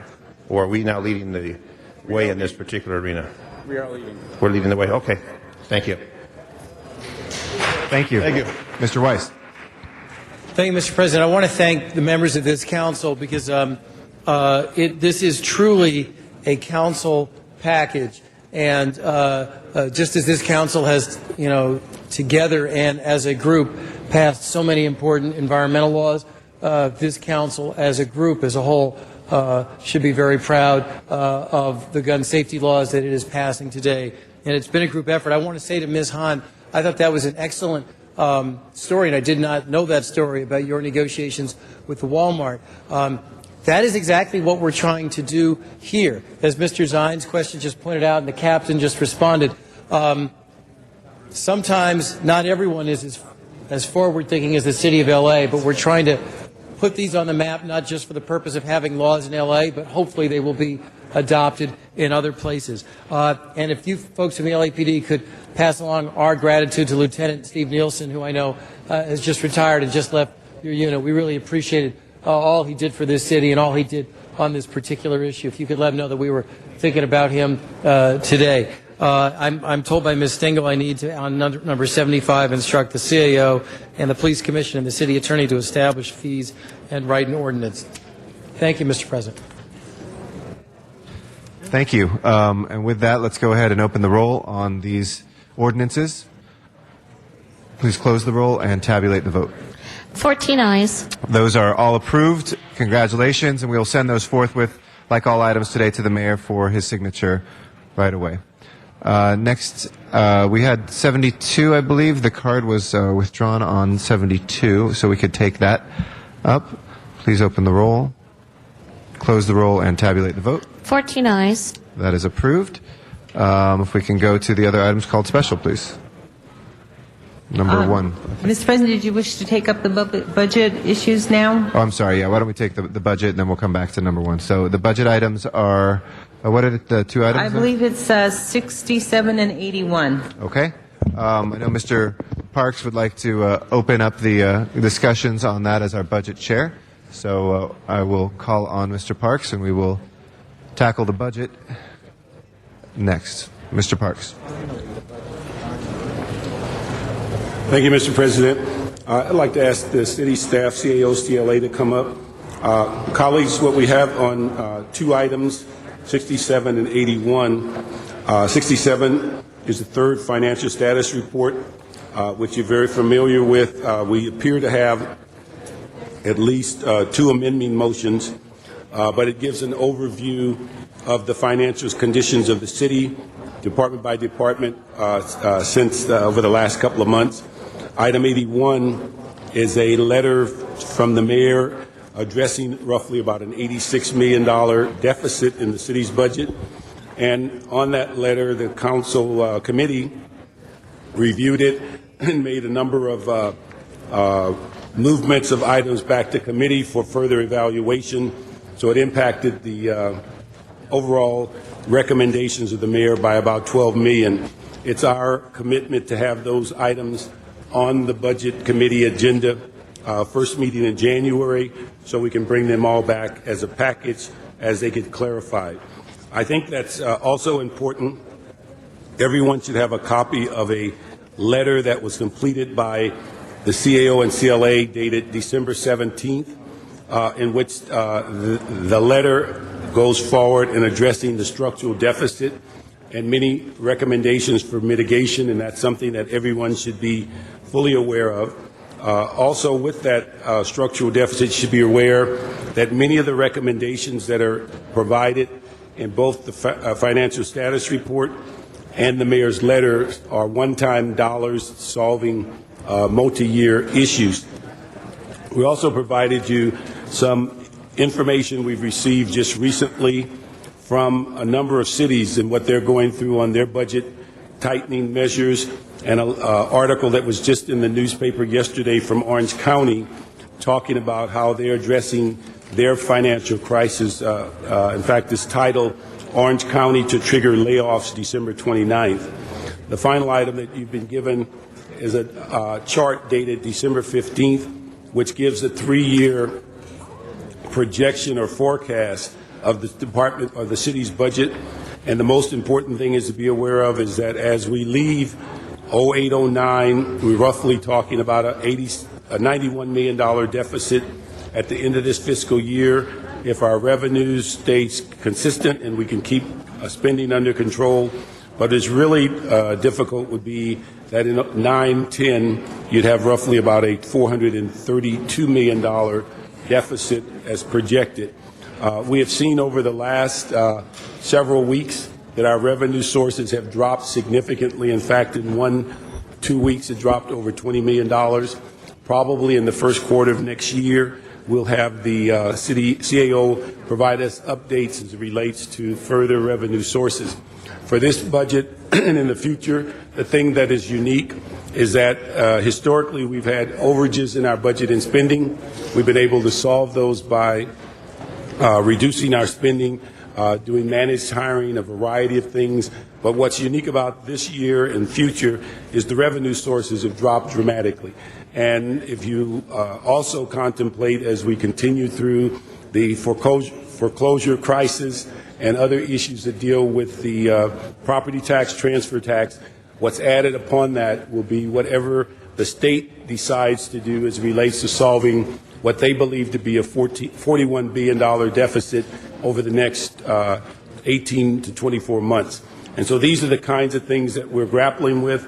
One of the issues we discussed somewhat at length is trying to figure out where some of these resolutions will come from. One of the things I think we have to be aware of is there's going to be some suggestions on issues that we have never dealt with when talking about the reevaluation of benefits or salaries, looking at issues of layoffs. These are things that are real and really want to bring into crystallize it for all of us just where we are as it relates to this budget. Let me ask the CAO to come up at this time, and that he and also Lynn and staff to come up. And I think what would be important is, Ray, to give us your overview, but also, before you conclude, if you and Lynn could provide us with the information and recommendations and the rationale based on your structural deficit mitigation measures dated December 17. Okay. What I'll do is just quickly summarize some of the points in our third FSR. As you know, earlier when we were before you a couple of weeks ago, we had projected a $110 million shortfall balanced between expenditures and revenue.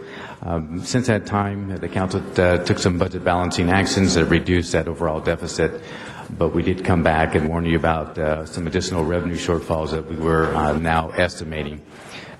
In brief summary, those shortfalls are roughly in our sales and business tax. We had previously reduced those the growth percentage from 1% to roughly about 3%, and we are concerned based on some of the information that we see going forward. We've been tracking the state cash receipts regarding sales tax, and they have been dropping off at a minimum about 4% decline. I don't know if you're aware, the governor a couple of weeks ago actually announced that given all of the concerns that they have, that he was projecting a decrease of about 4% in sales tax. We did come to you before about the documentary transfer tax and the $10 million shortfall projected there.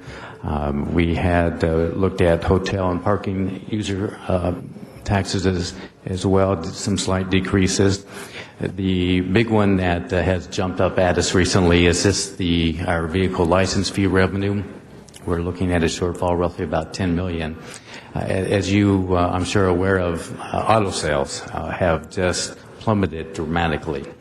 And the state, basically the receipts that they have received over the last couple of months have plunged as well. I have a chart that I can provide your offices with a little bit more detail. But basically, we are at the point, because the state, those receipts have dropped off, and that there is appropriation authority in the state budget to make sure DWP is funded, Orange County, and a few other agencies, that there is nothing left for local government as far as getting any allocation in that category. As we go forward, certainly we've reported that we were up in some of our property tax receipts, but some of the preliminary data that we've been receiving from the county assessor is that collections will be falling quite a bit. We had budgeted roughly 95.5% collection rate. If we were to go back to the early 90s when we were in the range of about 92 to 93%, we feel that we may be facing some similar circumstances where that 95.5 can certainly drop to about 93 to 94%. And each 1% drop, a decrease, it translates to roughly about $10 million. We do have one positive note, and that is with our telephone users tax. We did receive some audit monies earlier this year for roughly about $8 million. And that is, I have to say, that is one bright spot that we have in our revenue picture that is certainly helping us there. We'll be happy to answer any questions you have regarding the expenditure side. The memo that both Jared and I signed earlier this morning talks about some structural issues. Your committee asked us to come back with some options and areas that we can explore to perhaps address this structural issue that we are facing. Yeah, our recent forecast, it's an ugly number. It was over $400 million. As we go out in 10-11, it was over 500. What's driving this is simply the economy. The economy, the drop-off that we have seen, and as we go forward, trying to project when the economy is going to pick back up has been really challenging. At a minimum, we're looking at possibly a 3% decline in receipts in our economy-sensitive revenues in 9-10, and in property tax to be probably very flat. Since property tax is so huge, zero growth in that account, while our expenditures continue to increase, it just further exacerbates that gap between revenues and expenditures. So getting to the memo, we do provide you, just a few charts and graphs highlighting the city's expenditures. But we do mention that absent any substantial revenue increases that we might have, that we need to take a hard look at the services that we provide. We need to take a look at the organizational structure, and we need to look at some options to sort of reduce growth in salaries and benefits, but possibly also the workforce. Lynn, do you have anything to add? Yes, I just wanted to comment that it's, as Ray has said, it's highly unusual, and unusual in a very bad way, that our revenues are actually projected to decline by almost 5% next year. To just contrast that, the revenues for the current year are even expected to grow by a little under 1%. So as bad as this year is, next year is going to be even worse in terms of revenues, going down by almost 5%.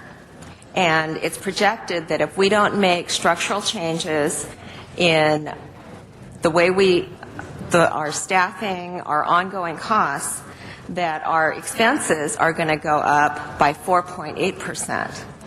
So our expenditures are growing while our revenues are declining, and that's the primary reason that we're going to be facing over $400 million in a budget gap for 2009-10. And as Ray said, in 2010-11, it gets even worse, up to $550 million. So we can't stress enough, the time is now to start taking the steps in order to make those changes so that we can be better prepared to face 2009-10 as well as the year beyond. Thank you. Let me just say, colleagues, I think it's important, if you don't read the entire FSR, it's important to look at the December 15th three-year budget forecast that gives you a thumbnail as to where we are today as it relates to revenues and expenditures and what the projections are. It's also very important on 81 is to review the committee report and the mayor's letter to see exactly what is being recommended to close the $86 million current deficit and what actions are being taken, what programs are being affected.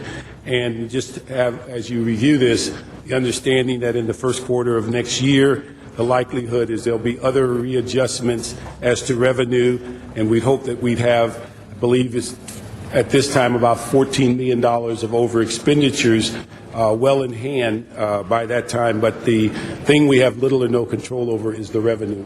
And so I'd ask that you review those issues, also those that are, if you see something that's in these reports that you disagree with, just realize that for everything that gets moved out of the report, that's a dollar figure that's added to the deficit, and we'll have to fill it in some other fashion.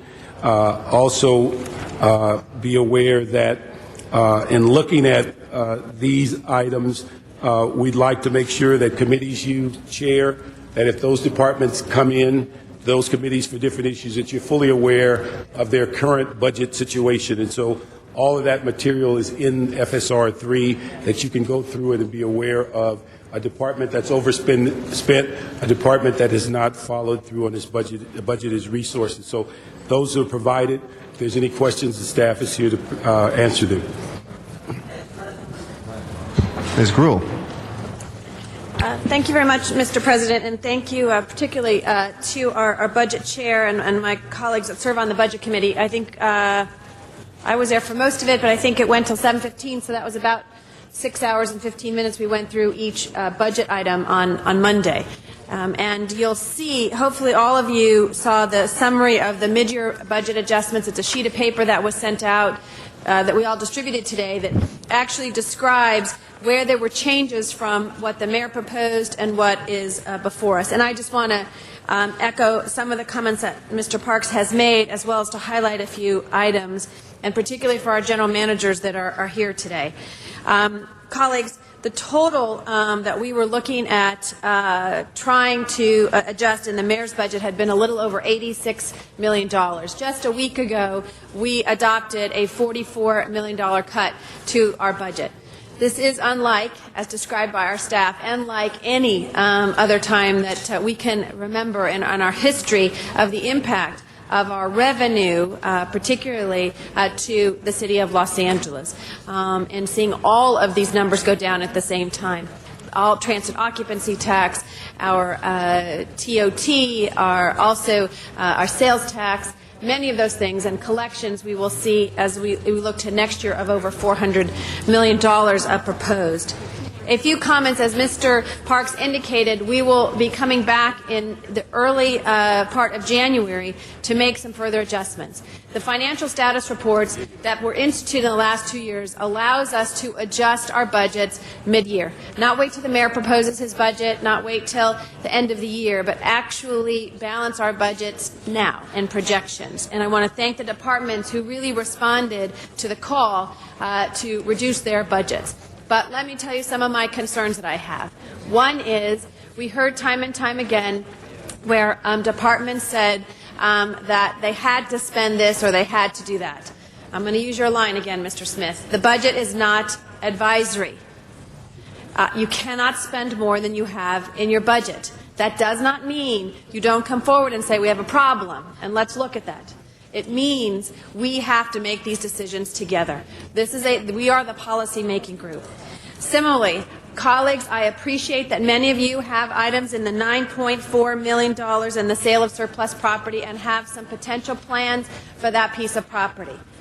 However, we have to look at the fact that we have an $86 million budget deficit, and that many of us have sold property that we had uses for. But made the tough choices.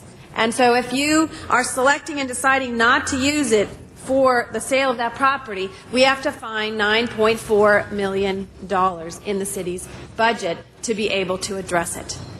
It's like this is no different than in our budget committee, in our budget time, where on the day it comes to council, the rule that Mr. Parks has is the fact that you cannot add things or subtract things without finding a replacement for it. And so we're asking you, as members of the Budget Committee, to help us with that, because we're scrubbing every single department and ways in which we can reduce our budget. We see consistently the stories every single day from people who said, I just got laid off. I've laid off 10% or 20% or 30% of our employees. The city is not immune to these budgetary constraints and problems. And so this is serious. And I know it is 3 o'clock, and I know that we've had a long day, but this budget issue impacts the quality of life and the services we're going to be able to deliver. So the actions we take today, I support. I know that we are going to ask the fire department, and thank you for your leniency here, Mr. Garcetti, as well, that the fire department is going to come back to us and address some of the concerns raised as to what these cuts will mean and decisions they're making within their department. As well as ensuring that some of the revenue projections that the mayor put forward are in fact, not too rosy, but in fact are real. And you'll see some of those items listed here in this. And one of those was making sure with the fire department and DWP, the fire hydrant testing, that in fact that is eligible, that works, and the Department of Water and Power can come forward with their proposal as well. So I just wanted to highlight some of the things that were of concern to me. This will come back, as Mr. Parks mentioned, in January to the Budget Committee, and then soon after, I believe, Mr. Parks, leaving no time to come back to the City Council as quickly as possible. This is unique, where we have, I don't remember in the last 7 years that 6.5 years I have been here, where we have had to make these kinds of cuts. How many years have you been here, Mr. Smith? 1980. It happened in 1980. So that was a few years ago. 28 years ago that we had to do this. So, colleagues, it's serious here in Los Angeles. It's serious for our families and serious for our employees. And so as we go forward, we need to keep that into consideration. Thank you, Mr. President. Mr. Rosendahl. Thank you, and thank you for your eloquency, Ms. Gruhl, on that. That was 28 years ago, and it was Prop 13 that put us in that situation then. There's just a couple of things I want to say. First, I'll be leaving right after I speak, and I want to wish everybody happy holidays. Everybody watching this, happy holidays and healthy and prosperous 2009. The Budget Committee, which I have the privilege of being part of, met until 6, 7 o'clock on Monday. We went over a lot of these items here, and I know we will take action on it, and I appreciate all the colleagues' attention to those issues. There's a structural deficit, which is the elephant in the room, and it's not Billy in the zoo, but it is the $250 million structural deficit that somewhere in the spring, when we go into the new fiscal year, we have to focus on. That's health care and pensions. Where are we, and how much do we use for services? It's a big deal. I hope President-elect Obama does provide some national leadership on health care issues for all of Americans that have serious issues on that. It can't all be the burden of the taxpayer through our strategies here, but the burden of a federal priority to health care for all Americans. I think we took a hard look at the deficit right now. I think we've done a great job on it. Just a little sidebar about some of that property issues. Once you sell city land, you never get it back. And frankly, I've taken a more conservative position on that because I believe we need more affordable housing and more partnerships with the private sector with our public land, and especially now to sell it with such a down economy, such an asset with such treasured value. So I beg to disagree with some of my colleagues on that particular issue. But again, Happy New Year to everybody. Bless everybody around the horseshoe and everybody in the room here and everybody watching it on TV. And Happy New Year. Thank you. Mr. Labange. Thank you very much. Just a couple of questions. I saw a story in the paper about early retirement, some program. Explain what's that about. I think right now there are some preliminary discussions with various the unions. They've offered whether there's some sort of a severance package that would help relieve us. Basically. This year? We don't know when, but certainly we need to have some resolution very quickly. Right. So if there was some effort by And where would that be? Would it be coming from your office or? It would come from our office in conjunction probably with the mayor's office, but we would provide recommendations to the EERC. So we would recommend that probably that would be sometime in January, if it all would come this fiscal year at that. Also, on federal stimulus package that was mentioned, what did they anticipate that would hit the city? Would it be this fiscal year or next, if that's possible?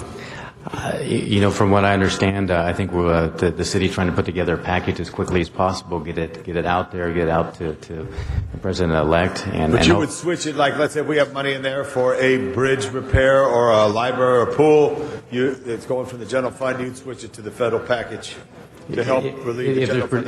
Yes, if there's potential relief, that's correct. Which is good. Now, here's a critical one there. I know Mr. Rosendahl left.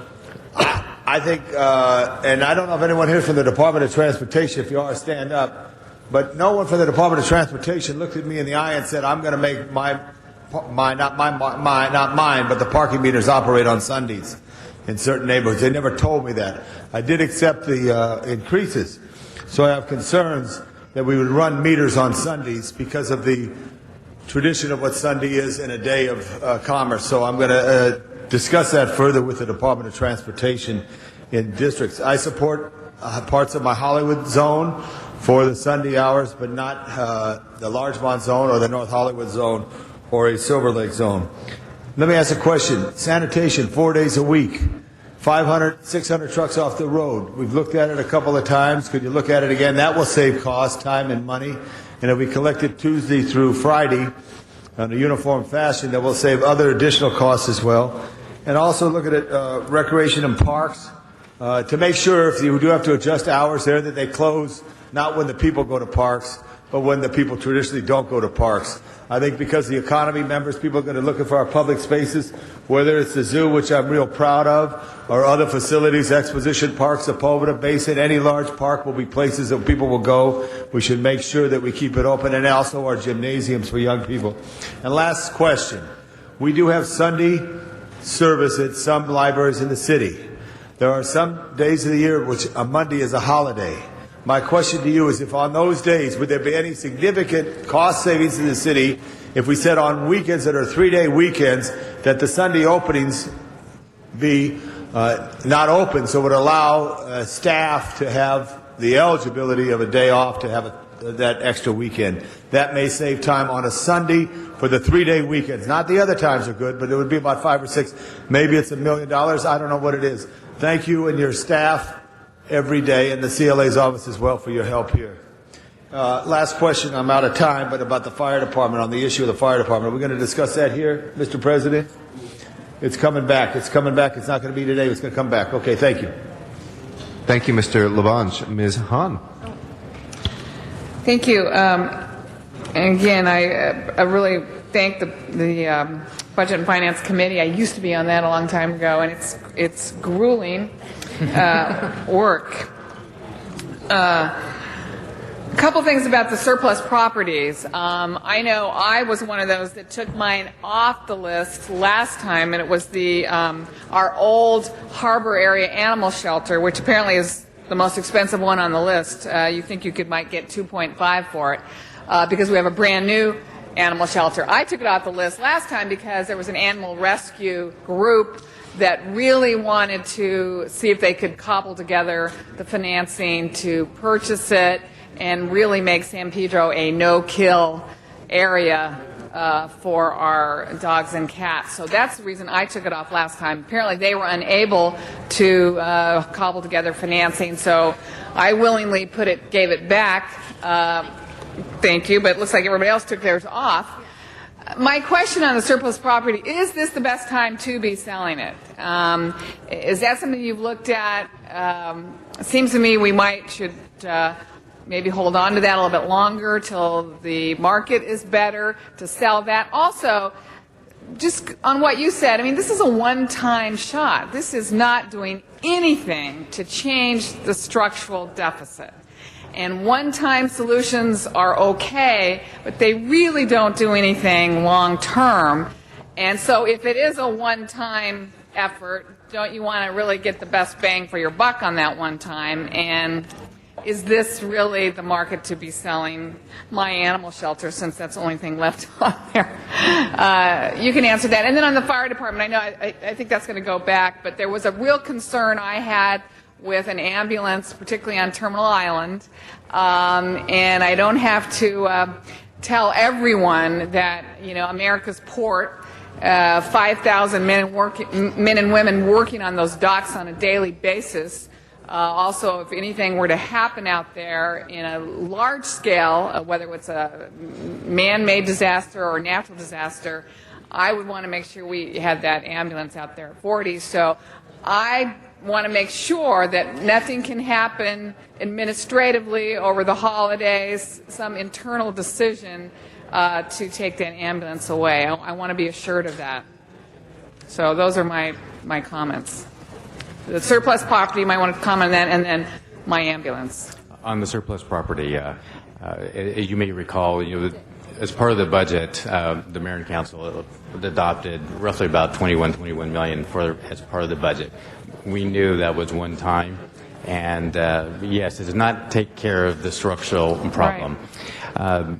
Recently, the GSD did go out with a number of properties that they sold for auction. They did quite well, a little surprising, in fact. Okay. The issue, well, there's a couple of issues. I think as for a property, one could argue that this may not be the right time.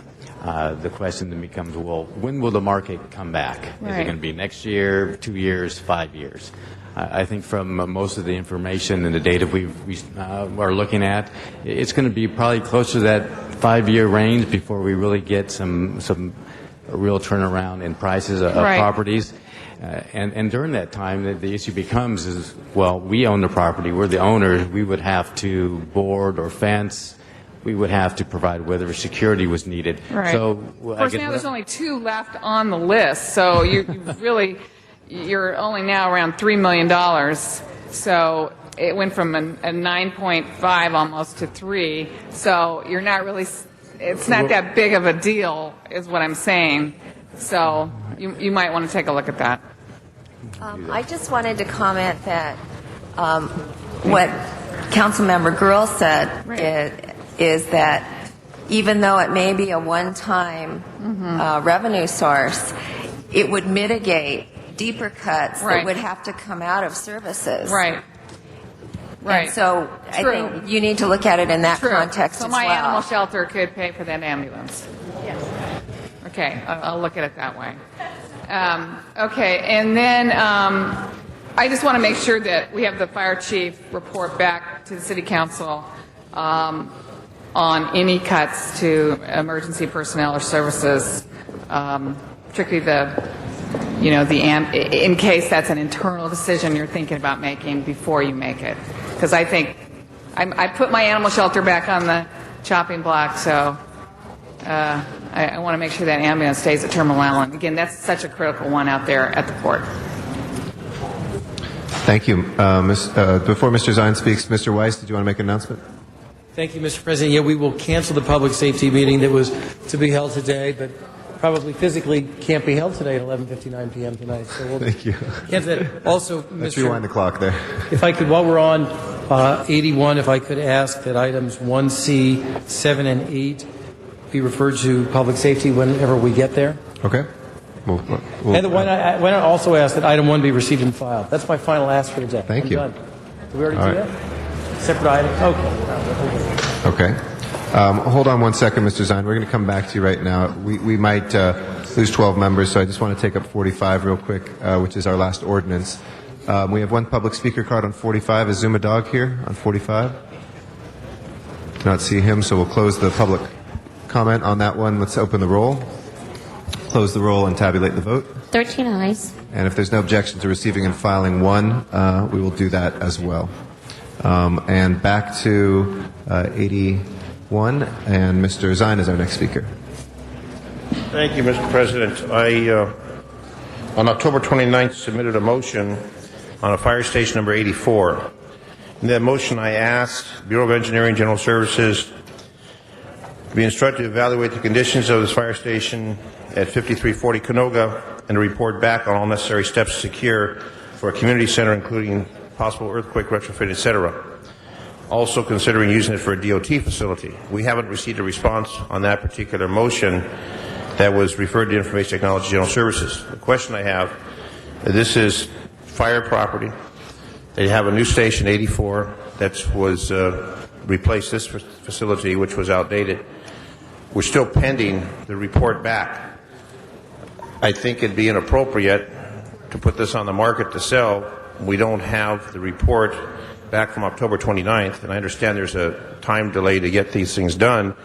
So I would respectfully ask that that particular facility, if it can be utilized for community activity or DOT facility, since we don't have any DOT facility for enforcement out in the West Valley, if not, to pull that off the auction items, and if it's appropriate to use for a community center or DOT, fine. If not, then consider it that time. But I think it'd be inappropriate, since we submitted this October 29th, to put this in the hopper when we don't have a reply to our legitimate request October 29th. So I would respectfully ask that we have that matter pulled.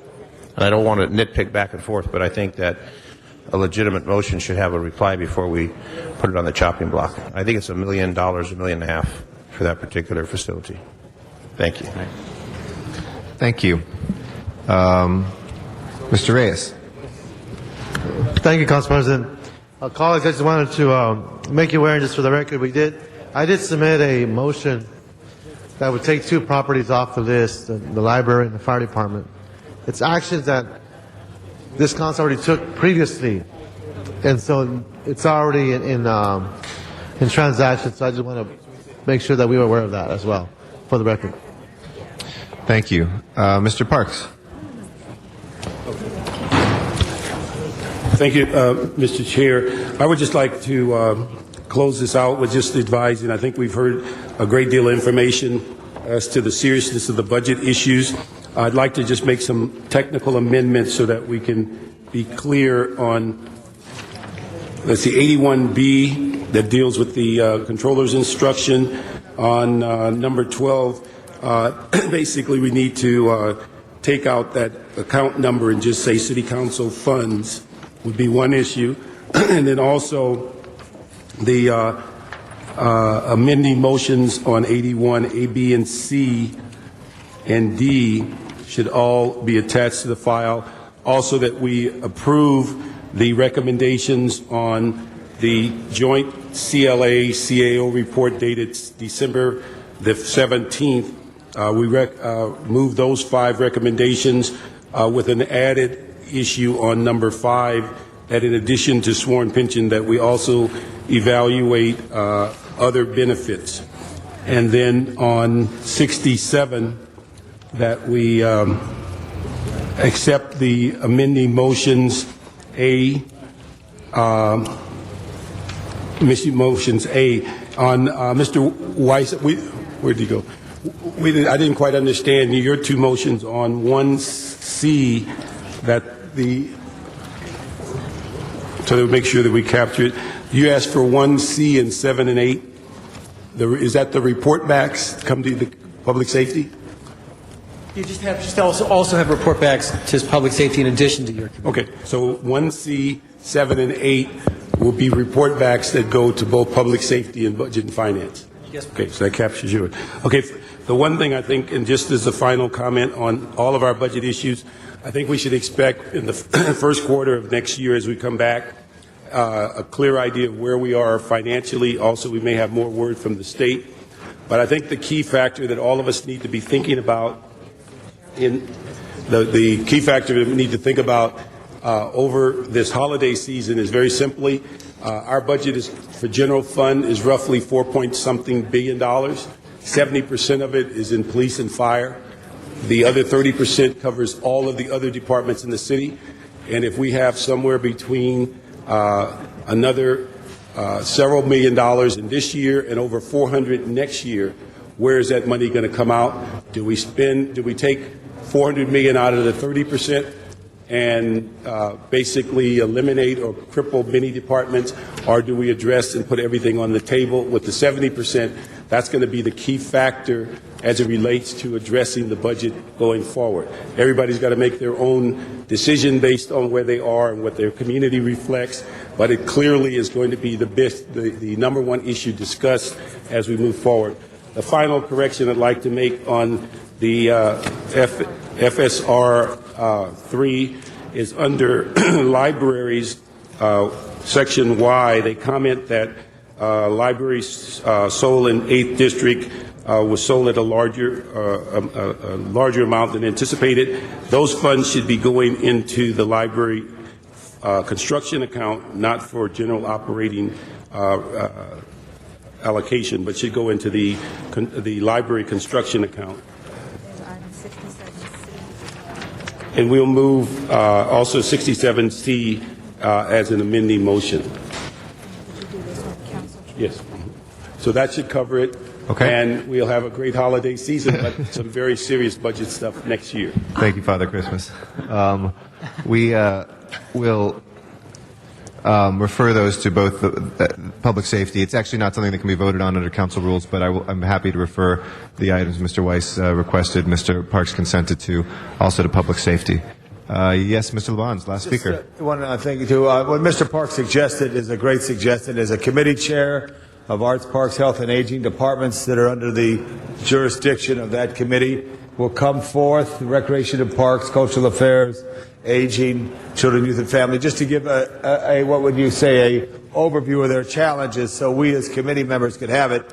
All decisions and recommendations on the budget will be made by the Finance Committee, but it's a good opportunity for committee chairs to spend some time about that in the beginning of the first year. You'll get a notice from the city clerk departments on that are affected by this in my jurisdiction as well as others.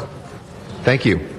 As amended, let's open the roll. I'm sorry, Mr. President, just a clarification. On Yes. the amending motions A and C and D, those are all to be just attached to the file, not adopted, correct? C was moved, I believe, by Mr. Parks. Is that correct? All of the amending motions were moved. Okay. There's no objection. Those will be accepted as friendly amendments. That's I understand. Okay. Let's go ahead and prepare the roll and tabulate the vote. 13 ayes. All right. That is approved. If we can go through items 47, 49, 54, 55, and 66 next. Those were called special for cards from the public. And Mr. Zumadog on item 47. Is he here? I do not see him. 66. Mr. Dog had cards on 66. Oh, I'm sorry. We'll keep 66 separate then. 54, Mr. Dog had a card, and 55. Is Arnold Sachs here for number 49 or 55? Do not see Mr. Sachs either, so we will close the public hearings on those. If we can open the roll, close the roll, and tabulate the vote. 13 ayes. Okay, those are approved. Next item, please. Next item, Mr. President, would be then item number 18, and that was called special by Councilmember Hahn. Ms. Hahn? We have item 18 called special by Janice Hahn. Yes. Item 18 on the grid zones. Jeff's on his way. Oh, could you hold this because the Reverend Jeff Carr is on his way? All right. Let's go to the next item called special. Next item then would be item number 30. That was called special by Councilmember Alarcon, and there is an amending motion that has been distributed. Councilmember Alarcon. Members, as we enter into this holiday season, we enter in with some mixed emotions relative to those who have suffered through the devastation of the fires, and in this case, the Sayre fire victims have been decimated in my district. 486 families lost their home and everything in it, except what they walked out with, and they didn't walk out with much because of the urgency of the situation. This motion seeks to get them back on the path of recovery as quickly as possible by helping with the debris removal immediately.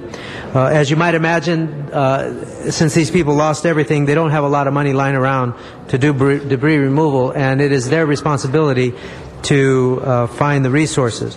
So this motion would serve to direct the CLA to have the authority to negotiate with the private property owner and the potential debris removing companies up to $1.74 million of community development block grant funds to move forward on the debris removal process as quickly as possible. Essentially what we are doing is providing a grant of about $4,000 per house owner, and I should mention that it also would require us to seek reimbursement from FEMA, and typically FEMA will provide 75% reimbursement. So this is a very small eligible use of community development block grant funds for the purpose of trying to get these 500 families back on their feet, getting this community back to livable condition as quickly as possible.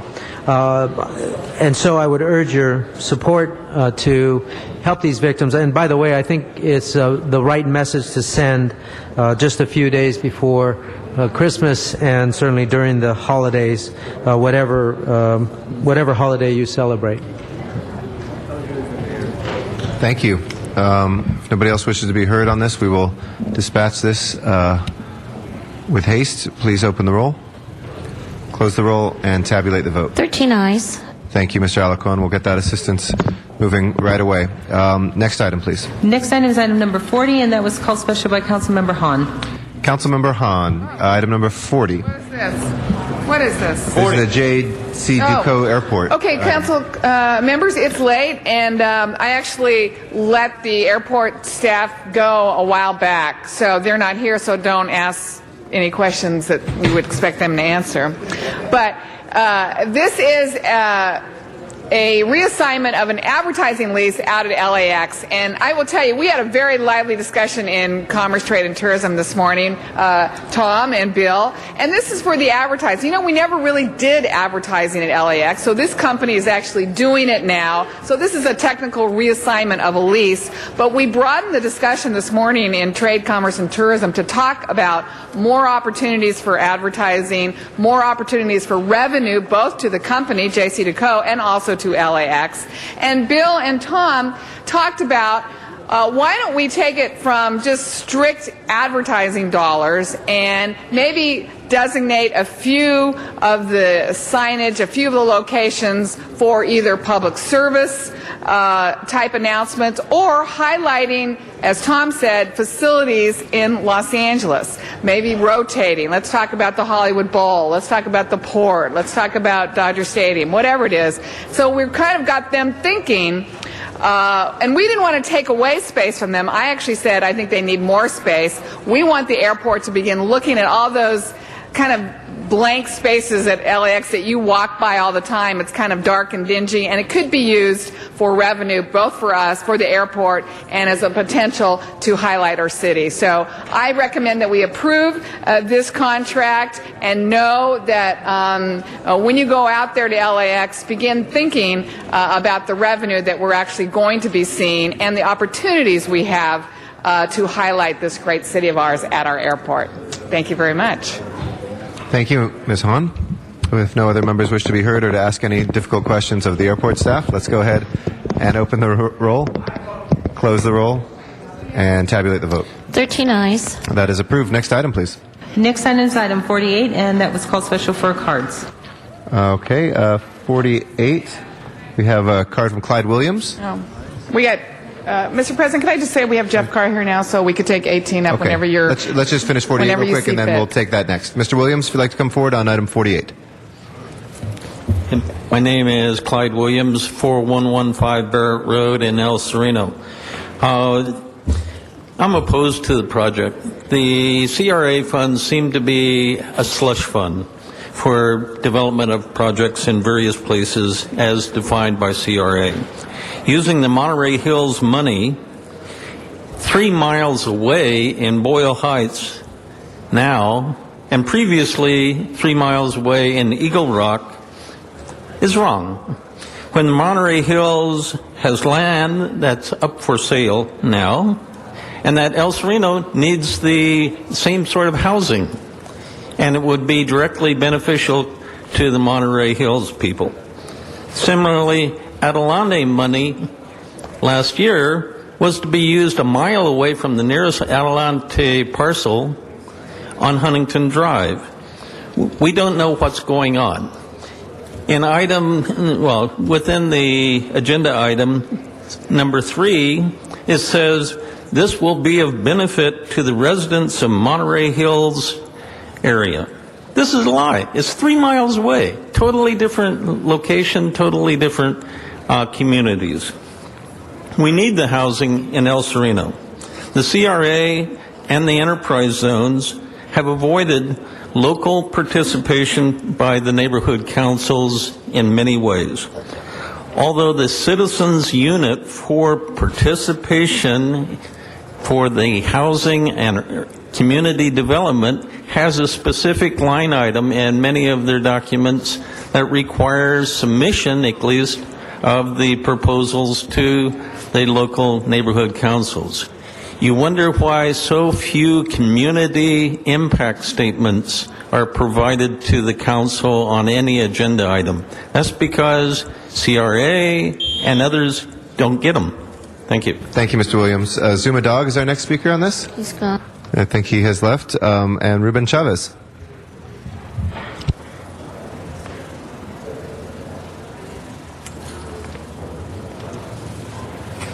Good afternoon. My name is Ruben Chavez. I live in Lincoln Heights, but I'm a board member of the LA 32 at large. I'm here in solo, though. The CRA should really coordinate with the affected neighborhood councils regarding the money. The Monterey Hills money should really be spent in El Sereno. While I strongly support the Boyle Heights apartments, we need a lot of projects like that throughout the city, including El Sereno. And I would just like to see some of that money stay in El Sereno.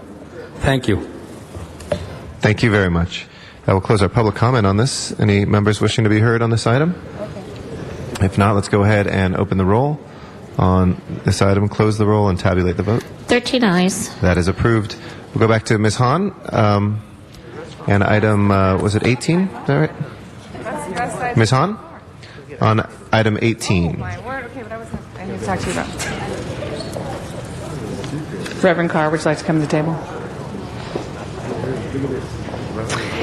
Colleagues, this is completes our request for gang prevention services in the remaining GRYD zones, our gang reduction youth development zones in the city of Los Angeles. And this is kind of our first step at doing what we talked about, which was reorganizing all these services into the mayor's office, having more accountability, having more results-oriented contracts, really kind of holding people accountable for providing the services that we believe will begin to end gang violence and begin to invest in our young people. So this is really a culmination of what we did from Connie Rice's report on to really reorganizing all this. I wanted Jeff to come, and if you want to talk a little bit just overall briefly about this, but I will say in my remaining time, I had a couple of concerns about one of the pieces of awarding these contracts, and that was the appeal process. Once the contractors have been scored, the results are in, the losing candidate has an opportunity to appeal their scores. But I was a little concerned, and the contractors were a little frustrated at what they saw as a lack of real opportunity to be heard in the appeal. So in committee, I had asked Jeff if you would be willing to maybe tweak that one piece of this so that as we move forward, we would have a better process where if you wanted to be heard, if you felt there was a mistake in scoring, that you really had a fair opportunity to be heard. So maybe you can address that. But overall, I think we were all very pleased with this kind of first step at doing this, and I'm looking forward to holding these contractors accountable and looking forward to getting the real results that we have been waiting for in these gang reduction zones. Thank you very much. Well, thank you, Councilwoman Hahn, and thank you, council members. The item before you is our contracts, as Councilwoman Hahn said, for the final round of prevention contractors in the gang reduction youth development zones. We had a first round of contracts. We issued an RFP last spring, went through the review process, and actually contracted with 6 agencies and collaboratives that started this September. We issued a second RFP actually on October 1st for the additional 6 gang reduction youth development zones. And actually over the next 6 months, a total of $3 million, $500,000 per grid zone will be made available for each one of these agencies. And actually, we're coming forth with recommendations for these 6 areas: 77th Street, Division 2, the Boyle Heights Hollenbeck area, Panorama City Mission, Rampart, Southwest 2, and the Watts Southeast area. And we went through an extensive multi-tiered review process that we think was more extensive and transparent than we've had before in the city. Councilwoman, as you know, you did have some concerns about the Beals process, and as you recommended, we have actually already started to take a look at that. We're looking forward to actually coming back to the ad hoc committee and talking to you and the committee about the changes we're going to make in the appeal process. And actually, we're going to, actually this week, we had another set of proposals that were actually submitted both for non-grid zones for prevention intervention as well as for gang intervention work inside the grid zones. And actually the appeal process, as we change that, will actually be put into effect actually in this very process. Yeah. Very good. Thank you. Well, I really want to thank the mayor's office. Again, this is something we've never tried in the city of Los Angeles, and I think you all have shown great leadership in this. There's always room for improvement. Absolutely. And I appreciate your taking that and looking at see how we can make it better. We've never done this before, but I think we're on the right track, and I look forward again to what's most important about all of this, and I don't want to lose sight of, is that we're really now being focused, we're concentrating, we're going to demand results, and we're going to hold organizations accountable for doing the real work of preventing kids from joining gangs in the first place. I think years from now we'll look back on this as a watershed moment in our effort to fight gang violence. Well, I appreciate that, and we certainly look forward to moving in that direction and working with you and the rest of the council as well. So thank you. Councilmember Reyes. President and colleagues, it's been a long day, but I think it's critical. This is just as important in my eyes as the legislation dealing with the ammunition and guns and that whole package, because this speaks to the human side of it. This speaks to how we build that social fabric. And what is most appealing to me is the whole notion of evaluation. What works, how we hold people accountable, and meeting with Mr. Carr and his presentation over in the Northeast area in Cypress Park, Nightingale Middle School. It was a little heartbreaking because after thousands and thousands of flyers and communication with the parents through the children, all of this networking, we might have had maybe 20, maybe a little more, 30 or 40 maybe people. Maybe 30, yeah, 40 not much. parents. And just a few months earlier, the auditorium was filled with people because of a shooting. And what I see here today is that this is a message to all the viewers. Let's not wait for a shooting to respond to these type of programs. Let's take advantage of what is being offered through the city and build that social network, build that communication, build that safety net with these programs along with parents, our probation officers, the county services, and together we can truly make a difference. But unfortunately, reality has played out in such a way that unless someone dies, unless someone is shot, do we get folks responding. And that has to change if we are truly going to make a difference. So I just want to lay that message out.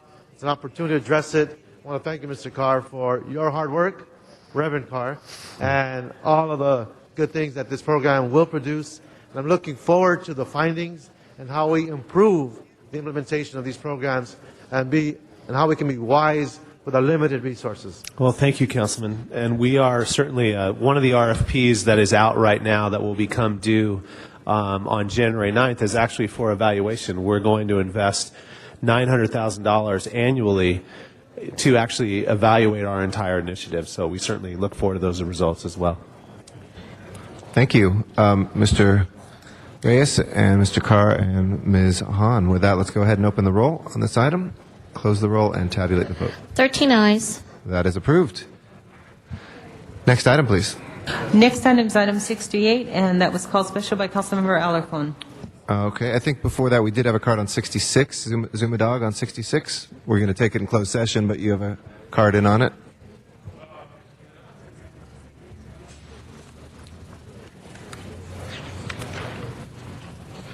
All right, this is about 66. Let's see here. It's the Fitzgerald case. Oh, it's legal counsel. That's right. We got a big problem with the city because they run so roughshod over the community. They do everything in violation of federal, constitutional, state, and local. And then what happens is they're constantly getting sued, and we're constantly having to hire outside counsel. And first of all, this is very important why I think Noel Weiss needs to be the new city attorney, and I hope all council members will support me in having Noel Weiss the new city attorney. We must stand up to these people who are suing the city. First of all, you have to do your part. Stop violating the law. Every day you come through here with these agendas, I don't think hardly anything comes through here good. It's just every day you wake up and put these agendas through Sir, to if try you to could keep take your us. comments to the case right here before us. We have the Fitzgerald case. So Yes. if you don't have anything else to say about that, we'll Okay, well, I cut would you just off. li- But if you have anything on the Fitzgerald case, we'd be happy to hear that. Okay, can we, I don't know how much time I have left. Maybe I guess I have 2 minutes left. Or you know what? If I'll keep my minute, and for the next one, okay, I'll stop now. I'll have another All right. minute left. Thank you. That'll close comments on that. If we can take up the 68, was called special by Mr. Alarcon, you said? I think he has resolved the issues on that, and we have the report submitted. So let us go ahead on 68 and open the roll, close the roll, and tabulate the vote. 13 ayes. All right, that is approved. We have item 74. And that was called special by Councilmember Hahn. All right, Ms. Hahn. Item 74. Item 74 is before us, the parcel map on 112th Street. Thank you. Lying southerly of 112th I'm over Street. here. I'm over here. And easterly of Figueroa Street, Thank you. if my memory serves me correct. Colleagues, this is a really good one, especially right before the holidays. This is about Habitat for Humanity, and we were talking about affordable housing here today, and how important it is to get people into their homes, particularly home ownership, and that's what Habitat for Humanity does. This is an item that will allow 3 new families to move in by Christmas by what we're doing here on this item. And in these tough times, I think this is important. I think we're okay in the track map or something. I don't see that on my notes. But whatever we're doing, this is important for Habitat for Humanity, and it does allow families to move in before Christmas. So I urge your aye vote on this, whatever we're doing. Thank you very much, Ms. Hahn. Thank you for your leadership on this pressing issue. We will open the roll, close the roll, and tabulate the vote. 13 ayes. That is approved. Our other items are 4 closed session items, is that correct? Yes, Mr. President. Okay, and one of them Mr. Parks needs to recuse himself on. But does anybody wish to go into closed session on these items? Acting City Mr. Attorney? President, Uh-huh. on number 65, we are recommending that matter be referred back to Budget Okay, and if Finance. there's no objection, we'll refer 65 back to Budget and Finance. That was, I think, the recusal issue for Mr. Parks. That would leave 64 and 66. If nobody wishes to go into closed session with that, we can move forward the Budget Committee's recommendation. Okay, let's go ahead and move those both. Please open the roll. I'm sorry, Mr. President. For the record, the settlement on City versus Watts Labor Community Action Committee is $175,000 to be paid to the city over 7 years. Okay. We'll open the roll on that settlement, close the roll, and tabulate the vote. 13 ayes. That is approved. And on 66? And on 66, the city attorney will speak to that one. Mr. City Attorney. Thank you, Mr. President. On this matter, the reportable item action is for the LAPD to agree to provide certain training focusing on the legal principles set forth in the proposed settlement agreement. All righty. Let's go ahead and open the roll, close the roll, and tabulate the vote. 13 ayes. That is approved. Thank you, Mr. Zine, for your convincing words on that as well. With that, I'd like to recognize Ms. Gruhl for a... Almost here. Almost. Okay, well, let's go ahead and clear the desk in the meantime. Do housekeeping.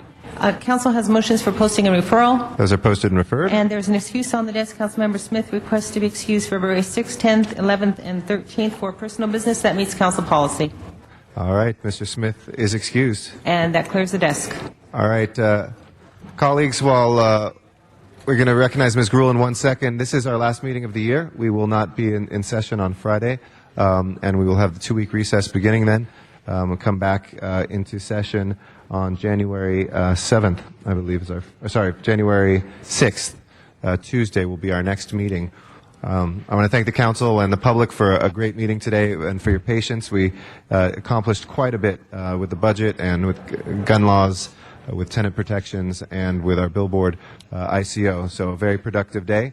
And I want to thank everybody on the council for a great year as we look forward to 2009, and we hope that everybody has a great holiday season and a wonderful new year.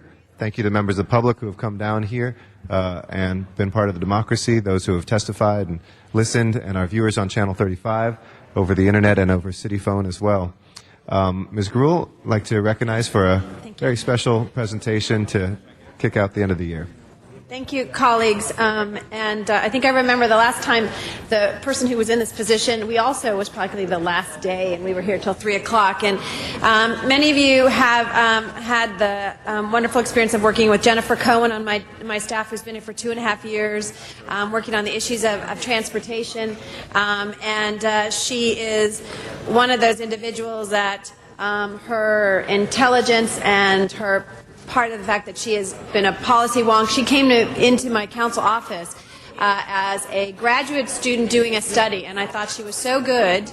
She came from that school, too, Mr. Smith, USC, that I wanted to hire her on my staff. And so she is going to go work for the Planning Company Associates. Many of you know David Granis. She's going to go work with David. But she has been an incredible asset to the city of Los Angeles. Her imprint on what we've been able to do here in Los Angeles, the issue of transportation, a lot has been driven by her passion for it, and her commitment to her policy goals. So if you could just join me in thanking Jennifer for her years of service here in the city of Los Angeles, and I know she'll be no stranger to us here. So if you could give her a great round of applause and congratulations.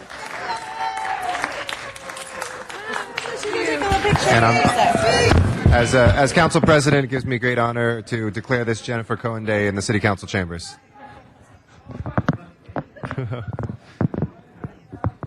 And any other announcements or end of the year? Doesn't have to be official business. I'll let it go this one time. Mr. Alarcon. As I mentioned, we are all concerned about the fire victims in Sylmar and, of course, the Merrick fires as well. And so this Saturday, my staff and I and the community as a whole are putting together an event for the fire victims at Sylmar High School. We will be making it a holiday event with Santa Claus, and we would want to ask that anybody who knows a victim of the Oak Ridge or Merrick fires who lost their home to please have them contact my office or just go to Sylmar High School on Saturday from 11 to 3. We will have gifts, food, and entertainment for them to enjoy. So we would encourage them to come. Thank you very much. Mr. LaBonge. Happy holidays to everybody. Thank the hard-working city clerk's office and the staff of the CLA and everybody who helps our office and the city attorney. Before that, and our sergeants of arms who do such a good job. And to my colleagues and to your families, happy holidays. To the staffs of the city family, thank you. And lastly, to the public, get out and enjoy Los Angeles over the holidays and explore a place that you don't know. Visit the Central Library. There's a great exhibition on old maps of Los Angeles and the region, or come to Griffith Park and visit the zoo, or come to the DWP Light Festival. Happy holidays, everybody. And I know Mr. Labange meant to include our great ITA agency as well. And thank you, Channel Very 35. much. Sorry, the sound man. I'm sorry. The mayor's Kenny. liaisons to I the City apologize. Council. Cut off my And, microphone. And I'd like to recognize Mr. Reyes. I just want to say Feliz Navidad, everyone. Have a safe one. We enjoy the holidays and those quiet moments with your families. Thank you. And I'd like to recognize Prancer Zine. The reindeer is here. I just want to wish everyone a happy holiday season. Greg, you like that? The horns are back. The man wants a picture. There you go. It's the reindeer horns. To happy holiday season, and enjoy your families, enjoy the festivities. But from the police department, just a message to be careful if you're drinking and driving. The designated driver, be careful during the holiday season, and have a lovely, lovely holiday season. And we wish you a happy New Year, and we'll see you in 2009. Thank you. Thank you, Mr. Zine. Ms. Gruhl. Thank you. And I, too, want to join and wish everyone a happy holidays, a Merry Christmas, a Happy Hanukkah, Happy Kwanzaa. But I think as we look to the holiday season, the new year, that we should challenge everyone in the city to do something for those less fortunate. This is a time for us to appreciate what we have, but also to ensure that we thank others for their commitment, and to all the city family who have worked very hard as we begin a very difficult year. But happy holidays and of course, a happy new year. Thank you very much, Mr. Garcetti. Thank you very much. Let the record reflect that the last motion of the year was put in by Councilmember Tom Labange to cap off 2008.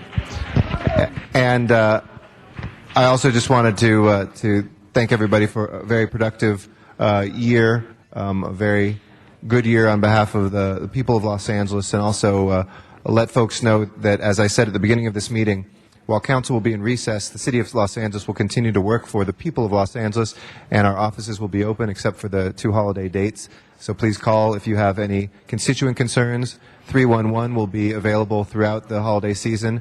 And as you have concerns from city services, we will be available to continue that work. With that, if I could ask everybody in council chambers to please rise for adjourning motions.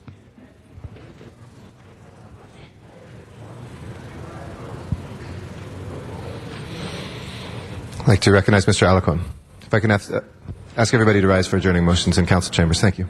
Council members, I'm very sad to adjourn in the memory of Fire Captain John Lawrence of Granada Hills. So I join with Councilman Smith in presenting this adjourning motion. He was with the LAFD for the last 35 years. He served as a firefighter, battalion staff assistant, special duty officer, Captain 1 and Captain 2. He was the coordinator of the Adopt a Fire Station for the San Fernando Valley Fire Stations. He participated in the St. Baldrick's Cancer Fundraiser to help children with cancer. He participated in the Benefit for the Bravest to help families of firefighters. And his last assignment was at Fire Station 75 in Mission Hills.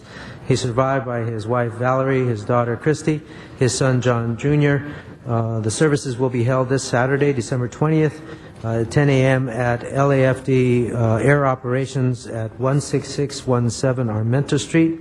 And the burial will be held on that day at Oakwood Memorial Park on Lassen Street. It's very sad that the family should suffer this loss. Our family as well. He was still a city employee at the time. He had a heart attack and passed. So we send our condolences to the family, and of course we know that the fire department and their employee association and union will embrace this family during the holidays and take care of them. Thank you. We'll put Mr. Smith as a seconder on that as well. Other adjourning motions, colleagues? Mr. Labange, then Mr. Zine.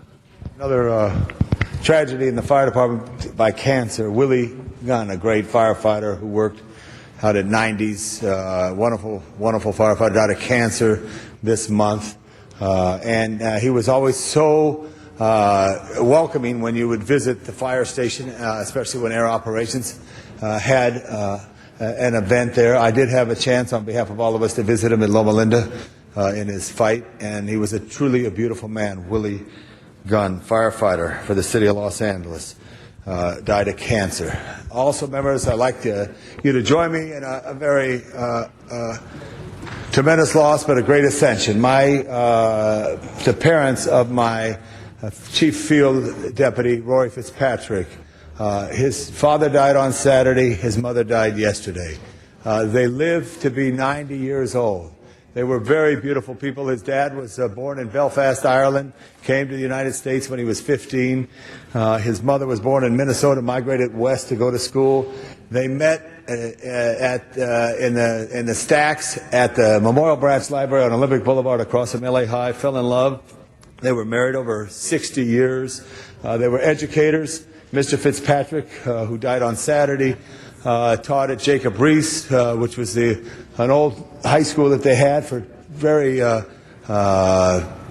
challenged young men. It was a boys' high school in Los Angeles. He later taught at Belvedere on the east side at East Los Angeles College. He was a wonderful man, and he did watch Channel 35, and he would criticize me if I thought I was too heavy and not eating the right thing, and he was a great activist. His mother, Rosemary, was also a librarian and taught. Both were librarians. Was a librarian at John Marshall High School.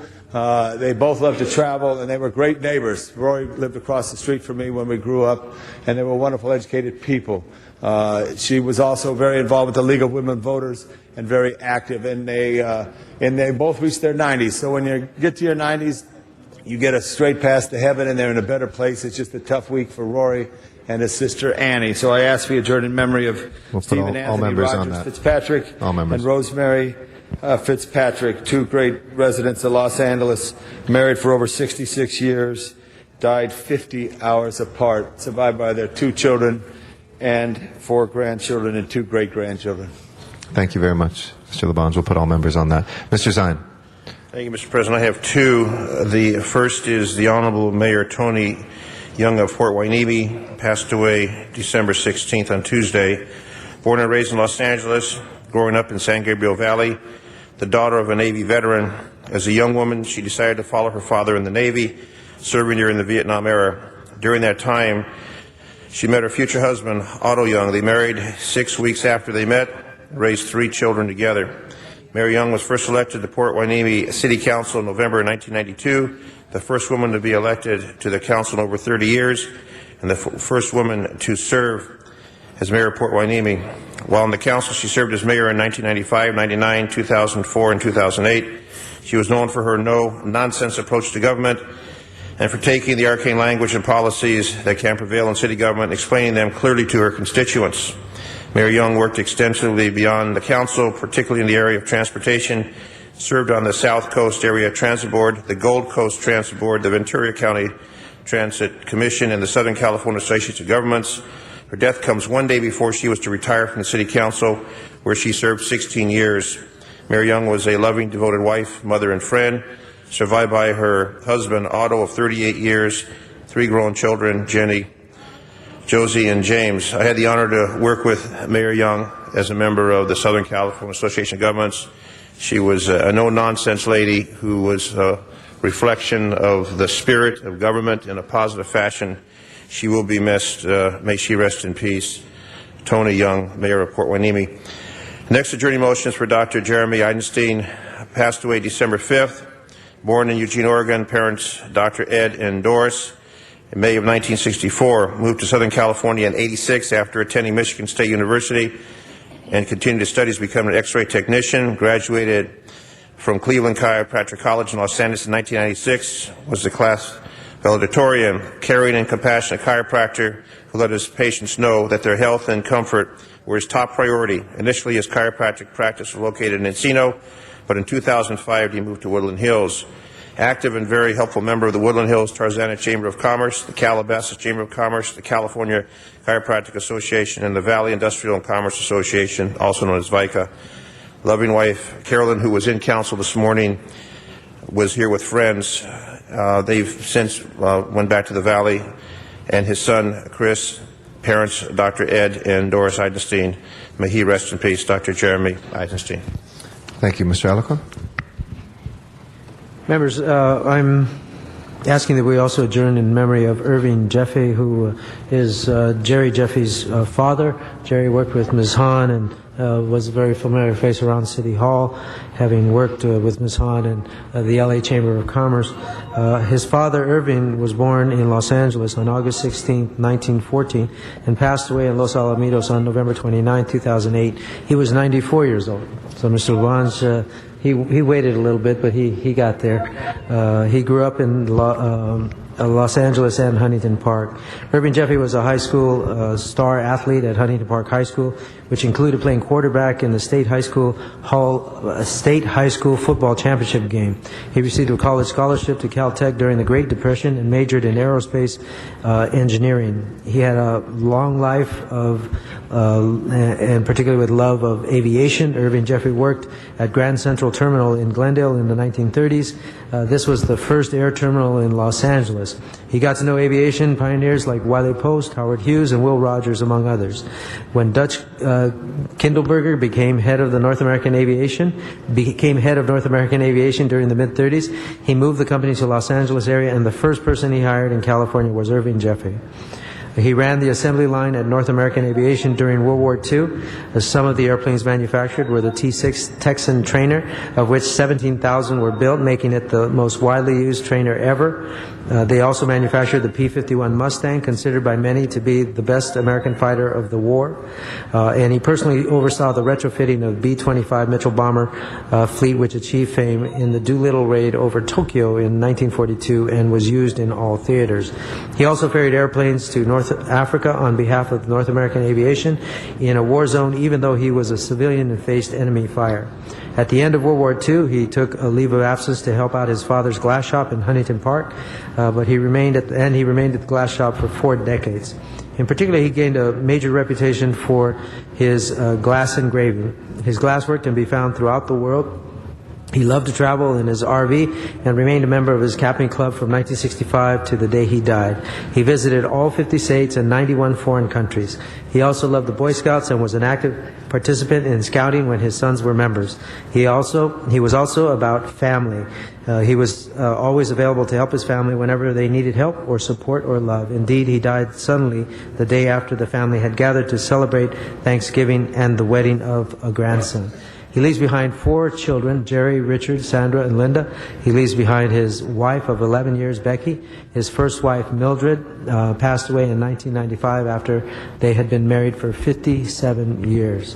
So he is survived by his wife of 11 years, Becky, and 4 children, Jerry, Richard, Sandra, Linda, as I said, as well as his first wife. So we want to send condolences to the family of Jerry Jeffrey, and especially during the holiday season, it's hard to lose a loved one. But it's good to know that when you have someone who lives 94 years with a productive life, that you at least have many cherished memories. Thank you, Ms. Hahn.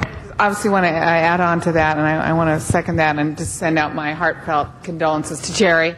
No matter what age, I'm sure you lose a parent, you're never quite ready, and it's particularly difficult, I know, at the holidays. And I know Jerry was very close to his parents. So, Jerry, our deepest sympathies go out to you during this difficult time. Thank you. And with that, folks, we want to send our good wishes to all the people of Los Angeles. Remember our men and women in uniform who can't be with their families over this holiday season, and wish you all a very safe and prosperous holiday season and New Year. We will next be in session January 6th, Tuesday, 2009. Have a great Merry Christmas, Happy Hanukkah, Happy Kwanzaa, and a great New Year. We'll see you in 2009. This meeting of the Los Angeles City Council, the last of 2008, is adjourned.